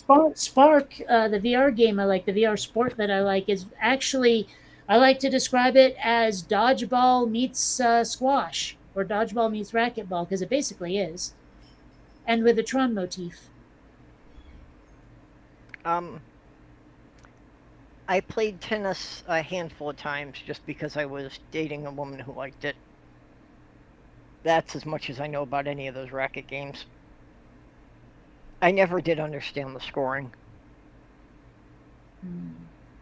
You know, I never got what 15 love was. Yeah, I just like, I gather that love is 40 points for some reason, but I don't know. The scoring is weird. Yeah, well, just, you know, I was dating a girl. She gave me a tennis racket for my birthday, so okay, we played for a while. Hmm.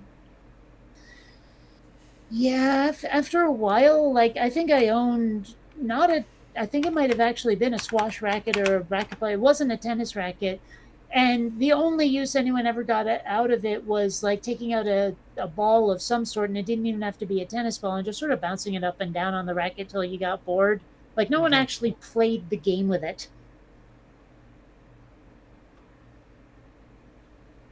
We went to the tennis courts by the high school, you know, on the weekends, so no one else was using the courts. And who was that writer, that like old timey writer who really, really, really loved the game? Alfred Lord Tennis, anyone? There you go. No, no, no. Yeah, I know. I forget where I heard that. It's not mine, but I wish I'd never remembered it because that's, you're right, it's that bad. But I did not make it up, thankfully. Yeah. I really wish I think I got it from a British show, but I could not say for certain. Yeah, it sounds like British humor. Yeah. I don't know. Okay. Stool says love means zero, you uncultured Americans. Oh, piss off. I don't know. To me, that seems like that's pretty pessimistic, but Mm. Well, tennis. Besides, tennis is one of those games that, at least in the United States, comes with connotations. You know, because like at least in the '80s, certainly the like overprivileged is like trust fund baby type with the sweater tied around his neck. That was the villain of every '80s movie, you know, yeah. except Darth Vader. And so it's like, you know, dude belongs to a country club and a tennis club and really hates the nerds and the dark people. You know what I mean? One of those guys. So if you say tennis, you know, and also, of course, the lesbian tennis instructor comes up a fair bit too as a cliche. But yeah, that's, you know, kind of what I was thinking was that it had a lot of very sexist connotations because it was, you know, all punchlines about the woman in the very short skirt. That too, yeah. And I mean, if it wasn't a lesbian tennis instructor, then it was almost certainly golf. You know, they had a lot of stereotypes about lesbians in sports. Yep. Okay, Stool, how does having a cold account for typos? I don't know, does he sneeze and bash his forehead against the keyboard? I don't know.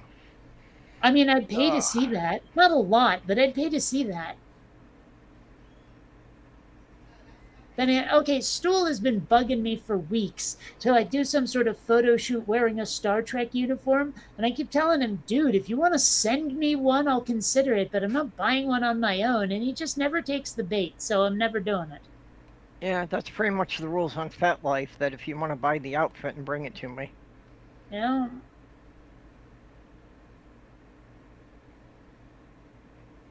I wonder, like, okay, on like OnlyFans or whatever, is there anyone doing naked Beat Saber?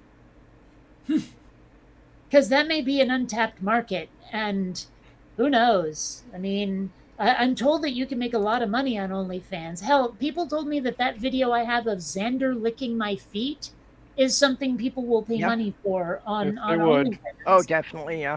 So I've thought about it, and I have very little body shame. If I got my ass in a shape, I wouldn't. I'd consider naked Beat Saber as a side career.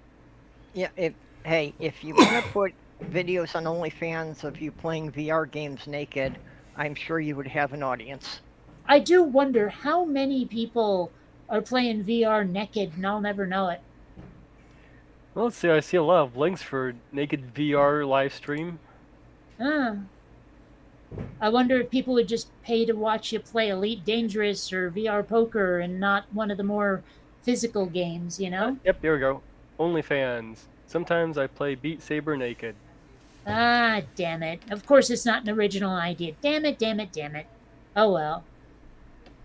I Still, expect I that. mean, I still could possibly like get into the market. I mean, I've got the Yep, body of a 25-year-old in the basement. yep. Sorry, I had to. I expect that people would pay for you to, be playing the more physically active ones. I think that Mm, would probably have a bigger audience. yeah, probably. I don't know. It's something I've thought about, but I really haven't pursued.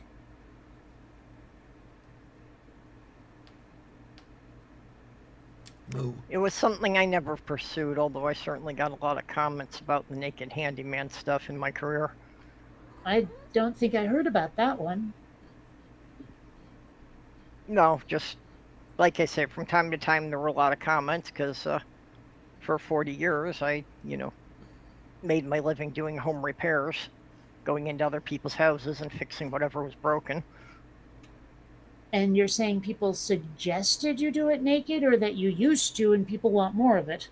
No, people suggested it, Okay. although, that was part of my thing that, I'm pretty much oblivious to flirting, so I don't know which ones were actually just making jokes and which ones were trying out the idea. Oh, there's another thing. If the naked Beat Saber goes well, that could possibly open up the dating life, couldn't it? Yeah. Yeah. Then again, I'm not sure if the kind of people who would hit on someone from an OnlyFans is the sort of person I'd want to date. So Yeah, I forget was that. also going to say something about the dark stalker types, yes. Yeah, stalkers. I've got one. I've had two, but I've got one now. Like, seriously, G Man has stopped even acknowledging my existence, thankfully, finally. So now there's just Wild Wonky Wizard to deal with. Okay. Yeah, that's someone I Yeah, haven't encountered. he's fairly benign, but very much a dick. Like, the main reason I blocked him everywhere was because when I allowed him onto my friends lists, he started being a real jerk to my friends. So, that was enough of that. And this And is now he different won't from. leave me alone. Even though I have him blocked, he won't leave me alone. It's annoying. Okay, and this is somehow different from Stool. It's different from Stool because I don't have Stool blocked and I don't mind Stool. If Stool's ever a jerk to my friends, I know he's just being a dork. The other guy was just plain mean, but Stool's, Yeah. Stool. Yeah.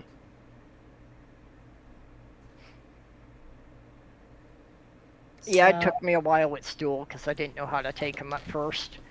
it took me about 15 seconds. He said something wildly off color, and I was about to like say something really mean back, and then I went, wait a minute. Wait a minute, that's too over the top for someone you just met. No, no, no, this guy's a goof. It's seriously 15 seconds. Yeah, well, I don't remember where I first encountered him. I just remember he was basically insulting everyone on the panel at the time. Hmm. No, So my first reaction was, who would let this kind of jerk on their show? And after a while, I figured him out.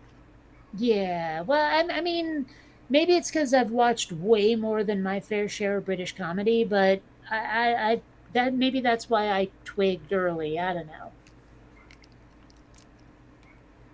And boy, howdy, have I watched more than my fair share. Well, it's just that my first response is to take people literally and figure them out afterwards. So, Hmm. I took him at face value, and then I had to figure out that he wasn't serious about any of it. Hmm. Well, I mean, that's what I did at first, too. I guess I just figured it out quicker, which is why I'm saying maybe I watch more than my fair share of British comedy, and that gave me a leg up on it. I don't know. Yeah, Doc, anything with a foot fetish is probably going to succeed. Hmm. Oh gosh, one of the things I really like, I was watching the CGI Adams Family movie, and near the beginning there was a shot of Thing looking at foot fetish porn. I haven't seen any of those CGI the Adams families. How are they? The one I saw, and I've only seen one, was pretty good. I mean, I enjoyed it. I don't know why they felt the need to cast Snoop Dogg as Cousin It because he's utterly unrecognizable, but he was there, and that's cool. I don't know. I mean, all in all, I think it was good.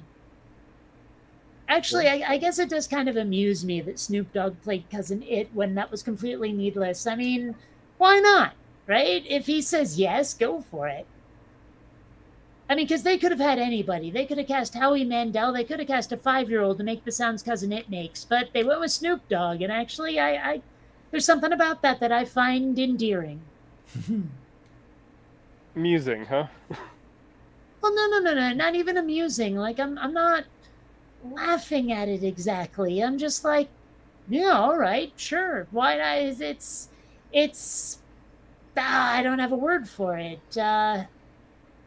It's Or like, maybe it was one of those things that he had always been a big fan, and when he heard about it, he went to the producers and said, I want to be a part of this, and that was the only role they could give him. hey, that sounds great too. Maybe. I suppose what it is it's like I look at Snoop Dogg and I sort of see the Willie Nelson of rap. You know what I mean? He's perpetually stoned and he just sort of seems like a nice guy in general. Hmm. And there's I mean, that time maybe I'm where wrong, but every encounter I've had with him on screen, he's just given off this vibe of a guy I wouldn't mind hanging out with. from my understanding, he's heavily religious. Is he? Tried switching his name to Snoop Lion at one point. Snoop what? Lion. Oh, I think I vaguely remember that now. But then a lot of celebrities tried to rebrand themselves. I mean, the artist formerly known as Prince, I'm looking at you, fella. And Debbie Gibson wants to be Deborah Gibson, and all of that. People have been trying to rebrand themselves, and it rarely seems to work. No, it rarely doesn't. I did think at the time that the whole Prince thing was absurd, but learning more about it afterwards, apparently a lot of it had to do with the copyright problems. Mm-hmm. That he had, he had gotten a new producer, and like the old producer somehow, had the copyrights to everything. So he needed to change his name because apparently he wasn't even allowed to use his name on stage or something. Yeah, it's some sort of weird corporate bullshit. But even so, he decided to rename himself a Symbol. Yeah, Like, that's and something that no one could pronounce. That just didn't work. It's kind of like, Elon Musk and his kids with names like equations and shit, Yeah. Yeah, Like it's a energy. spoken language. You have to have something that people can pronounce. I mean, like, at least Frank Zappa had the decency to name them Dweezil and Moon Unit. I mean, I can pronounce those. They're goofy, but I can pronounce them. Well, even Moon Unit's not all that bad. I could see, dozens of pagans I know naming their kids something like that. Well, they probably would leave off the unit. No, they might do it to make it more distinct because there are too many Moon and Lunas.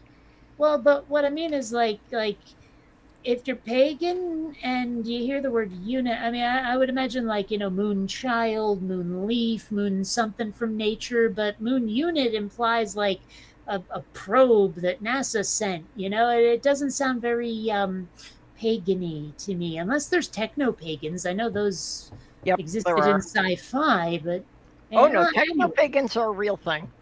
All right. Well, regardless, most of the pagans I know, if they gave their child a name with moon in it, unit would not even be waved at it. Let's see here. Snoop Dogg in 2009 joined Islam, and then in 2012 became a Rastafarian, and then in 2016 he was singing "I'd rather her have Jesus." See, I wish he'd stopped at Rastafarian. But regardless, everything I've ever seen of the guy, he seems so laid back and cool. Like off stage anyway. I've never really listened to his music. It's not my thing. Like I like rap that's rapped over a melody, but otherwise no thanks.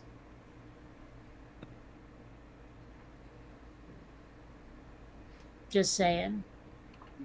I don't know. There have been other people where I've looked at them and said, "Seems like a nice person. Wouldn't mind hanging out." And then I find out, like behind the scenes, they're really abusive and crap, and they just look good in interviews. And I'm like, "Damn it," you know. Well, Gabriel Iglesias had quite a long routine about him and his son meeting Snoop Dogg, and from what he said, it picked him up as being a pretty cool guy. Oh well, good. I'm glad my impression is close. Anyway, I don't know.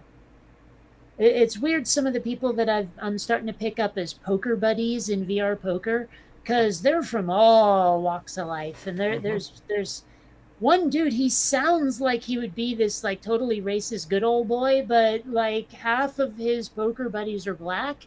I'm like, cool. I'm glad you're not what you sound like. I'm glad you don't fit the stereotype. You know. Moo. And I mean, I'm starting to acquire a bunch of friends from all kinds of places, and I don't know, it's interesting. Like as long as people aren't screwing around, as long as they're willing to play the game in VR poker, I'm willing to meet anybody, and a lot of them have been pretty interesting people. Okay, yeah, it was Snoop Dogg. He tried singing in Korean, and he just totally butchered it, and it just came out like sounding like a bunch of nonsense. And you have these two people on the side stage, like, what's he doing? Well, okay, here's a question. Does anyone listen to Spanish music at all? Like music in Spanish, popular music in Spanish? And please just yes or no because I have a follow up. From time to time. No, Okay, No. when like when an English singer would go yeah or whoa or something like that, um, do they say see or do they sing yeah or how does that go in like Spanish music? I'm not sure. Because Roxette put out an album they got really big in South America at one point, and so they put out Baladas en Español, right? And when Maria's singing "Fading Like a Flower," I mean, near the beginning in the English version, she sings "yeah," and in the Spanish version, she sings "see," and it just sounds fucking stupid, right? Like it just doesn't work as a sung word all by yeah, it itself. doesn't It doesn't resonate have the the same. same Yeah. impact as "yeah."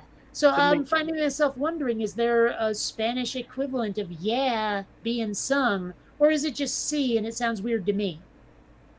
something gets lost in translation there, huh? Yeah, Well, I'd ask Godless Sewing. I'm very curious what the real like what it is. I'm not trying to disparage anything. I'm curious. I want to be corrected on this one. you know? I would ask Godless Sewing because he understands, Mexican Hispanic culture. I He's actually have got some not seen background him in in that. ages. Like I used to be on his show from time to time, and then there was this weird, needless altercation between like him and Jenny, and Yep. I had sort of been on Jenny's side, and so I haven't seen him since.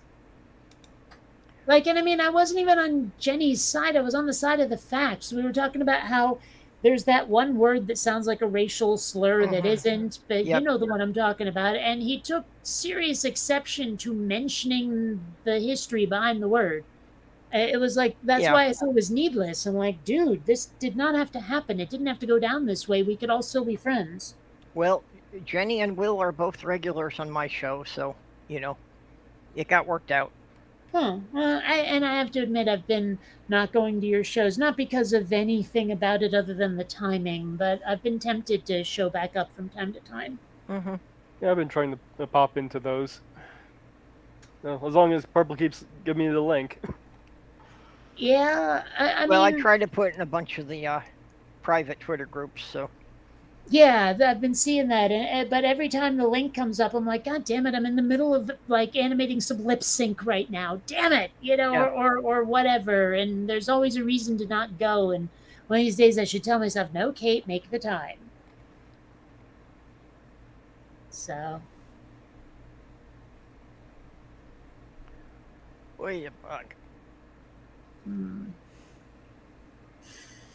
man, I don't even remember. Oh no, I did have breakfast. I had that weird cheese mac and cheese Cheetos thing, but it's weird. I've got the weed, and it's well afternoon at this point, I'm sure, and I'm not hungry yet. Well, it is definitely afternoon where you are because here it's 16:22 hours, so 13:22 hours where you are. Yeah, when I went to the supermarket this morning, I bought a bunch of like Asian vegetables. I might make a stir fry. Ah, Well- tayo korosto. Yes.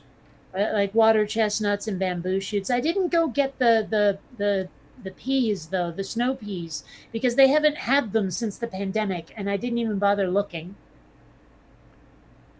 The fact that I've been out of bed 2 days in a row while it could still be considered morning shows that what I had of a schedule is totally fucked. Alrighty. Yeah, you Sorry, remind me. that what was totally fucked?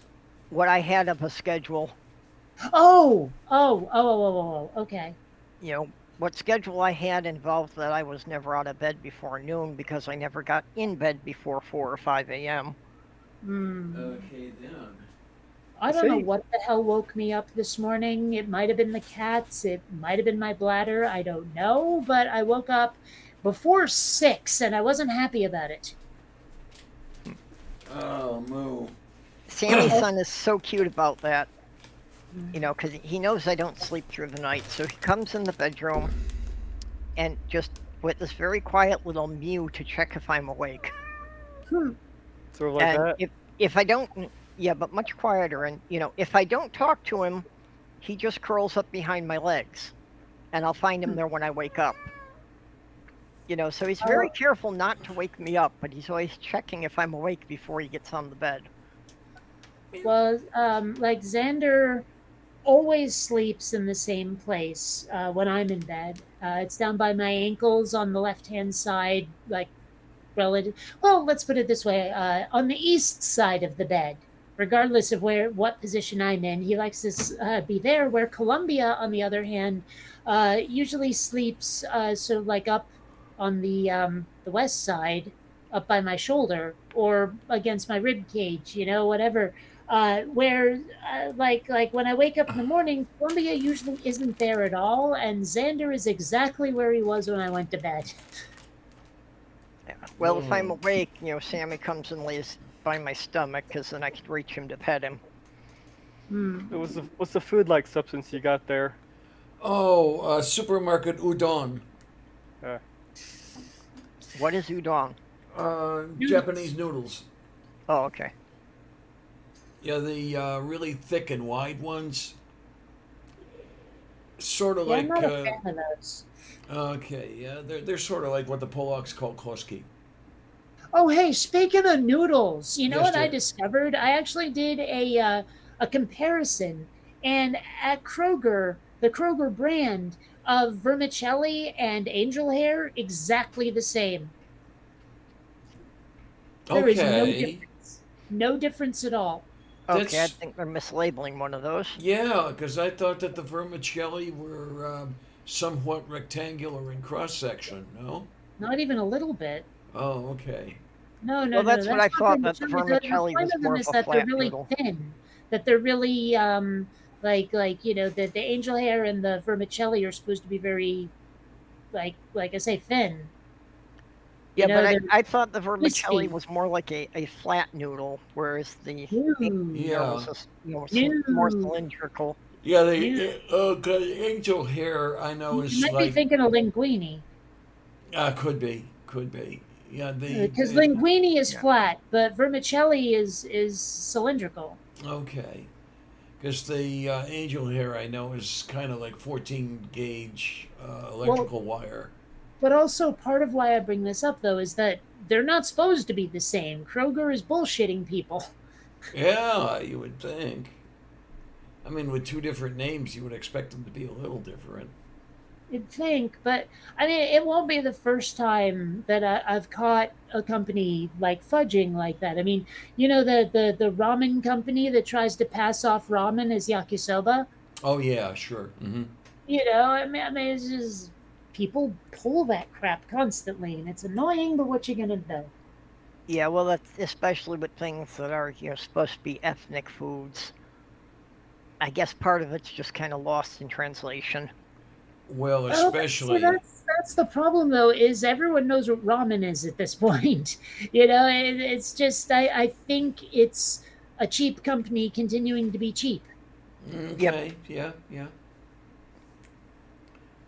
I mean, because you can buy like actual sukiyaki noodles or why am I blanking here? Yakisoba noodles. You can buy those, and they're pretty close to accurate. But this one company, like it's literally ramen noodles in a tray with sauce, and they try to call that yakisoba. Okay, yeah, not good, not good. What I want to do is finally get to the point where I've built my strength up and can actually do things during the day. And I actually want to make my own noodles, just to say that I have. That seems like a strange bucket list item, but okay. Yeah, I mean, I remember my babka making noodles because anytime she served up soup, it was always with the noodles she made herself. And remember her Hmm. teaching me how to do it, and I loved it. And See, I don't like the homemade noodles. There's something about them that's just not the same. I don't know. They tend to be doughy. yeah, yeah, and that's what I like. I Yep. like al dente. I like al dente a lot.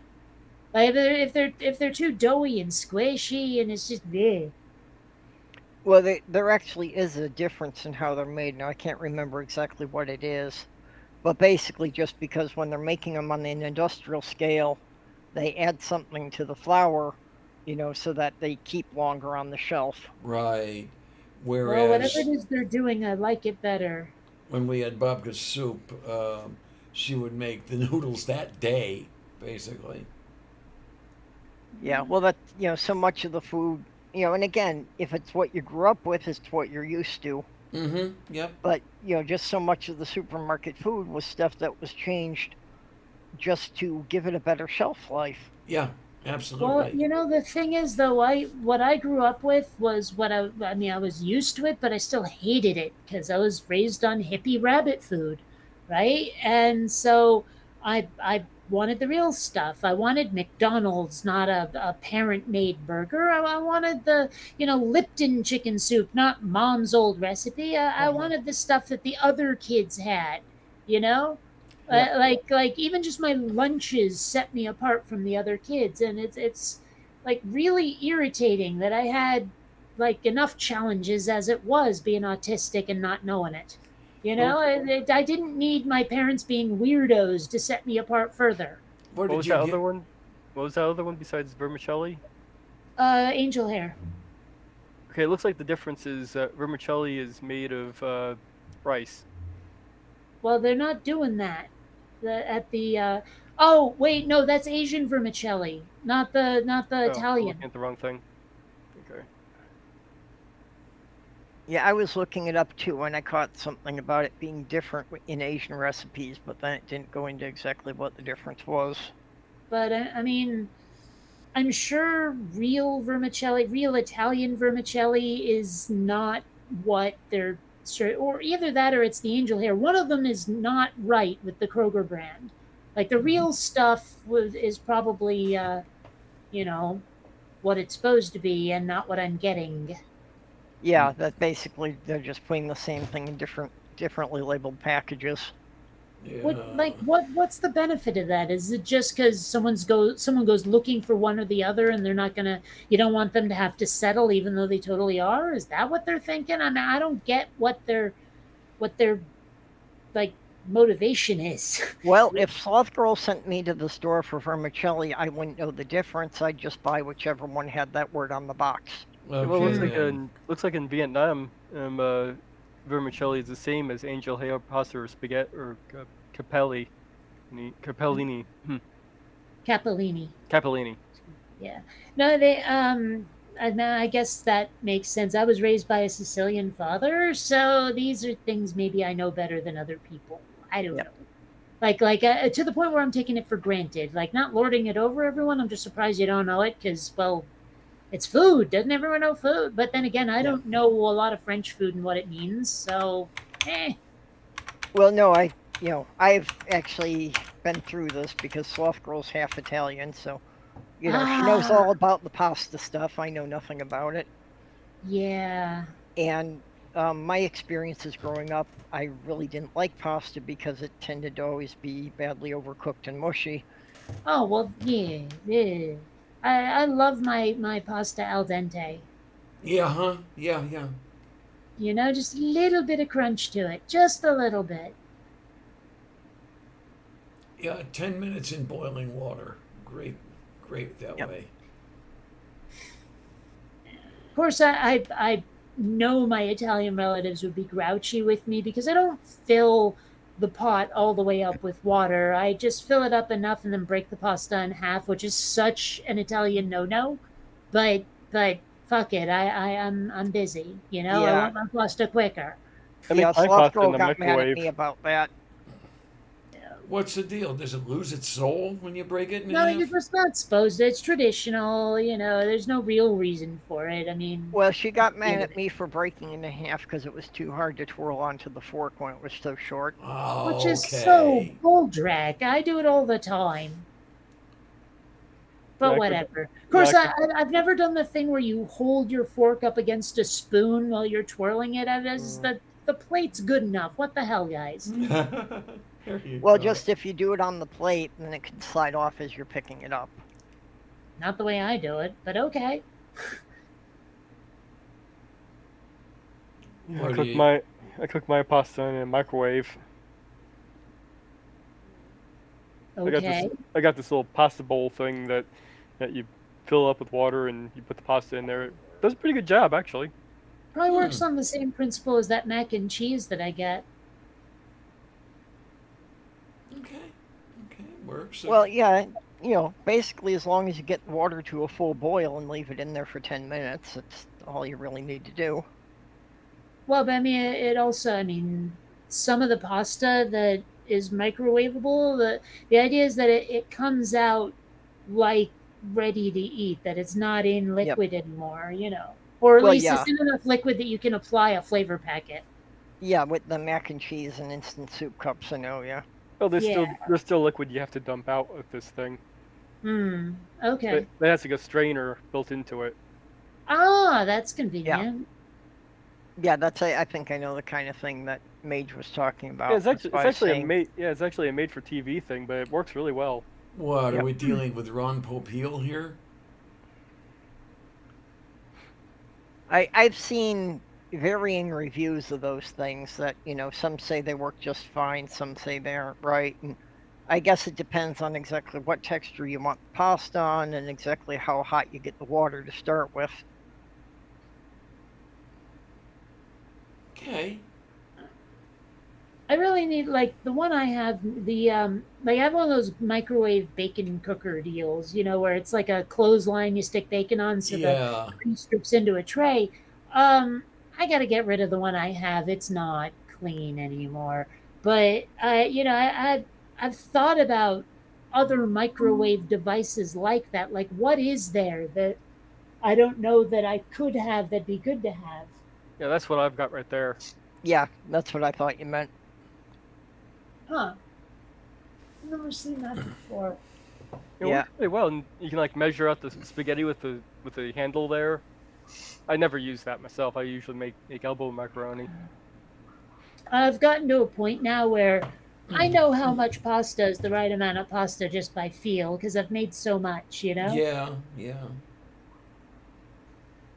I'm still Yeah, not to with that soft point. girl, it's just you make the whole box.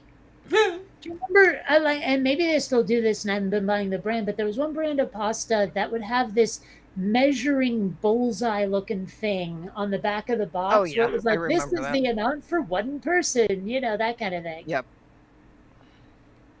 Well, I've also got one of those the pasta servers. It's kind of like a big fork thing that's got the two holes in the back. That's supposed to be one is the right amount for one serving, one's the right amount for two servings. Hmm. But like I say, with soft girl, it's just make the whole box, and it's something that she'll eat the leftovers. Gotcha.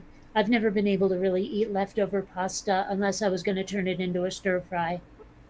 Well, And I mean that's one thing I never really like. I only recently realized just how much noodles are fried in Asian cooking. Yeah, Like yeah. you know, I never quite realized that. I always figured the noodles were something you added the stir fried other ingredients to. And now that I've started cooking noodles in a frying pan after they've been boiled, I'm like, wow, this is really good. What I cannot remember is how much moisture the stir frying drives out of the noodles, if any at all. Some, I mean, like if you've had chow mein, sort of like that. Okay, because one of the problems I have with pasta, I love pasta because it's cheap and it is tasty, but you're boiling it, so it's picking up fluid, and that contributes to what dialysis has to take out of me. right. And especially after I've eaten a big pasta meal, the dialysis headache that follows that is worse than it usually is. Okay. Make And crunchy pasta. yeah, and then, well, dialysis headaches are a lot like migraines. Ooh. They Ah, feel like but God, it's bad. okay. It really, really is. I get the Well, migraines, and that's something I can relate to now. well, I don't know how much frying up noodles will, you know, dehydrate them, but I guess some. I don't know. I mean, it also, I guess, depends on how much you cook them in the frying pan. Mm-hmm. Because I yeah, I mean, mean, if it would take some moisture out, then maybe I would stir fry noodles more often. I I don't really get need to headaches get very one of those often. big, tall woks. I really need a wok for the way I cook stir fries. I have to be so careful with the damn spatula so nothing spills on the stove. And it'd be Yeah, great to just have that freedom to toss everything around, you know? yeah, uh I use huh. one of those Yep. myself. I really liked the way they would do it on the Japanese version of Iron Chef. Man, you'd see these doing the whole tossing thing. It's going up in the air like 8 inches above the rim of the wok and down and everything else. And you remind me, Yeah, I still have to season my wok. I've been Uh, thinking about buying a wok lately, just because I've been doing more of stir-fried rice. Well, I mm-hmm. haven't been able to find one that's deep enough. They're all like really, really shallow, the ones I've been finding. I need to find a real, like, housewares store that might have one. Really, Yeah. Mm-hmm. Yeah. even in Walmart, I've seen deep ones. I Well, also I've never been in a Walmart ever in my entire life. Oh, I well, I also just kind of figure if they've got it, every run-of-the-mill place would have it. I It's also have surprisingly difficult to find, actually. I also have to avoid getting ones that have non-stick. Why? Oh, okay. I looked Well, for a one lot that of the was. non-stick stuff is can be deadly to my bird. Oh, right. Yeah. Oh, Ah, okay. Yeah, I looked for one that was not non-stick because every non-stick wok I've ever had has not been non-stick. So I found this cast iron guy, not cast iron, carbon steel, Steel. and Hmm. I have to get mhm. around to seasoning it, and I still haven't. It's You know, been you'd think that like the existence of cast iron would imply the existence of crew iron and director iron and orchestra iron, wouldn't it? yeah, and key grip iron. Hell, Huh. You'd think. you would Ah, think. Oh actually, my. it's funny, and I don't know if this is true or not, But I mean, what I always heard was they say break a leg instead of good luck because apparently saying good luck is bad luck for some reason. I remember hearing that. But then Yeah. someone said that break a leg was actually because we want you in the cast. I've never heard that Okay. interpretation before. Well, I've only heard it once, and it was very recently, and I don't know whether to take it seriously, but I like it. Well, there you go. It's one of those things I think sounds good, but doesn't seem to go at all with, the history of it that I've heard. Oh man, Hmm. I need to. Well, I like my notion that, when someone says they're about to play a song, I'm going to play this little number for you. And I'm like, they call it that because they start it with and a one and a two. Yeah, there you go. I remember that Les Brown's band had so many numbers. They actually referred to them by number. They didn't have any names. Like that Beethoven guy in his fifth symphony. There you go. There you go. That still weirds me out. Like, if I was going to compose some music, I would have said, oh, yeah, this one's called, like, oh, I don't know, the Red something that sounds like Danube in another language. You know what I mean? I would give it a title. And much as I hate for release, at least it has a name. Yeah. Yeah. Okay. I mean, I can say that for it anyway. Oh my! I used to But could play like that. Fur Release has one moment, one tiny moment in it that I like where it sounds like it's in a major key, then the rest of it pisses me off again. That section is in a major key. That's why it Well, sounds like it. it's the only part of it I enjoy listening to. Seriously, it's the only part of the song I enjoy at all. Okay. Yeah, I think if I was composing classical music, I would give them just absurd titles like Butterflies Going to War. There you go. I don't know. I'd almost be tempted to go even one step further and call them like Flimble Narg Furbelschleep, or something, just to really fuck with people. There you go. Yeah, why not? Oh man. Hey, Well, that has been one of the fun parts about writing my book is that I'm inadvertently simultaneously creating like 3 alien languages. Hmm. I'm starting to like name various characters, and I find that very difficult. It's just difficult to pick a name for just a character that you've come up with sometimes. I mean, maybe I'll have the first name, but what the hell am I going to make their last name? That kind of thing. And I've been sort of like one of my favorite things to do is to take misheard lyrics from songs that are in foreign languages and turn them into something. And one of my favorite songs from Ulena Teeter, which is the band that Per Gessler was in before Roxette, is called Somar Teeter or Summertime. And part of the song, it's spelled SON space GER space Somar Teeter. So it looks like Somger, but it sounds like Sonia when he's singing it, right? So I thought Sonia Somarteeter does kind of sound like a cool character name, Okay. you know? Yeah, why Little not? things like that. What was the one from Udon Vina? Right. There's this like one thing from a Finnish drinking song where it's like Udon Vina, Mixie Nine, like that. And I thought, you know what? The Mixie Nine sounds like a good name for a band. The Mixie Nine. I don't know Yeah. why. I like it. Kind of like Mhm. Roxy music, but Mixie Nine, Especially if And, the band had 7 members. well, yeah, and so like I've just been taking names from misheard foreign words, and it's working, I think. Moo. But Yeah. also for the alien language that I'm developing for my fictional universe for the Quinverse, I actually have a random word generator where you can give it word particles and have it give you like it'll spit out random words. You can even tell it only this many letters, that kind of thing.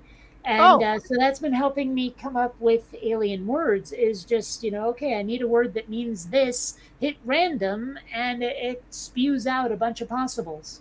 yeah, I can see that would be useful. Yeah. I came up with an alien language that was basically just a bunch of clicks.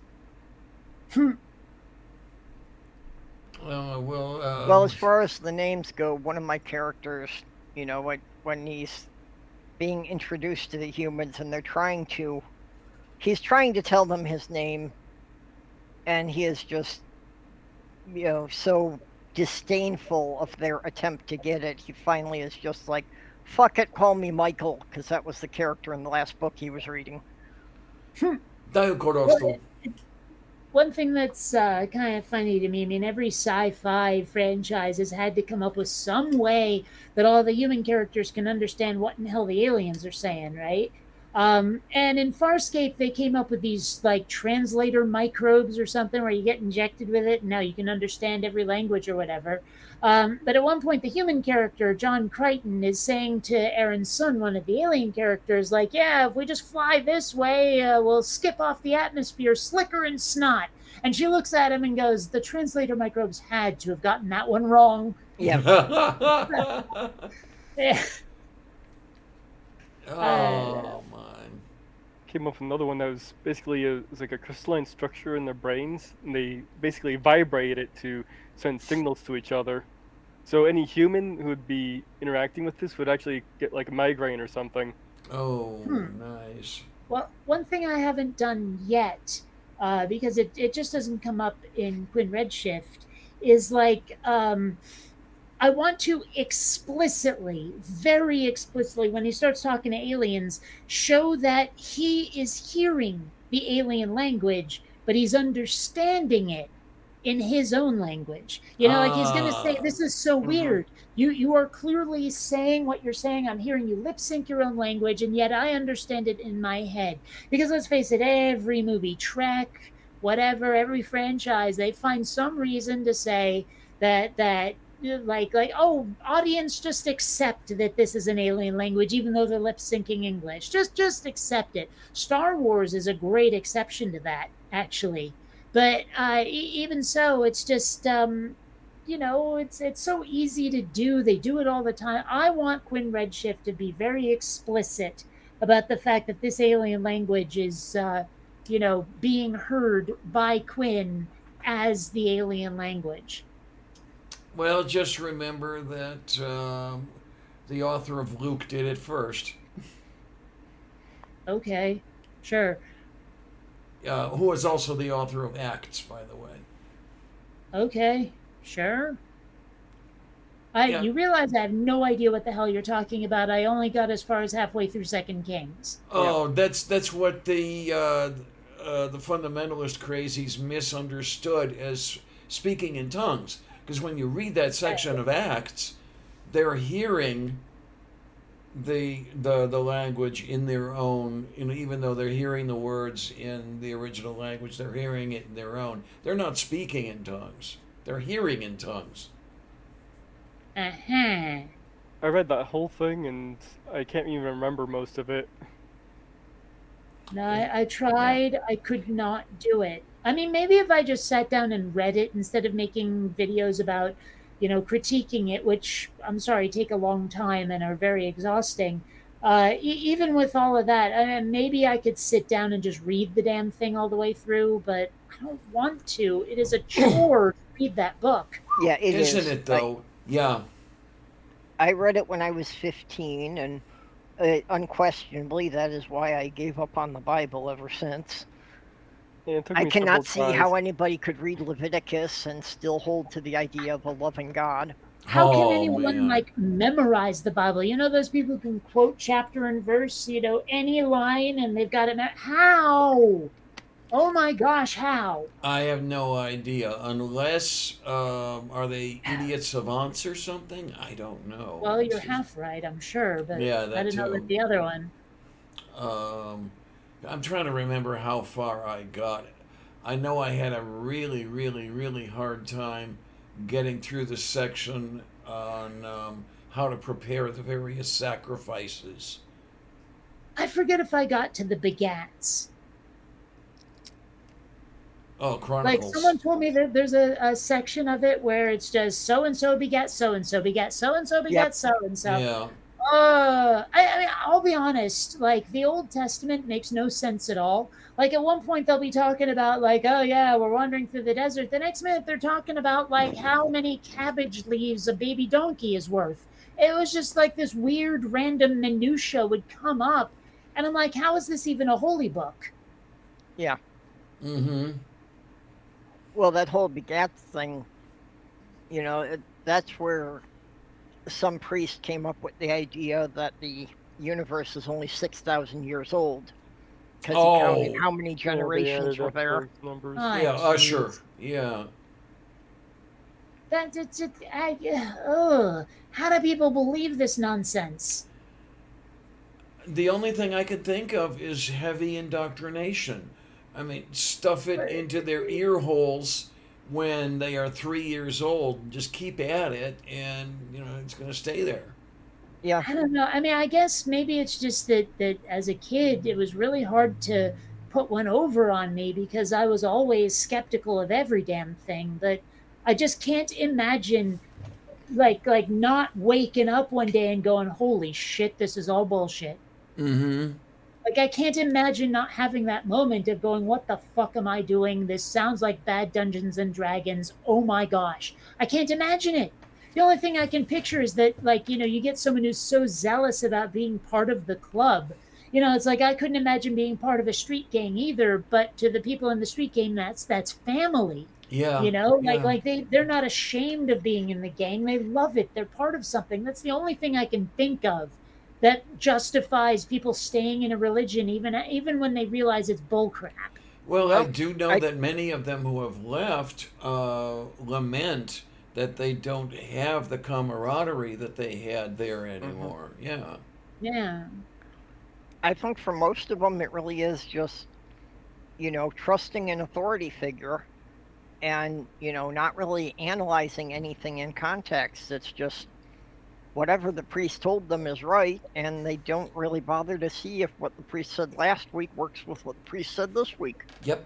And that's actually a problem I have with arguing with theists is when you try to explain to them, like I would go and check it out if I thought a scientist was full of crap, if I thought something didn't make sense. I have the ability, if I want to go check out anything a scientist says for its validity. And they're like, "Nuh-uh, you just believe it blindly like we believe our holy people." And you can't, like I keep trying to explain to them, not only is atheism not a religion, it's not even like a religion. Right. And it just it's so far outside of what they even understand, I guess, It, it that they can't process it. it amazes me how the more fundamentalist you get, the more they do it. The taking their book as axiomatic. Mm. The Bible is the Word of God. That's it. And you No? don't even ask, how do you know that? Because those of us who aren't conditioned that way, I mean, the first thing I'll think is, well, a people wrote that book, a human wrote that book. So even if that human was inspired, how do I know that the inspiration got from his God to him to the page without getting messed up? Well, okay, now granted, the way I try to put that argument in text probably doesn't come off the same way it would be if I did it by voice, but uh, rather than saying all of that, which sounds kind of challenging, what I will ask them is, why should I think so too? Convince me. Okay. It doesn't Okay. go over as well as I'd like it to. Again, I wonder how much of that is because it's in text and not by voice, but because in text, people always think that you're being a dick. It Oh doesn't yeah, matter sure. what you say. That Yeah. so. But I mean, I'd love to ask them. Okay, that's what you believe. Why should I think so too? But even then, I'll get back like all the replies that are designed to sound good to someone who's already in the religion. Like that's a problem that I see with theists a lot, with proselytizers and people on their missions and shit, is they argue as if you already agree with them. Yeah, yeah. If you Yep. say, like you say to them, "Convince me," to them they think, "Okay, isn't God great? There, that's convincing." Yep. It's like, and you can't even explain to them how science works and how it can be, like double checked. They don't get it. It's like so alien to their experience. I can understand them. I could steel man what they're doing. They can't with me. Yep. Okay, yeah, because I remember, I'm pretty sure it was Zod, because I've been binge listening to Zod lately, Prophet of Zod, and he was saying something to that effect that the apologetics that he was looking at and reviewing was fine if you already believed, but not if you paid no mind to any of it. Yeah, well, one of the best ways to put it I've seen recently is that if you prove the Pope wrong, you get excommunicated. If you prove Einstein wrong, you get a Nobel Prize. Yeah, uh-huh.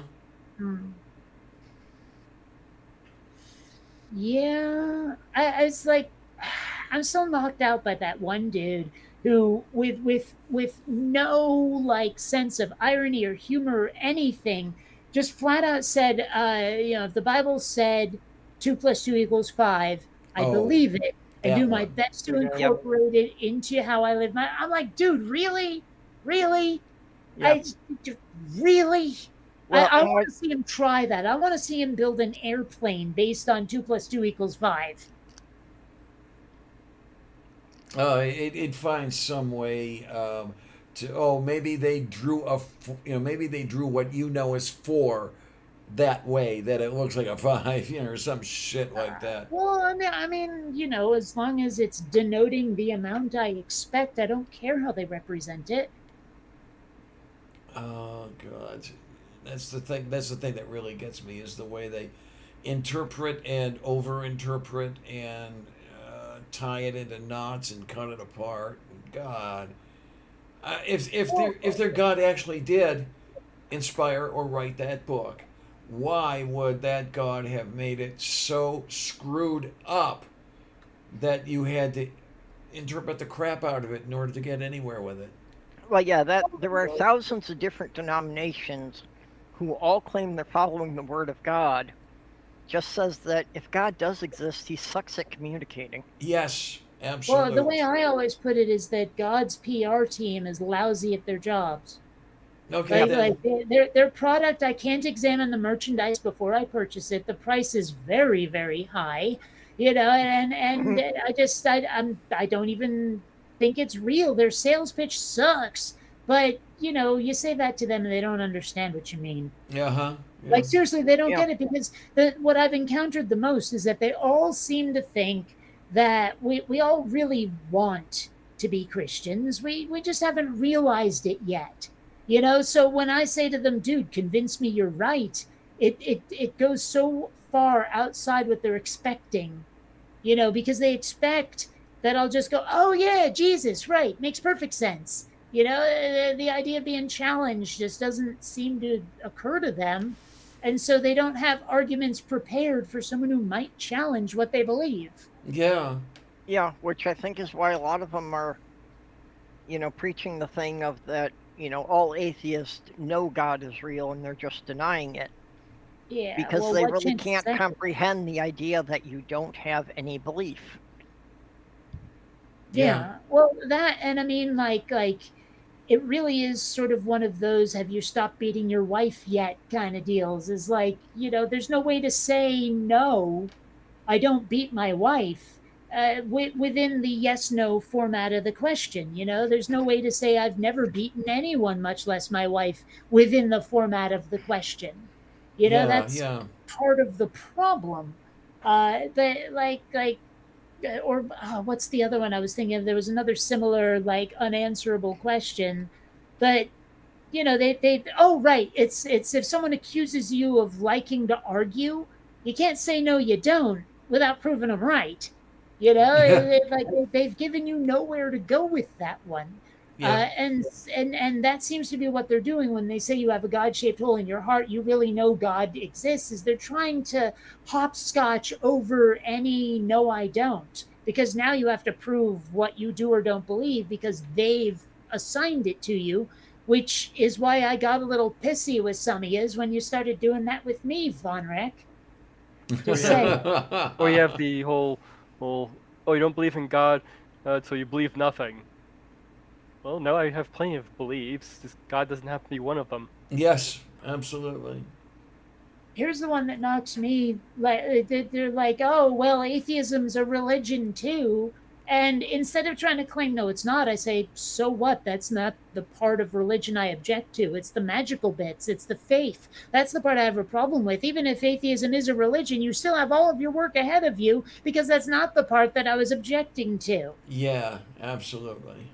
But I mean, most atheists will take the bait and go, well, here's why it's not a religion. And honestly, that's the wrong way to go with these people.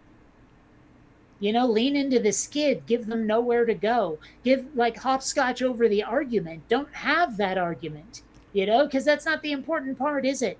Right. Yeah. Well, hell, sell them on Sunday service, because I know enough of them complain about Sunday service.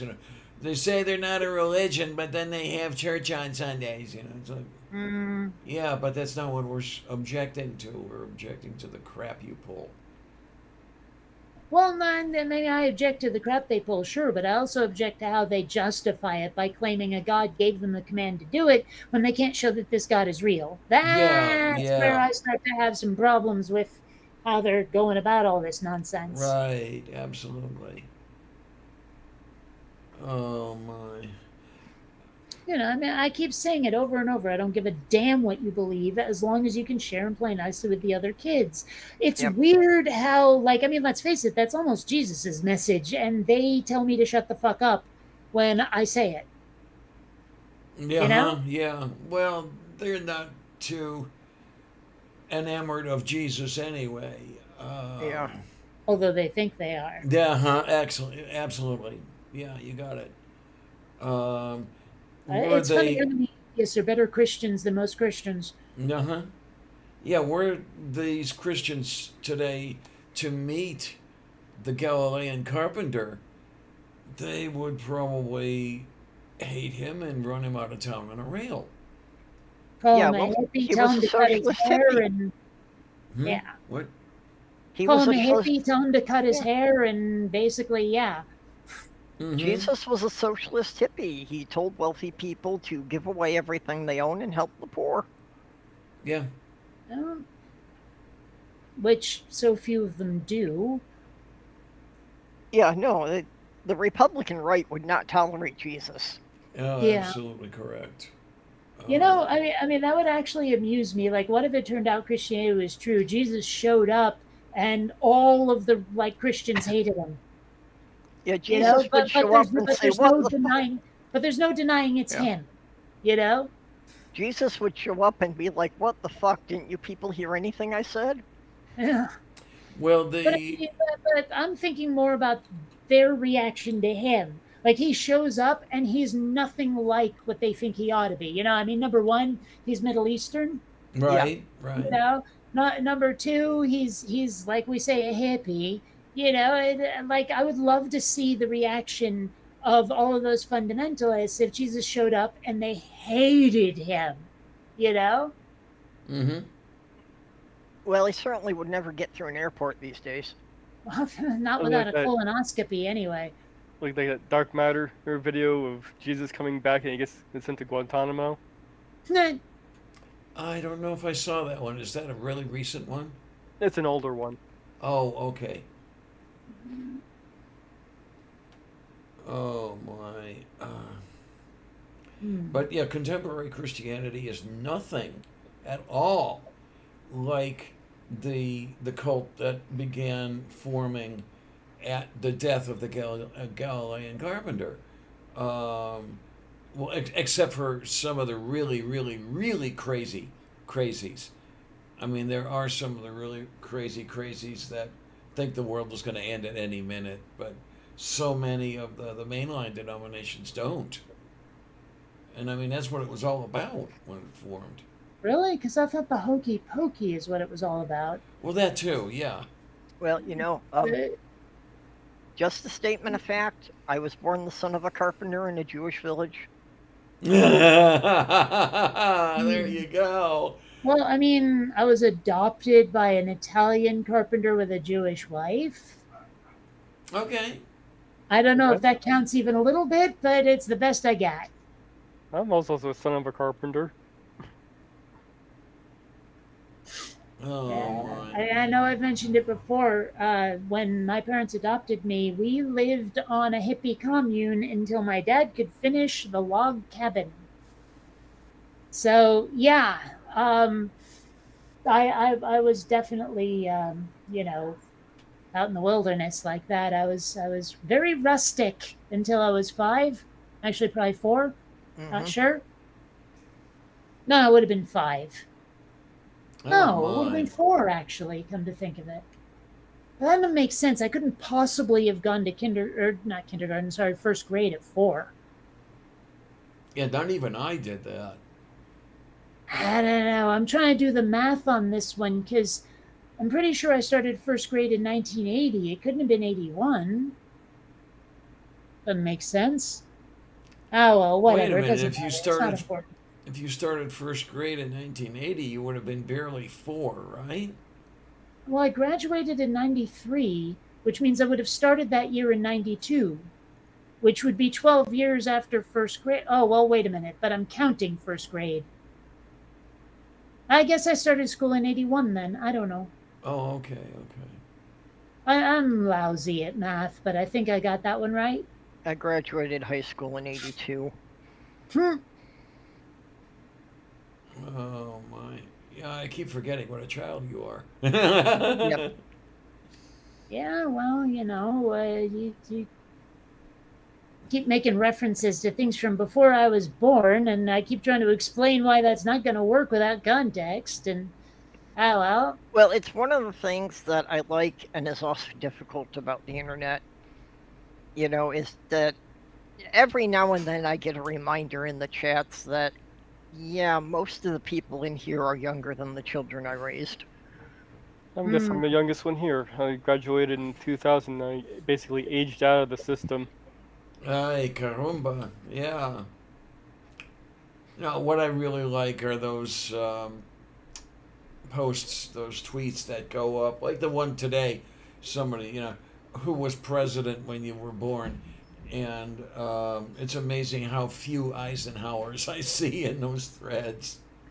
Yeah, I Hmm. keep getting that one coming up of, what's the first news story you remember from Oh your youngest yeah, age? yeah. And like, Yep. yeah, I was 5 years old when I saw men walk on the moon. Well, I remember the Challenger going shaboom. I saw that from my window. Wow. Okay. Oh wow. I, I I, I saw it was on in a fifth TV. grade classroom. Mrs. Cronin owed the class lunch because she got it wrong who was going to win the Super Bowl. So we watched the shuttle, over lunch, over our victory lunch, and well, that went well, didn't it? Oh boy. Yeah, I we had it on TV, and we also right out our front window, and we had binoculars. We could see it coming up. I was actually ditching classes from school so that I could go home and watch it. Hmm. Yeah, I mean, like I will always remember the name Krista McAuliffe. I don't actually remember any other member of the crew, but I remember her. She was the Okay. teacher that had been Yes. selected to go up with the shuttle, and I'm sure she felt so amazing about it right up until that last couple of minutes. I remember at Yeah. first we thought it was a separation, and then we looked at the smoke trail and like, wait, something's wrong here. Mm-hmm. I do Yeah. wonder, like how much time did the people in the shuttle have to realize, uh-oh? Well, my understanding is that it took 5 minutes for the crew compartment to fall from the point of the explosion to the surface of the Atlantic Ocean, and those But kids were conscious all the way down. so it was the impact that killed them, not the explosion? Right, right.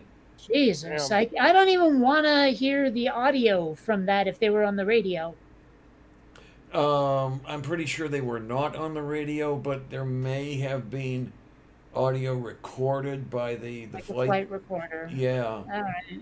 Um, Well, even so, I don't want to hear that either. right. Um, yeah, because there was equipment deployed among the wreckage, which would, and they could tell that it was deployed rather than shaken loose. Hmm. So yeah, they were doing stuff. Did Yeah, they that have was my understanding how do they too. not have some sort of like safety airbag thing in there?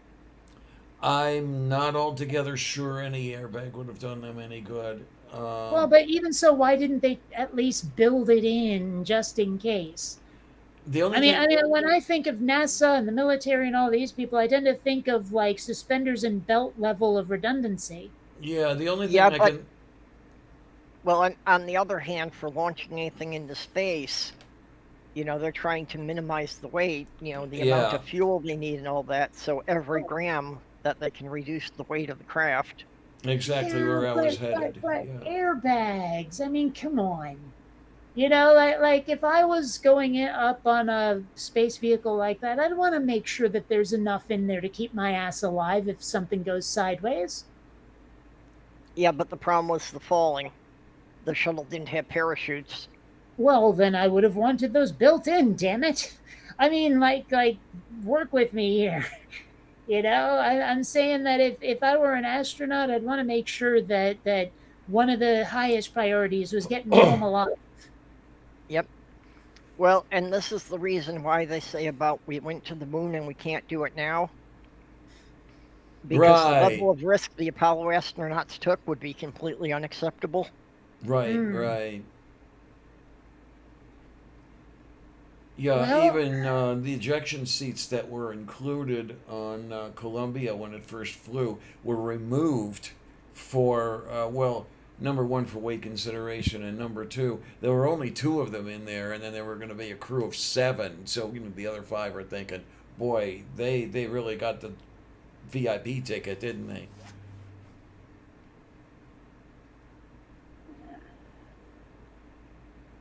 well, Yeah, I've known people who were the other side of that, of wondering why they were the one who survived.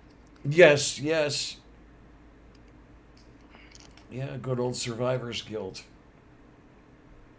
I mean, I don't know. Maybe it's just me. Maybe it's autism. Whatever it is, but I don't think I could ever feel survivor's guilt. I'd be like, dude, I am so freaking lucky. I am glad I'm not one of those bastards. Like I wouldn't be all, why me? Why was I spared? This is not in my nature, Yeah, really. I'd be more likely to say, why the fuck did they have to cut off my leg and not his? You know? Okay, yeah. Why am I the only one who's being amputated over here? Our navigator and our pilot, and they're not getting amputated. What the hell? Why am I the unlucky one? I'm more likely to protest my unluck than to question my luck. Okay. Yeah. Yeah. well, I don't think I would protest, but, I agree. I don't think I could have the survivor's guilt. I would just kind of had, that was a close one. I'm glad I wasn't the one who pulled the short straw. Exactly. Yeah. Although I have to admit, if there was any skill involved whatsoever, if there was anything I could have actively done, and I didn't, then I'd be like, okay, maybe I'm too lucky. But I don't know. I don't know. It's like I'm complaining about not having to have back surgery. Oh man, sometimes I think I want back surgery, but then I've read about the stuff and the stuff I've seen. It's already written in the articles about it that it doesn't do anything for what I've got. So, oh well. Well, man, on the one hand, I could say, man, I wish I'd never had to have brain surgery. On the other hand, I don't have seizures any goddamn more. So, That's kind of nice, Yeah. isn't it? Could have done without Yeah. the seizures in the first place, though. Yeah, Oh, well, it they, would have they been nice found to a avoid treatment that that. helped. Yeah. Truth is, I'm not sure I ever could have avoided what happened because they said the aneurysm was there since birth. It was just a matter of time before it would go all splody. Yeah. Yeah, So, yeah. It sounds like yeah, what that- they said of the aneurysm that killed my sister. Yeah. Yeah. yeah. Well, and Diane, I don't really understand what the back problem you're having is.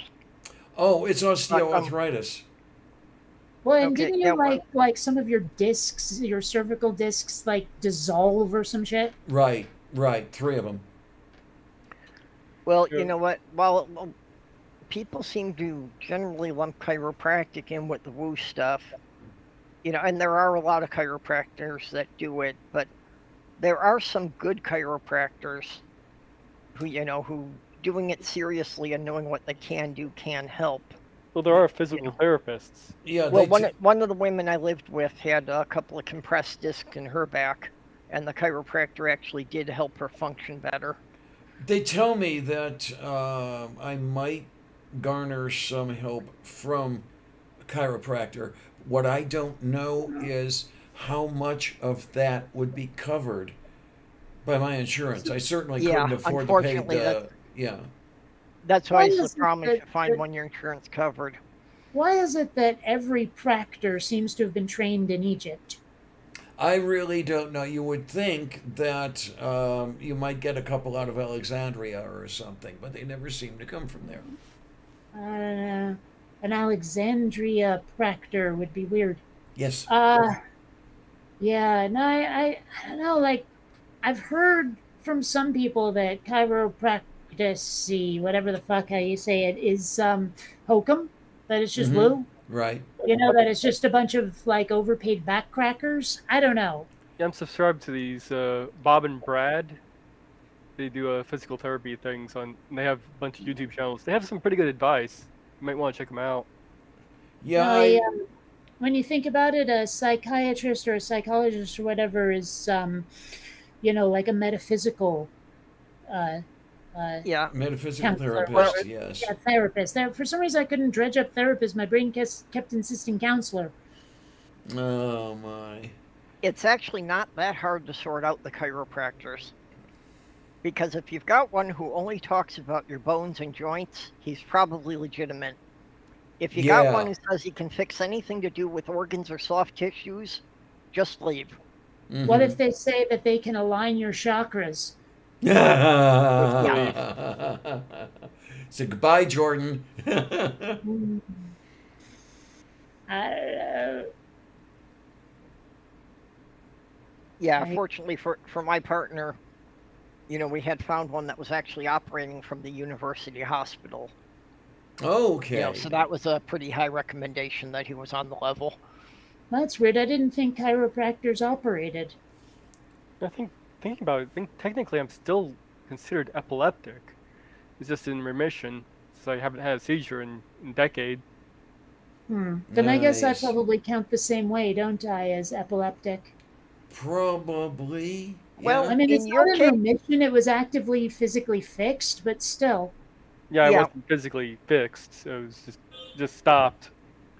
that's Hmm. why I think there would be a difference there for you, Kate. That since it was a surgical procedure, that they actually changed something physically.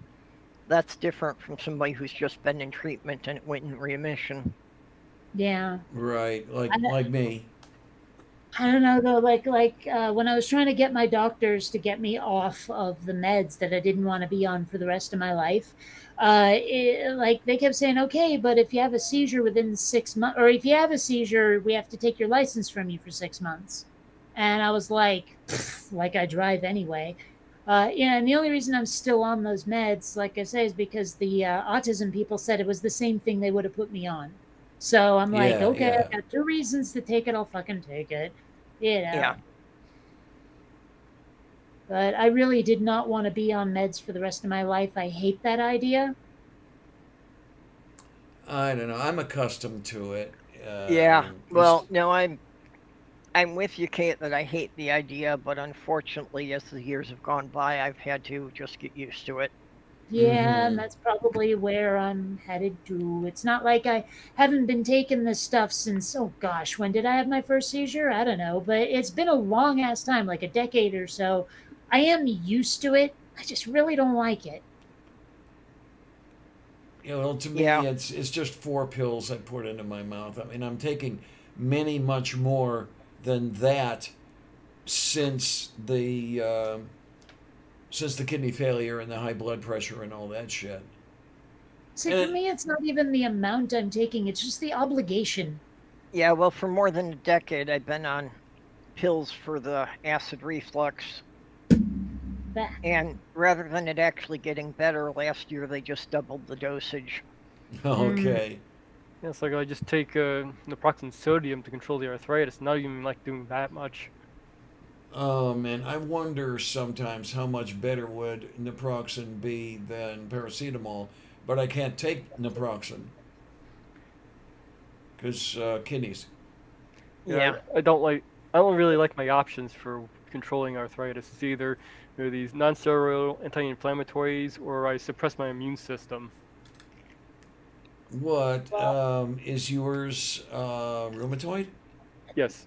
Ooh, and okay. there's one I'm glad I'm not dealing with yet. I mean, it's weird. Like, I never used to be someone with a ton of health problems. All of a sudden, everything just lands on me all at once. I'm like, dude, I don't want to be one of those, but I guess I am now. Welcome to the club, dear. Yeah. Yeah, but well, the weird thing is how many of them were just undiagnosed, though. Yeah. Sure. You Yep. know, Mm-hmm. Well, that's where I was until I was in my 40s. Half of the stuff hadn't been correctly diagnosed. and then there's other stuff that was indeed correctly diagnosed. There was just more there to find. Oh boy. Okay. Well, I mean, like the ADHD was diagnosed back in like middle school or high school or something, but the autism not so much. Mm-hmm. So, Well, a lot of that is the developing expertise in diagnosing all this stuff. Yeah. oh Yeah. yeah, but also some of it, like how the diagnosis for like is uneven for autism. Like a lot of girls are told they're not autistic, they're just moody or whatever. Okay. Yeah. Yeah. From Yeah. my understanding, autism does affect women differently than men. Yep. That's actually part of why mine didn't get diagnosed, is because when they finally figured it out and they looked at it, I fit the profile for a girl with autism. Ah. Interesting. They Yeah. never actually even said anything about that when I guess they just said girl. Like they never said, "Oh yeah, it's this type of autism or that type of autism." I guess they just went, "Well, it's in line with what you are. We'll just say autism." I don't know. Okay. Yeah, and when you say this purple, and then when you say this too, Kate, about the autism and the way it affects, then you hear these people, religious nuts, who are saying, "Look at the science," to people like me, and it's yeah. Well, doesn't that fit with the science? And all of a sudden they Yeah. have no answer. Yeah. Well, Okay, you unfortunately for completely girls, lost me. Where I need more context for that. Completely lost what? Oh, the whole trans thing, the way we trans yeah, folks are affected by things, the Oh, way yeah. the target gender sorry. We basically we are. we, we switched gears at some point. My brain was still on something else. Like Okay, Well, like okay. I was on maladies, not transness. I don't and know. Yeah, this unfortunately for girls with autism, a lot of the traits of autism, especially like through teenage years and that, are things that in girls are considered good things. That they're quiet and want to stay home. Oh, there, yeah, okay. this kind of reminds me of this one site I came across. It was an anti-trans site, and they were trying to say no female and male brains, and they were citing this one study was showing all this crossover here in a study showing that while there were trends for one side or the other, there was a lot of crossover, so that proves there's no such thing. But when you actually look at the study that they are citing, that's not what the conclusion they were coming to. The conclusion they were coming to is that the whole male female thing is much more of a spectrum than we first realized. Yeah, Right, Mm. right. and that's so often what That's you even see. among cis people. Yeah, Mm-hmm. Yeah. you so Um, often see that from when right wing people actually give a citation, that you go and read it, and the article is not concluding at all what they're saying it represents. Yeah, right. that does happen a lot. Also, I've had like theists present, here's this paper with tons of citations for you, and I'm like, dude, there's not even a link to a citation on this shit. I mean, you gave me a bibliography at best. You're proving nothing, and you're expecting me to go and read all of these books to verify what you're saying. Forget about it. And a lot of times it's why don't you explain to me what your position is? Oh, here, read all of this material and then you'll know. Forget it, dude. Explain it to me at least a little bit. You know, Yeah, just a yeah. little bit of context. But this guy wanted me to do all of the homework. I've gotten articles like that, and it doesn't even give you that much. It's just insane, some of the things. Like as soon as they find something that sounds right, they will just run with it, like without even checking whether it is right. You Well, know? they don't know how to check. I mean, Oh, I'm seriously, they sure don't they know do. how. I think they lack the motivation. You know, that, like, let's put it this way: they are just walking, talking confirmation bias. Hmm. Okay, yeah. And I think that's a lot of it. That it's not even so much that they don't know how to check, is that, in their view of things, it doesn't occur to them that something that the authorities said could be wrong. And they Uh, show that every time they say, well, look at you and believing Richard Dawkins, and look at you and believing this, that, and the other thing. And it's like, that that's not the same as what you do. And they're like, yeah, huh? You know, you can't even explain to them that science is a Yeah. process and not like a committee of mandating graybeards. You know what I mean? Well, yeah, like they're and constantly quote mining Charles Darwin, and it's like, oh god, yeah, but we've learned a few things since Charles Darwin died. Oh yes, yeah. Oh yeah. When they say you worship Darwin, it's like you really think that, like, we think evolution is stuck in the mud with what Darwin said. And they're like, well, so you can change whatever you say at any time. It's like, that's what science does, you jackasses. You know, yeah. that we used to think that the sun went around the earth, and look how that turned out. You know, just because something is apparent doesn't mean it's right. They are so full of their God's unchanging word that they cannot comprehend how a discipline can be self-correcting, how it Yeah. can Well, look for new data. revising your worldview at all is to them like lying. Yes, You know, Yeah. absolutely, like no, you have to absolutely. get it right the first time. Otherwise, you're just full of shit. You're just changing what you're saying to fit what you want to be true, your narrative, because that's what they would do. Yeah, Yeah, well, they did a science contradicting itself. And it's not a contradiction, it's a correction that, okay, the way we thought this worked didn't quite work out with these experiments, so we need to adjust it. yeah, Well, and even experiments and asking questions is something they seem to fail to grok. You know, Yep. like I actually asked someone once, what do you think of X? Here's something that comes up a lot. What do you think of it? And they took that as a challenge to it. They took that as me saying, this is wrong, defend it, rather than me asking their position on something for clarification. It was yeah, automatically taken as belligerence.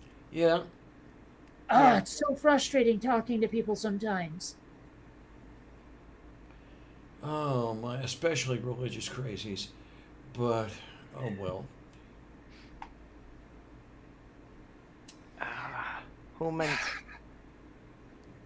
There is a cat on top of Mount Cat Tree, fast asleep.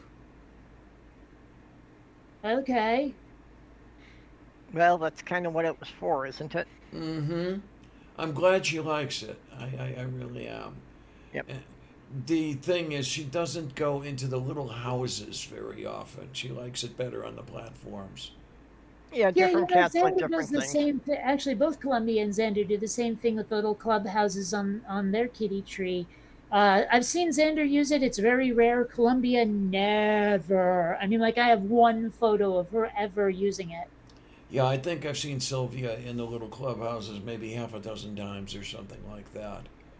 Um, Yeah. I think I've got photographic evidence in case anybody challenges me, but Well, Sammy gets his time that he likes the little hidey holes. okay. And there's one spot, I built the shelving unit that goes across under the window in the living room. Yeah, okay.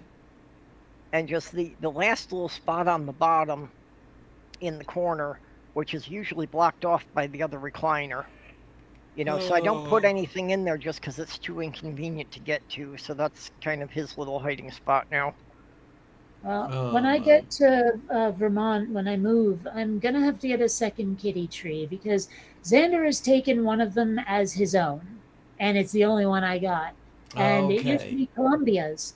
So I'm going to have to. Oh shit! I just realized I have no idea where I'm going to put kitty trees. I want them near the windows, but there won't be any. There might be some room. I might be able to make room by one of the windows. Depends on where I put my computer desk. Yeah, it's just unfortunate that I don't have room by my window. Yeah. Because But Columbia loves looking at outside. okay, Yep. yeah. Well, there's Sylvia. I mean, she'll sit on the dining table and look outside. She'll spend hours there sometimes. Well, that was a big part of the reason of me building that shelving unit under the window. Is we just had the little skinny windowsill, so now he's got a shelf a foot wide to lay in the window. Okay, then. Okay, yeah. She can barely fit on that sill by the living room window. Um, but then I've got it so loaded with houseplants now that there's really no place for her. I've Yeah, got I to can't water have those plants. things. Okay, Sammy will eat them all. Yeah, he thinks it's a salad bar. Oh, she's for some Actually- reason not she's gotten out of the habit of trying to eat the plants. Which really, I used to have cat grass for him, and I've got to plant some of that again. Thank you for I've still got a reminding bag me. of the seeds. I just haven't got around to doing it. Yeah, I planted some cat grass and it sprouted and it grew and I didn't water it and it died. Um, Now, when I you say cat grass, do you mean catnip? no, No. this is I think a version of wheat. Actually, what I got was Oh, it's ryegrass. just that every time you mention weed, you say grass, so I wasn't sure. There you I've go. actually, There I've you actually go. given that to my birds sometimes. Yeah. Uh-huh. What I had was just ryegrass, the same stuff you throw on your lawn. Oh, okay. I've got the stuff that looks like the puffed wheat that you get in the cereal section. Hmm. Um, Well, maybe thing you is- did. Girl, sure. yeah. Okay, Yeah. I probably should go feed my chickens. So Yeah, I was actually thinking I should go too. It's about time for me to go up and check on the And- girls. I'm extraordinarily hungry. yeah, I'm hungry too. So I'm gonna head out here. Okay. Well, So I guess alright it's Now then. time we're wrapping up now here. that I've completely killed the whole thing. So There you go. Do any of you have any last words? Anything to plug or Well, anything? not yet. I don't. Jeez, what? Oh man. So okay, what I'll do then is I'll say, in case any of you have the inclination and the wherewithal, consider helping me get to dialysis. Would you? You know, dollar or two to my Patreon would be greatly appreciated. And other than that, I want to thank everybody who's here, and I want to thank everybody who's not here. You guys keep me going, and I hate you for it. Okay. Other than that, please be good and have fun. All right. And thanks a lot, troops. See you on the other side. Have Bye-bye, all. fun. bye.